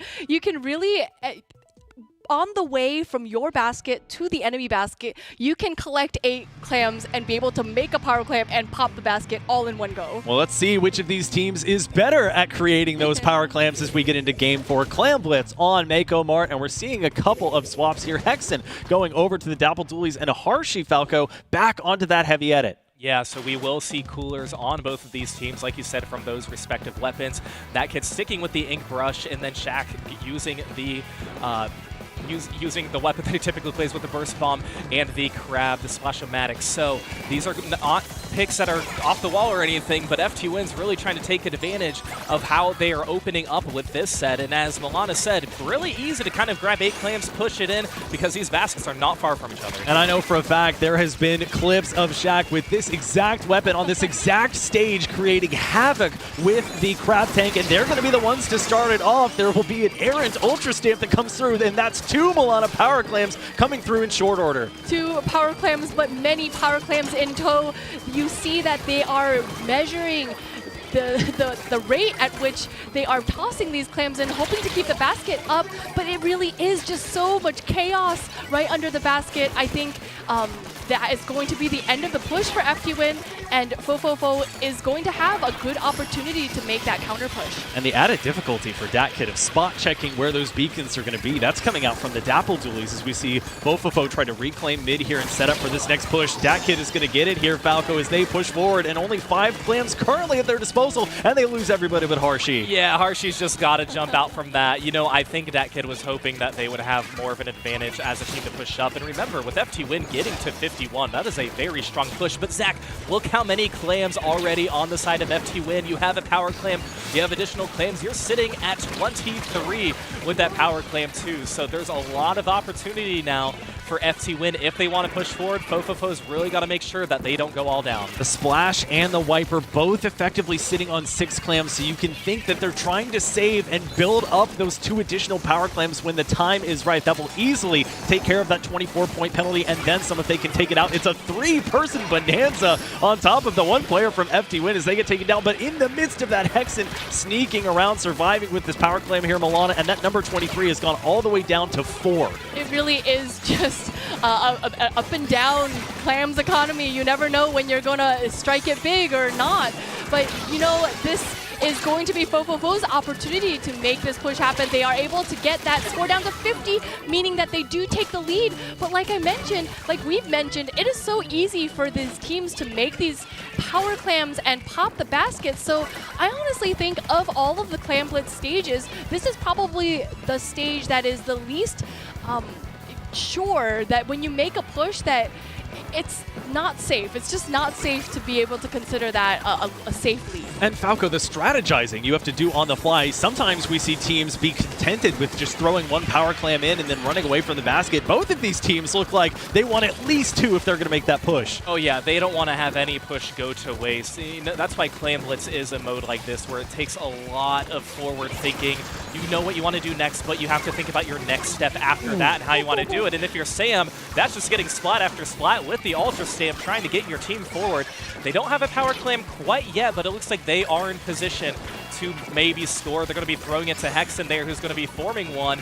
So this might be an opportunity for FTWin. They need a few more to follow up if they're able to get this in, but right now it is looking pretty good for them, Zach. Like moths to a flame, they were drawn to the tacticalers that were right next to each other, as it's going to be the parting shot, getting rid of most of the penalty there for FTWin, who's trying to reclaim that lead. They just need a few clams to do it here. They have three, but can Sam get close enough? They're facing the resistance and actually doubled back, surprisingly, to try and face that ink brush. They lose all three players except for Rafe, who survives here, does not have any clams at their disposal, so it gets close, but it will not Falco take over the lead. No, not the lead quite yet. And of course, you now have more penalty points. The good news is you score a power clam, you will be able to take the lead, but of course you have to stop fofofo. That's why this mode is so tricky. You want to play offense, but you have to play defense at the same time. You always have to be aware of who's holding the power claim on the other team. And fofofo is just making sure that FTWin doesn't have any opportunities for them to score. We'll see if Harshi's going to be in a position where they want to score to try and extend this lead. And it looks like they missed the power clam, and that would have been a perfect opportunity because they would have a three-point advantage. Harshi, I'm sorry you can't quite get it just yet, but you can have a teammate follow up. Here's where you have an opportunity to extend your lead, and Milana, this is exactly what's happening. That is exactly what's happening. 13 points just left that fofofo needs to be able to tick down, but it's looking like this is going to be maybe FTWin's last opportunity to make this push happen. They're going to need quite a few power clams to be able to take the lead, but they do have 12 power clams under their belt right now. They're going to need to collect just a couple more. Let's see if this overtime is going to work in FTWin's favor. Here comes the overtime. Shaq making the most of this crab tank as they take down 3Z and holds onto a power clam to boot. They do lose their 3Z there, I believe, or their wiper players. They push forward, and that's going to be Shaq getting it into the basket. That's going to take that penalty away, and a power clam just sitting there. Sam trying to get it before it despawns, but they don't have an avenue in which to push forward. They desperately try and make something happen. It does get picked up and thrown in. Will they have enough? They hold on to 0 clams at this moment. Rafe not winning that engagement, and there's just a couple members left. Shaq picks it up, hits the burst bomb, but it's not going to be enough for the KO. And despite the closeness of it, fofofo with that final push, so close but making it happen. Harshi there, Falco, wishing for a second that they were a little bit taller and maybe even a baller, but they did make it work, getting those power clams in. Yeah, they did make it work to get it in, and it's really nice for fofofo they had that. This is the first upset that we have today in the tournament, a 3 versus 2, but still an upset on paper, and fofofo played that ending very strong, not letting FTWin take the lead, even though we saw that score go down at the last second. We were all like, wait, what happened? How did that happen? We didn't see who scored it. There was just so much to watch out for, but that is such a difficult position to be in, Zach, when you're trying to get the lead and you just have to do everything you can to get it, but it just did not work out. Well, with our first update or upset of the day, we have to get an update over from 9-Hole Grains over on the Telestrator. 9, what you got for us? Well, what I wish I had is 5 whole minutes to talk about all the crazy highlights over the course of that wonderful match between these two teams. But first, you knew this highlight was showing up. Go ahead and roll it. DatKid doing only as DatKid can to break open this game. It was actually the only one they lost, but when you can swing like that and take out 3, you get onto the highlight reel. But let's now zoom in to one of, I think, the wildest finishes that we got to see over the course of this wonderful match, which was our game that we played later on. I do want to highlight real quick just one more piece here, which is that sub weapons are very, very strong. You saw right there, one suction bomb takes out one, another suction bomb takes in the jump. So this was FTWin's victory that they did get. But I want to look now at fofofo on Museum d'Alfonsino that we saw a little bit later. That was just an unbelievable show, and you can take a look and start it right here. I want to point out, again, a long way that needs to be gone for FTWin, and it's going to start out here with Sam, who actually makes a wonderful play here on this Splatana wiper. First, senses that there's an attack coming in from that kid on this side, takes that one out, then throws it right over the top, and down goes Dark. So look at this. Now they've started to rotate the attackers here. 3Z has moved in. And just as soon as this crab ting comes out, I want to pause it. So you can see right here, two members right next to each other at this point. You can already see that one has gone out. We'll roll it here, and you'll see that one player does end up going down, and they start to get cycled.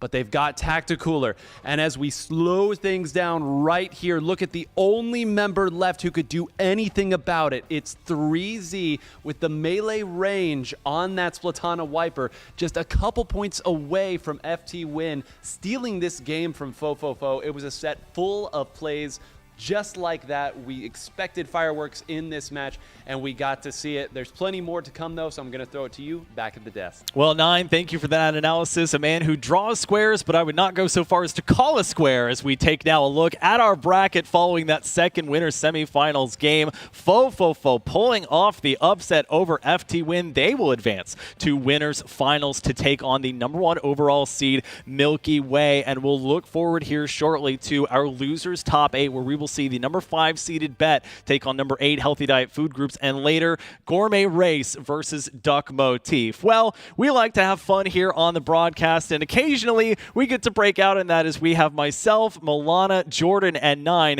with a little bit of a fun video for you. Let's take a look. All right, guys, listen, we have spent countless hours amongst ourselves as good friends and commentating and obviously doing the Splatoon 3 North American League show, but let's see how well we know each other. I've got a couple of questions here, and we're going to go through these. I'm going to give you a countdown after I mention the question. You point to who you feel like answers this question the most, okay? Who is the loudest in 3, 2, 1, point. Oh. Okay, I guess there's a consensus there. I'll try to be a little bit quiet. Listen, you say the way you say big money can wake up a whole neighborhood. Okay, fair enough. Fair enough. All right. Ears still ringing. Who do you feel is the quietest? 3, 2, 1. Oh, it's Zach. I think we got a good consensus with Zach here as well, too. All right, this is good. We know each other very well. Proves that our friendship is genuine here. Next question. Who has the best pop-off? Who has the best pop-off? In 3, 2, 1. Okay, Nine and Zach. I think you guys have great pop-offs, but Nine especially. I know when we have done a couple of tournaments as well, too, I usually like to hand the baton to you for those big-time pop-offs as well, too. All right, next one. Who is the most versatile? Who is the most versatile? In 3, 2, 1. See, I'm going, I guess, boy, I think we're all pointing to each other, so that's good. We're all pretty versatile for the most part. Not a single vote in common right there. All right, here's the next one. Who is most likely, I already know where Milana's answering on this one. Oh, no, I already know what question it is. Who is most likely to miss their flight? Who is most likely to miss their flight? Oh, I know exactly. Oh, no. 3, 2, 1. Yeah, so we were doing the preseason, and Milana and I and a couple of other people were supposed to take a ride to the airport, and my phone completely died. And I called him. I could not get through to him. I'm like, this man is missing his flight for sure. He didn't call the police, though. That's the thing I was worried about. Just no worries about me.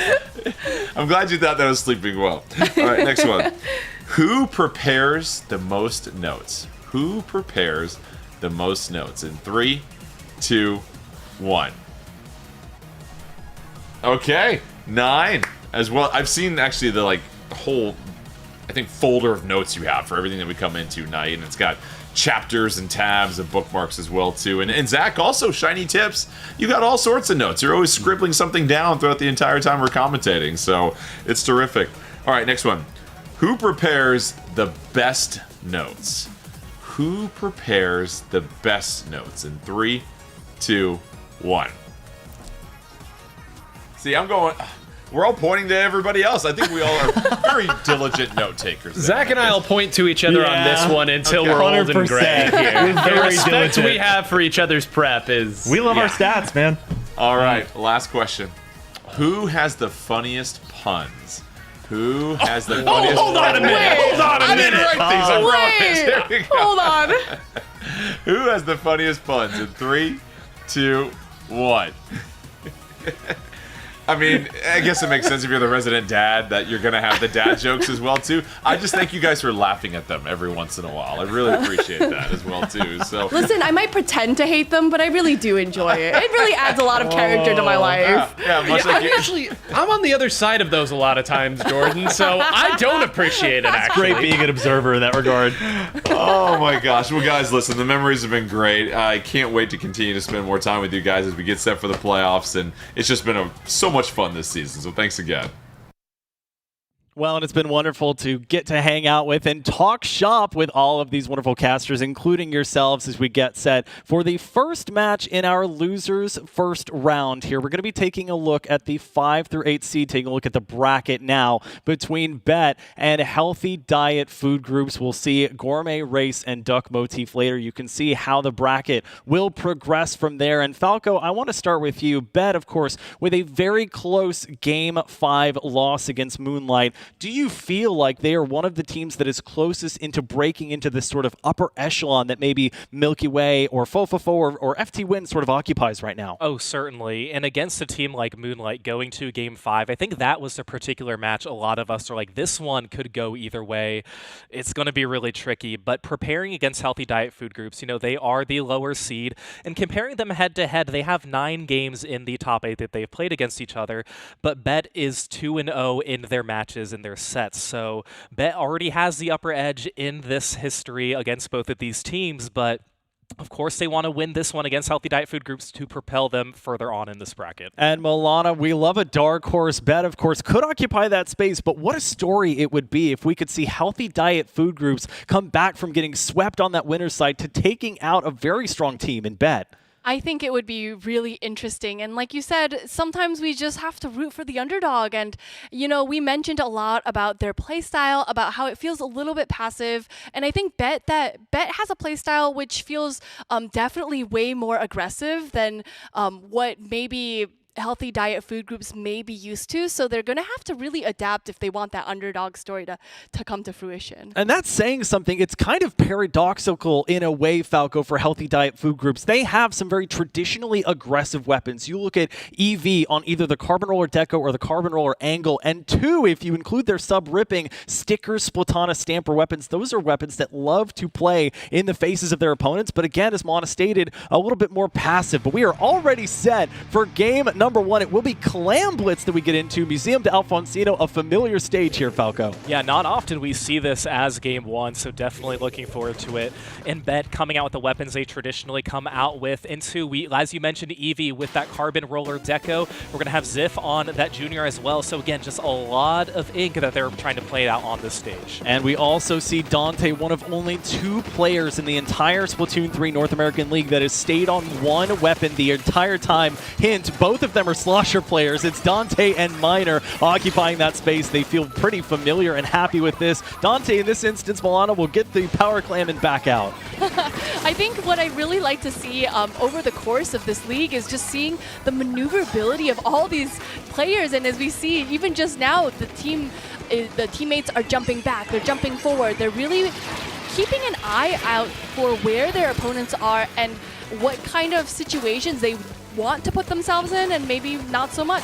Maybe a new Olympic event on the horizon, synchronized jumping back to spawn, as we saw 2 back-to-back, but a quick 53 push for Bet. They're making their face known early. It's going to be the Carbon Deco getting a pick there, a stand jumping back to make sure that they have the stalwart defense that they need. But Falco, about what you'd expect maybe in that first minute here for Bet. Yeah, and that was a quick 53. They got a lot of those claims in very fast too, so able to push that down, apply this pressure, and keep this pressure in control of mid 2. Eevee doing exactly what Eevee does, is just Shark waiting for the perfect opportunity, having to jump out since they missed those 2 shots. Mecha's going to be taking out Ziff as well. And so Bet is going to try and keep the momentum that they had before. Again, pushing 253. Simo is going to be breaking this to try and give themselves a little bit more of an advantage. That's going to be 3 delay down on Bet.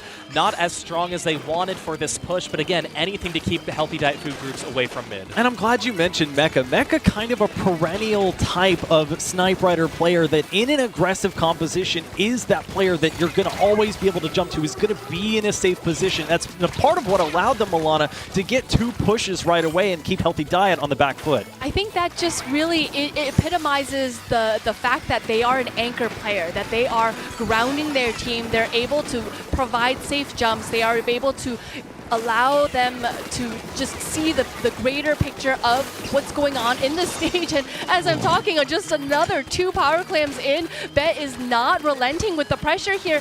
Just 11 points on the board. They do have 3 clams under their belt, which is not quite enough, but you know, a push to 11 kind of going to be very difficult for Healthy Food Groups to make a comeback from. It was a storybook push. They had 2 power clams at the ready. They hide perfectly behind the canopy of that tent umbrella, and they are facing so much ink but remain unscathed here as they keep the pressure on here, Falco. The big bubbler not going to be too much of an obstacle for Zero as they hang around this cushion. Yeah, and this is working out for them. They could do this for the next 2 minutes and be completely content with it, but Zero just throwing in that power clam. And again, this is what's making it very difficult for Healthy Diet Food Groups, too. They just can't seem to break out of this spot. If it's not one player on Bet, it's another player. They have to take them out one by one. And again, we just haven't seen Healthy Diet Food Groups really do much in mid here. And this is where they're going to have to do it. They have a zip caster on the line, they have a bubble, they have the cooler as well, but it's how they want to execute this in the next minute 40 to determine what is going to be the outcome of this game. Stan, who we saw in that winners quarterfinals not be able to get a lot of their specials off, uses the zipcaster. We don't see much come to fruition. They do end up trading there onto Zero, so a nice little flick to make sure that happens, but they need more than trades at this point as Dante is going to fall, so maybe Milana, that stray splat bomb helping them out as they have 11 clams to their name.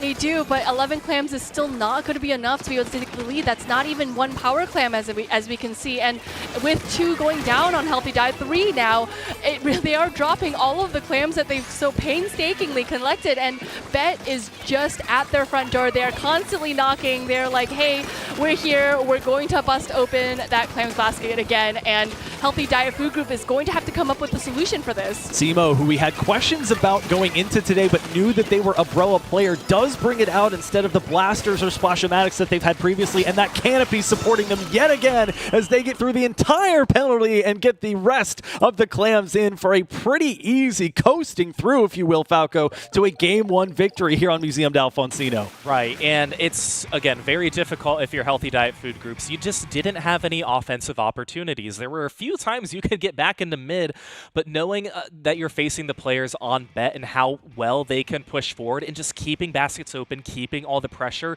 you really have to rely on getting a 3, potentially wipe out 4-player advantage if you want to do anything against a team like Bet. And Milana, if you're a player like EV playing that Carbon, you don't have any range to speak of. So you really want to be ahead of the action, trying to create that opening for your team. And they were hardly able to leave that sort of court area where the pushes continue to happen for Bet. I think it was just so difficult for a weapon like a Carbon Roller because much like brushes, much like stampers, Splatano wipers, right? You need to be able to have a little bit of turf to work with. And if you are being backed up into your spawn with the rest of your teammates, who's going to be making the turf for you?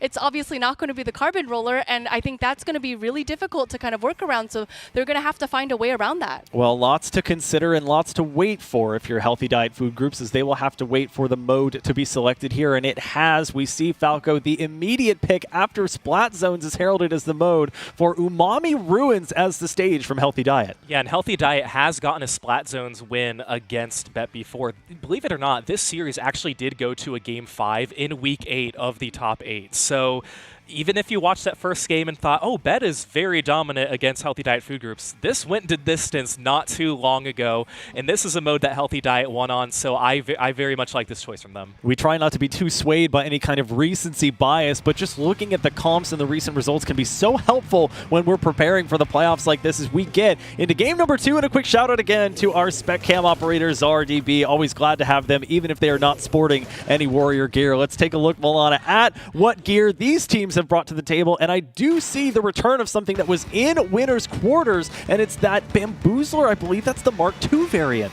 You know, I think it's really interesting because, like we mentioned before, the Bamboozler is a very specialized kind of weapon, and it doesn't create that much turf, but it can give a lot of like firing pressure to be able to help your teammates to kind of poke at the opponents and utilize that. It can be a two-shot splat, so it can be pretty deadly in the right hands. And the return of the Super Jump, which we've only seen once, I believe, on Turf War over on Crab Leg Capital, but a 3-down situation already against Bet, who did have the advantage here in one of, if not the only 2 zone stages that we have available. Blop pushed all the way back. They will get the trade and gets the Super Jumps off here, Falco, as Healthy Diet looks to get something started. Yeah, they're really trying to get this. Of course, like you mentioned, they need to control both zones. They're able to get their zone on the right pretty well. It's going to be Stan who's trying to push forward, going to be jumping back to one of their teammates. But with this stalemate here, again, it's set up a little better than how we saw in Game 1. And finally, Healthy Diet able to take control a little bit, but they are just not getting members of Bet to go down.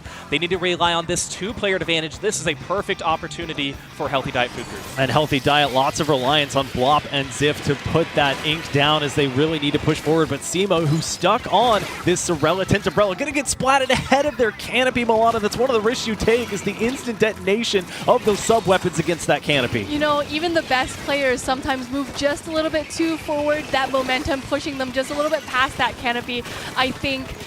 But, you know, with that trade going out, I think this is still Healthy Diet Food Group's game right now, but they're going to need to get a couple more picks. They're going to need to move forward just a little bit because they want Bet to fall into their momentum. They want to be the one controlling the momentum, and they're going to need to do that quick. For now, contenting themselves with the lead as one zone belongs to one of each team as we see them push forward. This is, Falco, as we mentioned earlier, one of the stages that you can lock the enemy team out in spawn, but neither team has had the opportunity to make it that far yet. Yeah, and this is definitely a big win for Healthy Diet Food Groups, especially because they have not let Bet take control of the zone so far. It's gone neutral a few times, but that will still benefit Healthy Diet Food Groups, and this is their first moment where they can start their lockout. We see Simo struggling to get that Tentabrella deploy too, and this is by far the longest Healthy Diet Food Groups has had control of this zone. But with one of their players down, we'll see if Bet can contest in time. Losing control of that left zone to our down on Healthy Diet Food Groups is going to be Bloop, who's trying to take control and repaint, and then it's finally going to be taken, Zach, by Bet. This is going to be a prolonged game. A couple of specials aiding Bet there and taking it back as Healthy Diet gets to a healthy 2-point lead there, going all the way down with a hefty 74-point penalty. But Milana finally maybe some shades of what Falco was referencing, that 5-game set from Week 8. Yeah, and certainly might look that way, but if we look at the positioning of Bet right now, they are going into full lockout mode for Healthy Diet Food Group. They're not letting Healthy Diet Food Group go back into the middle of the stage, and I think that can be very, very detrimental. Even with that just 2 points left on the board for a Healthy Diet Food Group, I think it could be very, very dangerous because if we just look, there's so much turf in control of Bet. Bet is not going down. We have that Slosher player going down, but really, it's still very strictly in Bet's control. That getting close to single digits here as they have the protection of the big bubbler, the Booyah Bomb coming out. It's not going to be enough to take one of the zones away, and the jump-ins will come through, but that's the lead, and that's the game. Bet, a fantastic recovery to bring themselves from the brink there in this game number 2 and set themselves up instead, Falco, with a 2-0 lead. Yeah, that is not what we were expecting a minute ago, and that is the toughest point to be in if you're Healthy Diet Food Groups. You are just seconds away from tying the set up 1-1. Now you're down 0-2. You're in the situation where you were before earlier today as well.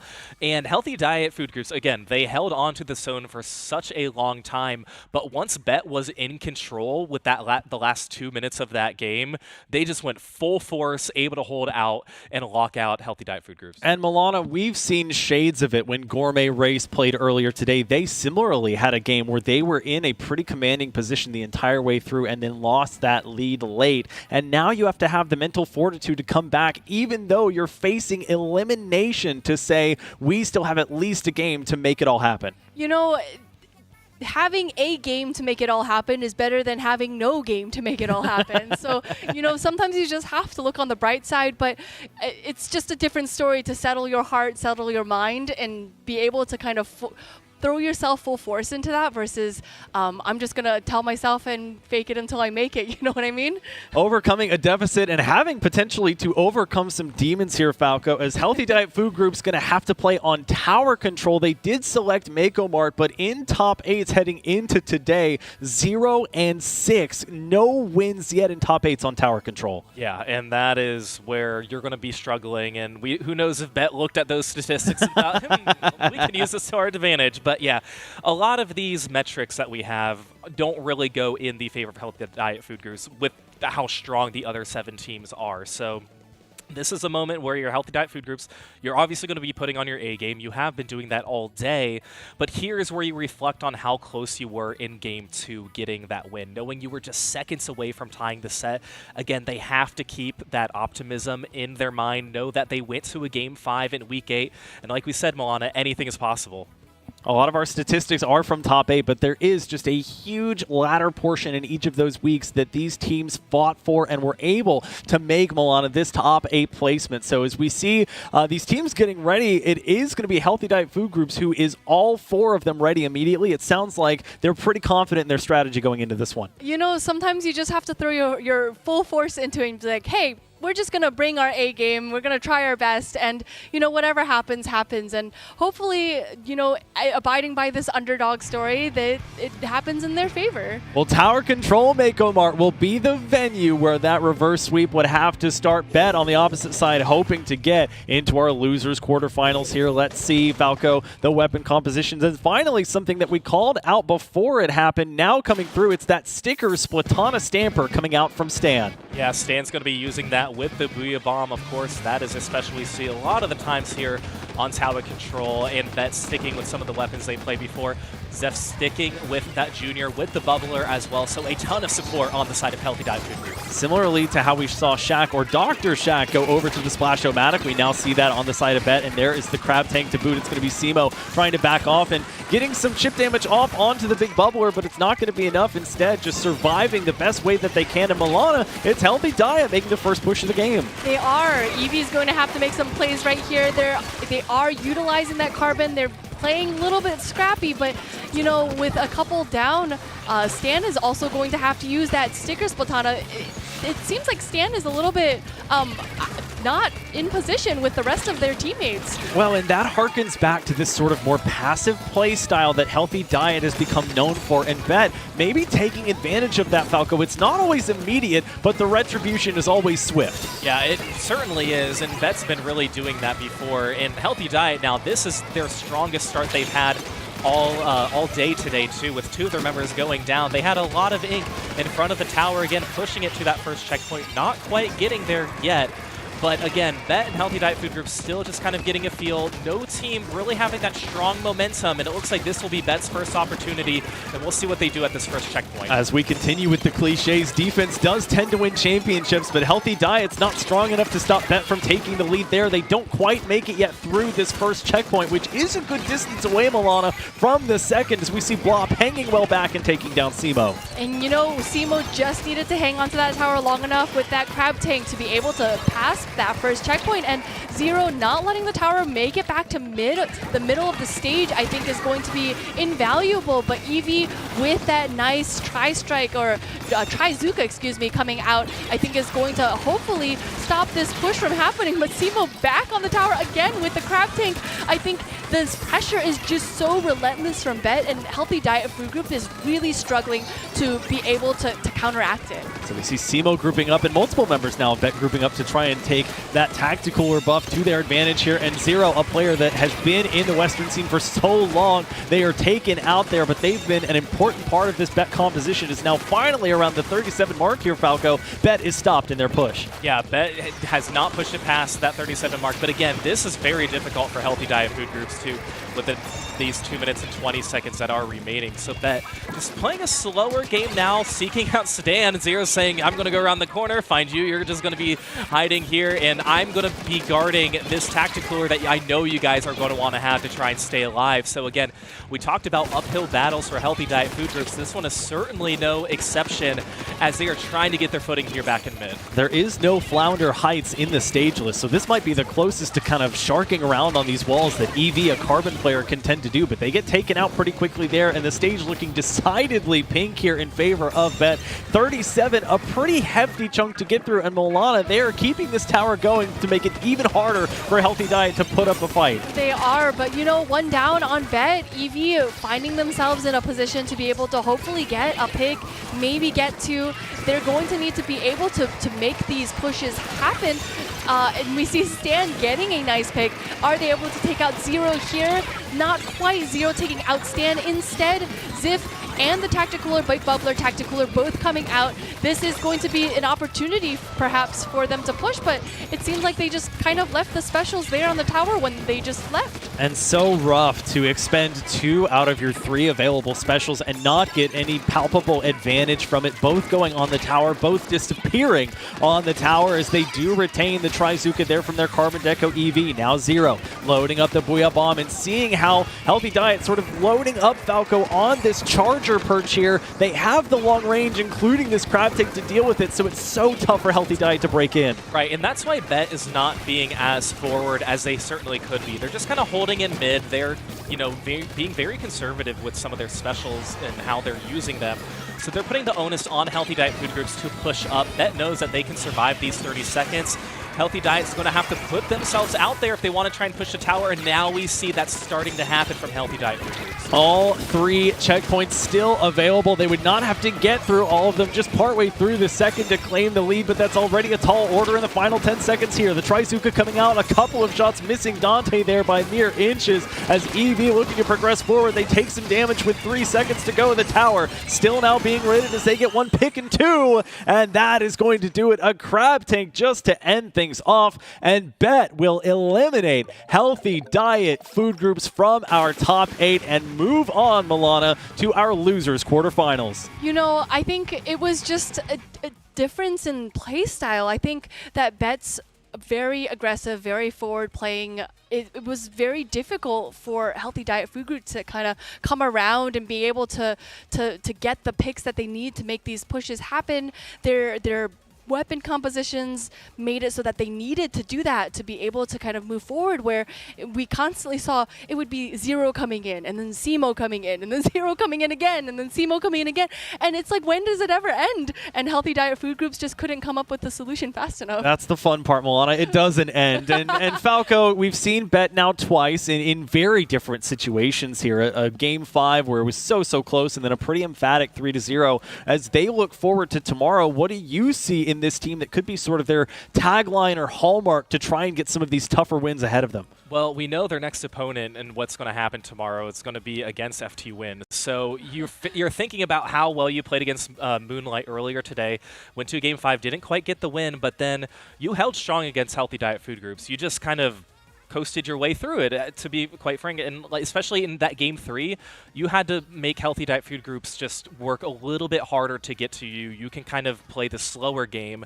So I think Bet is just going to kind of relax, look forward to what's going to happen tomorrow when they move on further into the bracket, and they're just going to put their controllers down for the day because they know that they're done. Well, speaking of bracket, let's go ahead and take a look after another match has gone by. Bet being the first team to eliminate another team here with Healthy Diet food groups going down in our losers top 8. That will set up, as Falco mentioned, a match in losers quarterfinals between FTWin and Bet. But coming up, we will have our second losers top 8 match between Gourmet Race and Duck Motif. Should be very exciting to see, Milana. These two teams play against each other, and they have a pretty fun bit of history together and are looking for this high stakes matchup. Yeah, I think both of these teams have been around the scene for many, many years now, and most people in the competitive community are very familiar with the players. They're familiar with the expertise that each of these players have, and I honestly think that a lot of them are pretty unique in the weapons that they pick, so I'm really looking forward to it. We did call out one member of Gourmet Race earlier, Minor being a player that has not really swapped off of the Slosher the entire time. That composition or roster rounds it out by Leaf primarily on the S-Blast, as well as Pika, who plays a couple of things, but that mini Splatling certainly can come into effect, and then Shiny, their anchor, of course, on that Snipe Rider 5H. That does mean they have a relatively standard composition, and as it's noted here, a balanced game and composition. Yeah, I think they're going to try and use that towards their advantage, too. And to talk about some of these teams and their history, 13 games played in top 8. Duck Motif leads that series 9-4. They are 3-1 in their matches, with their best modes being Splat Zones and Clam Blitz. So we'll see how that's going to transfer over into this competitive set as they face each other. And again, we talk about the stats and the history, but as we've noticed that things don't always follow with how the numbers are, too. So it could go a different way, but there are definitely some good back and forth between these two teams. And from an anchor perspective, you go with somebody like Shiny on Gourmet Race, who's relatively standard, likes to play that Snipe Rider, versus somebody like Bandit Milana, who we can see on just a variety of weapons in that role, including E-Leaders and Splatter Scopes to boot. We talked about it a little bit before, the difference between an E-Leader or a Splatter Scope and being able to play Snipe Rider.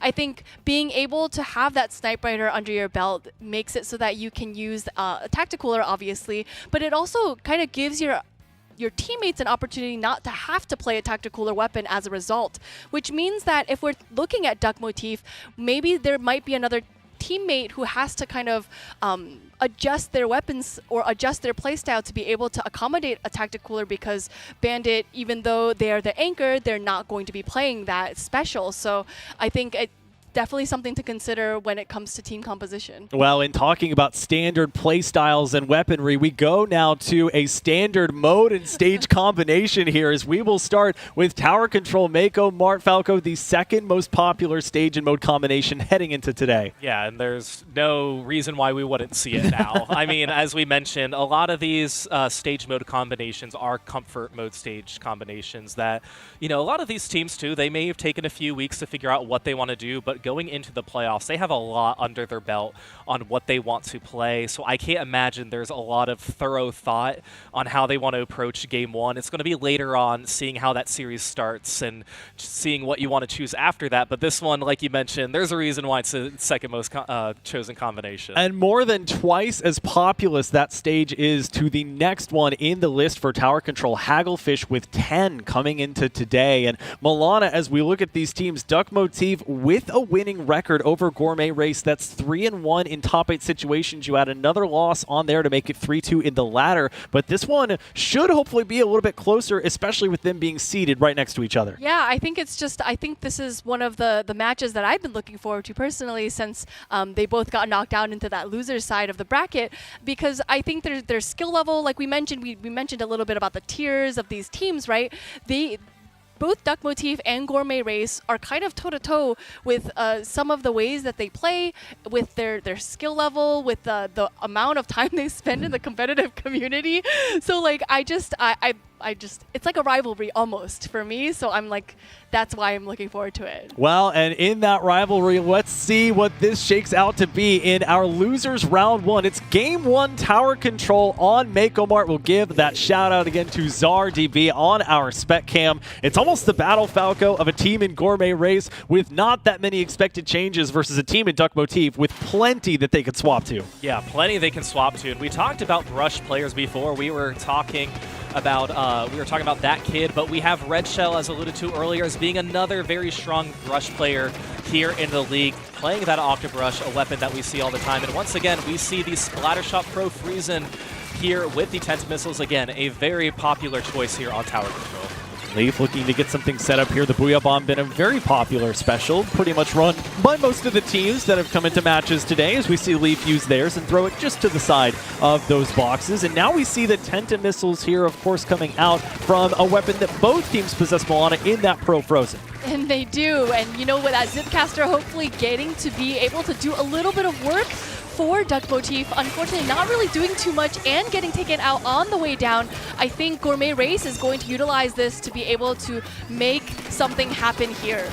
And with an objective that comes back into mid so consistently, locking down not only your own set of boxes, but also the ones ahead of you are so important, Falco, as we see Gourmet Race use that position, Shiny especially, as Miner escorts the tower past the halfway mark and into the 30s. Yeah, I'm really impressed with how well this Gourmet Race team has been coordinated, and the positioning of some of their teams too. Leaf was using that Booyah Bomb and throwing it at the anchor players on Duck Motif, and it really paid off and excelled them to push to that 29 mark. 2 checkpoints already down on the side of Gourmet Race, and Zach, we're only a minute 30 in. Pika has particularly been a player that's been vocal about the journey of this team entirely for Gourmet Race, uploading basically weekly content about their performance and what they've learned in some of the matches. And so to see that come to fruition, including this push up to 29 in the early portion of this one, is so interesting as Red Shell Milana caught in a very tough position. Pika being able to spot out Red Shell pretty quickly, and you know, I think for Gourmet Race, when Red Shell is not up and about, I think it's just one less worry for them, because Red Shell is a master of sharking and a master of being able to pop out when you least expect it. So being able to utilize that and take them out is going to be invaluable, like here, Miner grabbing that splat on the Zipcaster.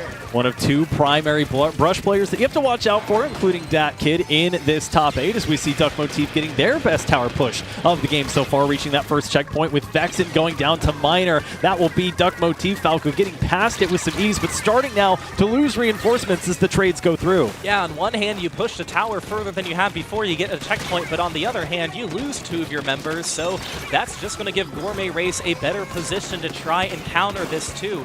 And remember, as long as this is a neutral game for the duration of this match, that is going to be really well for Gourmet Race, since they have that checkpoint lead. But of course, they don't want to get too comfortable, because this right now is the best that Duck Motif has been looking in this game. Duck Motif feeling a little bit more comfortable here in mid, but that comfort may go away with the advent of those triple ink strikes there. Miner will go down as we see the swift movement from Vexen. The 52, always a weapon that I'm so entranced by seeing. It just feels like it can dodge around in the ink and get behind enemies, basically running straight at them.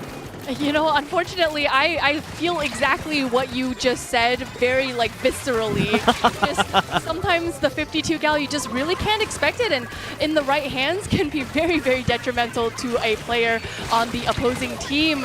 And you know what? They are utilizing that. They are trying to use Red Shell's positioning right here to be able to grab a pick. Red Shell in a precarious position, unable to kind of do anything here, has to jump out. Precarious, kind of a kind word, even a very awkward position to have to jump out from, as we see the Zipcaster coming out. Kara having to back off as being the one who has been riding the tower for the most part. This continues on their best push of the day, as Miner will fall once again. Not able to make great use of that slosher so far, as they will take the lead and move on, Falco, to checkpoint number 3. Yeah, once they had that 3-player advantage and were on the tower, we knew that was going to be the lead, and they are keeping up this momentum. They just have to get past this checkpoint.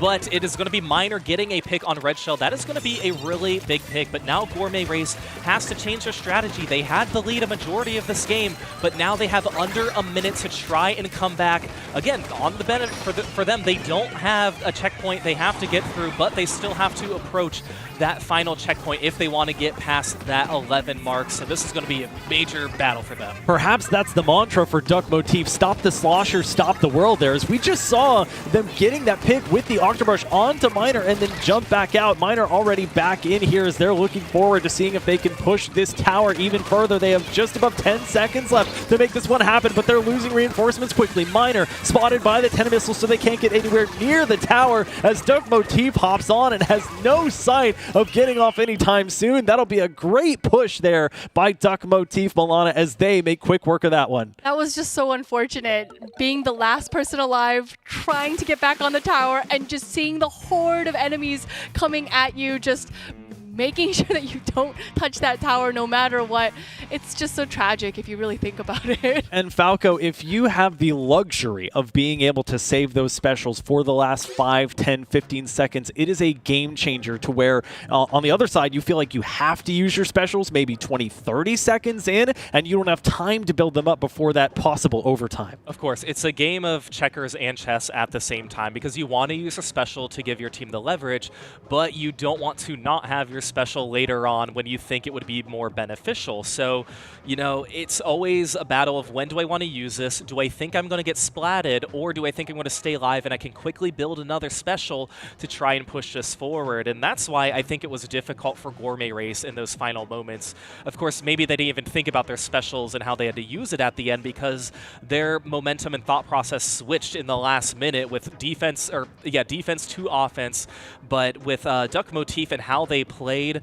Again, I think their one-on-one execution against players on Gourmet Race was really what gave them the win, especially in the second half of that game. And certain players more prone to using their specials more frequently in-game than others. You look at Gourmet Race, for example, you have Pika and Shiny who get their specials and use them over 4 times a game versus Leaf and Miner who are on the lower end of the 3s. And if you look at Duck Motif on the same vein, Kara and Kino, when they're subbed in, are above the 4s by a good margin. Red Shell, for example, just 2.8 specials per game, so they are really crutching, if you will, more so on that main weapon than anything else. Yeah, and I think you work with what you got, right? Like, sometimes a Zipcaster can be something you want to use, like, say, for Red Shell, that you use very situationally. There's sometimes you maybe don't want to proc the Zipcaster because it kind of puts you in a bad situation, or maybe you don't feel like you understand where the opponents are to be able to be as effective as you can with the Zipcaster. So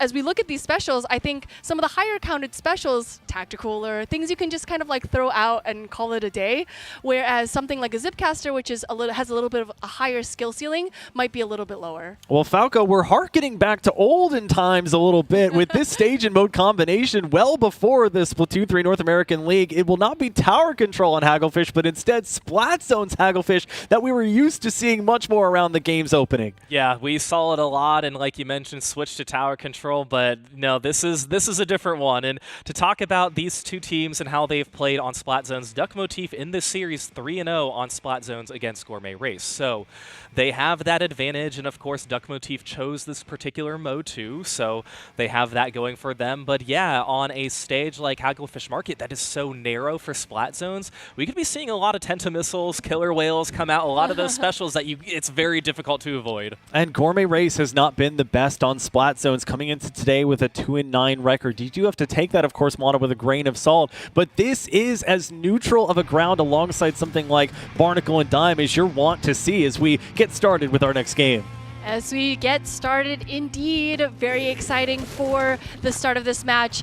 And we see for these comps pretty much exactly what we expected. We see that 52 gal coming out, the stickers, Stamper as well, Snipe Rider on both sides. I think pretty standard as far as both teams go. So the missiles for both sides. Duck Motif will still have that Killer Whale 5.1 with Vexen all the way in that left, now right-hand side alley. Gourmet Race more so jockeying for position as Falco, they're the first team to take the zone. Yeah, they want to ride this momentum again based on how that last game went. Just hold on to the zone. But of course, this is the moment that 20 seconds into the game where just all the specials are going to be unleashing from every player's alive. And that is huge here for Gourmet Race. They lost control of the zone for just a second, but you get that wipeout on Duck Motif. You have to take that towards your advantage and push up and capitalize on it. And I'm glad Gourmet Race is doing that. Gourmet Race read and possibly wrote Splat Zones 101 here. Just the fundamentals working for themselves as they are about to get past the halfway mark. Red Shell now deigning to use that Zipcaster. That's one pick on a Pika. Looking for the second there. They see the jump in, but time runs out on them as they're able to call it out. And finally, Falco, Duck Motif claiming that positioning. Yeah, they needed to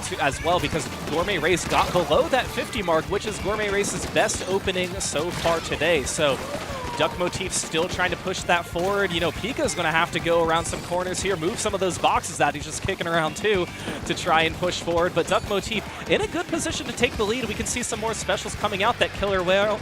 Kira's going to be just making sure that nobody's flanking here, building up some of those Tenta Missiles too. And again, we mentioned this is such a great Tenta Missile stage with how narrow it is. And 2 are going to go down.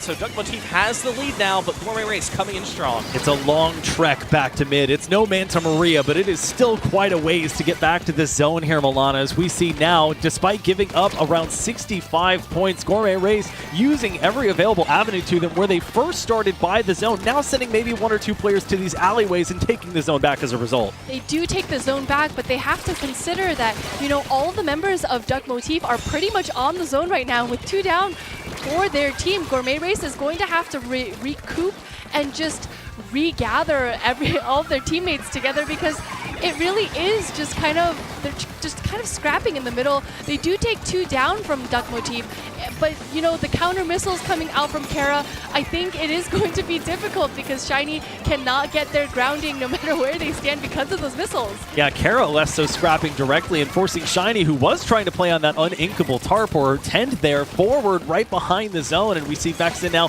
trying to shark around, has the killer whale to send it forward, and they're in a pretty good spot, Falco, to both take the zone over and keep applying that pressure that allowed them in the first place to get to 35. Yeah, and that's exactly why Vexen just went up to the ledge, making sure that no members of Gourmet Race were below that canopy wanting to drop down. So Duck Motif too, they're not overextending this push. They're just gently pushing forward where they need to be. It's Red Shell who's really trying to get them, but no, it's going to be Leaf taking them down too. Again, making Gourmet Race really work to try and earn this lead and to take back the zone. But again, with these missiles landing in the zone, that is going to help Duck Motif recap this zone too.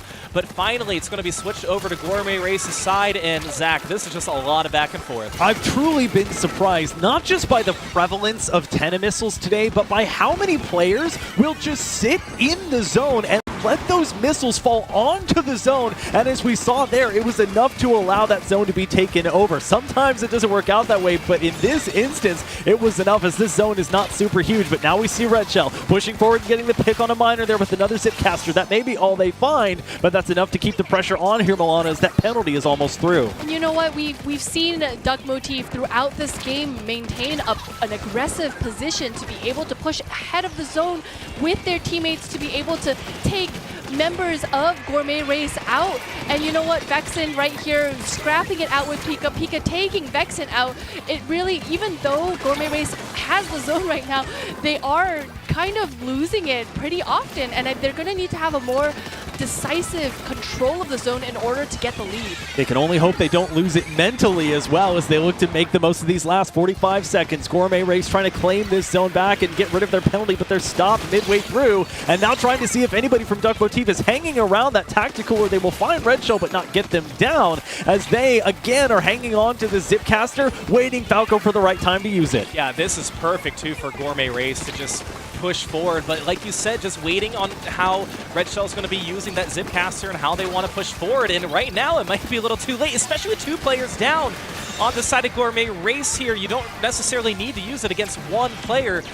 You're glad you have the zone recapped. You might want to just wait for a perfect opportunity to overtime, as Zach, that appears to be where we're headed. That's a big pick, and Red Shell's going to be the tip of the spear to make sure that Duck Motif can get rid of this penalty. Trying to stay alive and has to go down to the alleyway as they jump away. Their jumps have been so on point today, and that's part of why they've been able to survive so well. Bandit able to help them retain the point, retain that zone, and gain the lead here. It was back and forth all the way through, but Falco, as we get into this overtime, it was not very many points that they had to chew through to get back to being in a position to get the lead, and a great show of being able to lock in the face of adversity. Yeah, and Duck Motif, you know, really needed to, or they wanted to get that win. They needed to if they wanted to close out this match a little bit earlier as well. So that was a great game for them too, especially where Gourmet Race was looking a little bit more comfortable than they did in game 1. So again, it came down to when do we want to use our specials. As we mentioned, it's easier to get them in splat zones because you're just re-inking and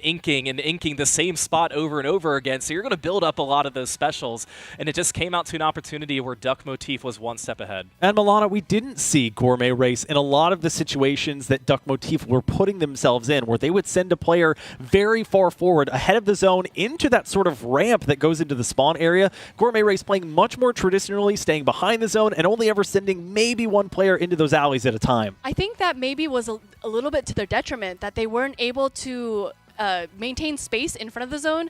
I think traditionally when we think about splat zones, we want to be able to not just control the zone, but we want to control the area in front of the zone too, because as you are inevitably probably taken out, unless you know, it's a wipeout, but inevitably you're going to get taken out, you're going to get splatted by the enemies. You want to have a tactical ready so that you can come back quicker, and you want to have turf inked on the ground in front of the zone so that it is actually going to take the time of the opponents to be able to re-turf that area in order for them to make it back into the zone. So I think you want to kind of add as many hurdles back into the zone, and Gourmet Race just was not able to do that. Well, Falco, we go from a pretty metered, pretty standard mode in Splat Zones over to Rainmaker for game number 3, and similar conversation to what we just had for Healthy Diet Food Groups now for Gourmet Race, where they're backed into that corner. Their playoff lives are on the line here. What do they need to change to make something happen? Yeah, it's really finding opportunities where you can catch Duck Motif off guard, but one of the trickiest teams to catch off guard, I think, is Duck Motif, just based on how spread they are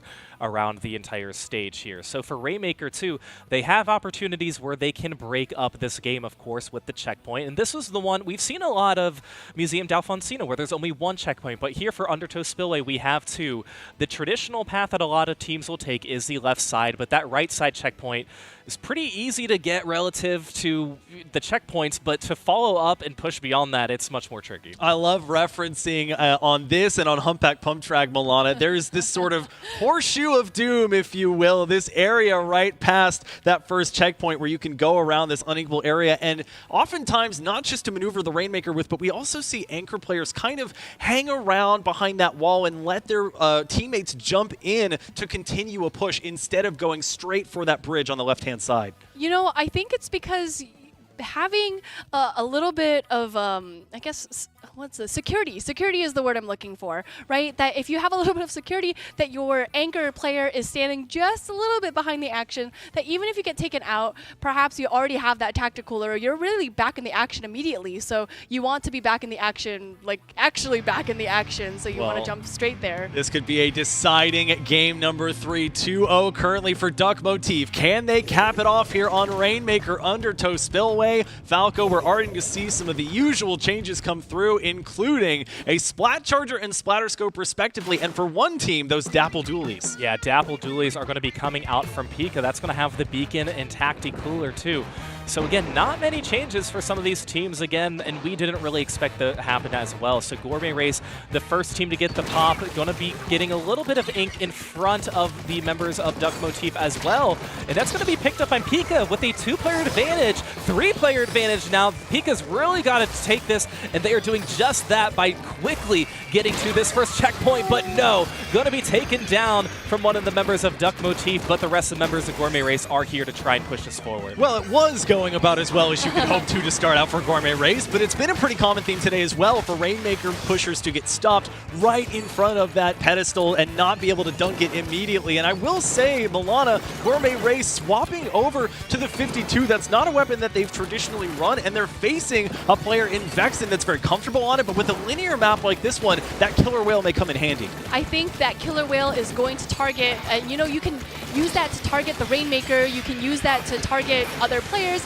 and it's actually really interesting because combined with those missiles, I think it can be really deadly. So we see now lots of trades coming out. It's a 2v1, now 2 situation. Gourmet Race did have the advantage, and they will be sitting on it now using that Killer Whale, seeing if they can track down. I believe that's Red Shell who's making a mad dash for it, and Leaf will pick up the assist as a result. And Gourmet Race, Falco, not really feeling too much pressure or finding an opportunity despite holding the Rainmaker to pop that pedestal. They're just making sure that they can get through, but that Inkback is going to put up a stalwart defense yet again. Right, and you can only do that for so long, especially because you don't have that checkpoint. But once Duck Motif picks up the Rainmaker, like right now, they're able to get some points, but if you're Gourmet Race, you do have a player advantage right now too. So again, you want to ride this momentum and do everything you can to get past that checkpoint. But the thing is, Duck Motif knows that's Gourmet Race's objective too. So that's why Gourmet Race isn't bothering picking up the Rainmaker. They know if they get closer, they're probably going to get splatted, and that's why this is kind of becoming a game of chicken. Shiny has one objective right now, and it was just a dodge out of the way of the 2, now 3 specials that have come their way, seeing if they can get away from Red Shell Zipcaster, which they will as it runs out. But that is many used for Duck Motif to not hold on to the Rainmaker yet, get splatted right around mid here, Milana, and lots of investment for what's effectively just creating a 2v2 scenario. And you know what? In a 2v2 scenario, if Duck Gourmet Race hypothetically was able to hold this kind of control for the entire game, maybe it could be successful for them. But like we mentioned time and time again, any push in Rainmaker, not necessarily safe unless it's going to be a knockout. And we see here Duck Motif with that Zipcaster getting a splat, and they are able to make it through that first pedestal, which means that it really is just a slippery slope into the next pedestal, especially with that ink bag. Kara moving forward, backed by the ink bag, but in front of an ink bag. They will get to 25. They do get wiped out, but it's a small price to pay with now under 2 minutes left to go to gain a pretty drastic lead, Falco. Typically, that point of success is getting midway through or past on that bridge. It seems like Gourmet Race is going to have to do the same here shortly. Yeah, and remember, their opening push, they got to that first checkpoint, but couldn't quite get past it. And once again, they're stopped short with 3 of their members going down. So Duck Motif is doing such a great job on defense on these choke points as well. And with time ticking down for Gourmet Race, running out of time, it's much more difficult. And again, I think Duck Motif knows that too, opting for that Rainmaker to reset, bringing it back to a neutral game, not giving many opportunities for Gourmet Race, especially with just Pico alive. As we see that now wipeout against Gourmet Race, I'm always in awe of anchor players like Bandit and their ability to cut through the chaos and hit shots that they effectively can't see the player that they're targeting. It's always amazing that they can land those shots, as we see Vexen taking down Pika in what I believe was the battle of 2 high-class weapons there. The Dapple's going to go down, and now Vexen chasing after Leaf here. They'll get the assist in that form, and they want to extend their lead here as Red Shell looking for the opportunity to get in. They have the wall to protect them from the ink back shot here. Falco being beset upon by triple ink strikes. Now they have a path pushing forward here and get stopped at the 13 mark. Yeah, that's the moment where you can't turn around. You can't really slow down. You just want to push this as far as you can, hoping you can get the knockout, but knowing you probably won't just because there's a lot of objectives in front of you that are stopping you. But it was going to be Shiny who picked up that Rainmaker just to get it out of the side of Gourmet Race, so Duck Motif couldn't pick it up here. And again, you talk about how difficult this has been for Gourmet Race. They have not had a 4-player strong where they've all been able to go, especially with players like Bandit taking out Miner just by flicking the controller too. Zach, this looks like it will be all Duck Motif in the last 5 seconds. To put the cherry on top, they lose 2 near the end, but they sit right on top of the Rainmaker, and it's not enough for Gourmet Race. Duck Motif here on Undertow Spillway will cap it off, a sweep for them as they move forward into our losers quarterfinals. That will be it for Gourmet Race as we say goodbye to them for the Splatoon 3 North American League playoffs. But what a journey it's been for both teams. Yeah, I've been so impressed with the level of play that both of these teams have brought. The thing that is so great about this league is that we can follow the storylines of these teams. We see them play week after week after week, and I'm sure that if you compared the Gourmet Race of today with the Gourmet Race of like 3 months ago, 2 months ago, right? It's just they're completely different teams, and seeing that kind of improvement, I hope to see them continue to improve. Well, we've heard a lot about the Gourmet Race of yesteryear and maybe tomorrow, but let's throw it over to the 9-hole grains of today to break it down for that action from this loser's top 1 set. The master of segues you are, Zach, and I love you for it. So, Red Shell was kind enough in Game 1 to jump out and give us a wonderful overhead view of the push that would lead Duck Motif to take this game from Gourmet Race. Take a look over here where the last 2 members, Pika and Shiny, are. The others are already gone. We'll go ahead and roll this through in real time, and you can see how it looks when an entire team is contributing to a push. Kara immediately identifies where the threat is coming from. Somebody jumps on top. Then they move over to the left side here, take one out as they're shooting and using the maximum range of the Snipe Rider assistance. At that point, they've already pushed Vexen up with that 52 gal, and here at the end, Kara even goes and hits a nice highlight shot to close this out. This was the moment when Duck Motif seized control of the game, and as you all know, they seized control of the match in a dominant 3-0 sweep. Well, thank you, Nine. We always appreciate that you come out guns ablaze in there, and we want to look at the bracket here after this final losers round 1 match. It is going to be 2 consecutive sweeps, Bet and Duck Motif respectively moving on. They will not play each other, at least not yet, as we will see later on tomorrow, in fact. FTWin versus Bet, and then Moonlight versus Duck Motif. But that wraps up our action for today. Milana, we'll start with you for some final thoughts. What was your impression of the action that we saw today? today? You know, I think a lot of those matches turned out kind of in the way that we expected, but also not in the way that we expected, right? There were so many 1-point differences between some of these games, and it's just been so awesome to be able to see these teams perform at a way that maybe the numbers, you might have seen the 3-0 or the 3-1, but those numbers don't really encapsulate how exciting these games have been. So look forward to day 2. I think as casters, we're always happy to not see just 100% 3-0s across the board, so we'll call that a success. Falco, same question to you here. Yeah, a lot of these teams, they've had 2 weeks to prepare for this moment, especially Gourmet Race. They're one of those teams that got in through a week 8 with how well they performed. So to see them go and to also see Healthy Diet Food Groups, they've played so strong, and they're playing against some very tough competition. Like Milana said, everything we can say on paper of the higher seed getting the win typically, but seeing plenty of Game 4s, a few Game 5s as well, this has been such an exciting league so far. Well, while that may do it for today, there are still 6 teams jockeying for that ultimate prize of coming in first in the Splatoon 3 North American League playoffs, and the action will continue tomorrow at noon Pacific time, same place. You do not want to miss it. Thank you so much to all of my casters and the spec cam operators, Czar, as well as the production crew for this one. It has been a fantastic journey, and we cannot wait to see you here tomorrow, so don't go anywhere. We'll see you right back here at noon Pacific time tomorrow for more Splatoon 3 North American League playoffs.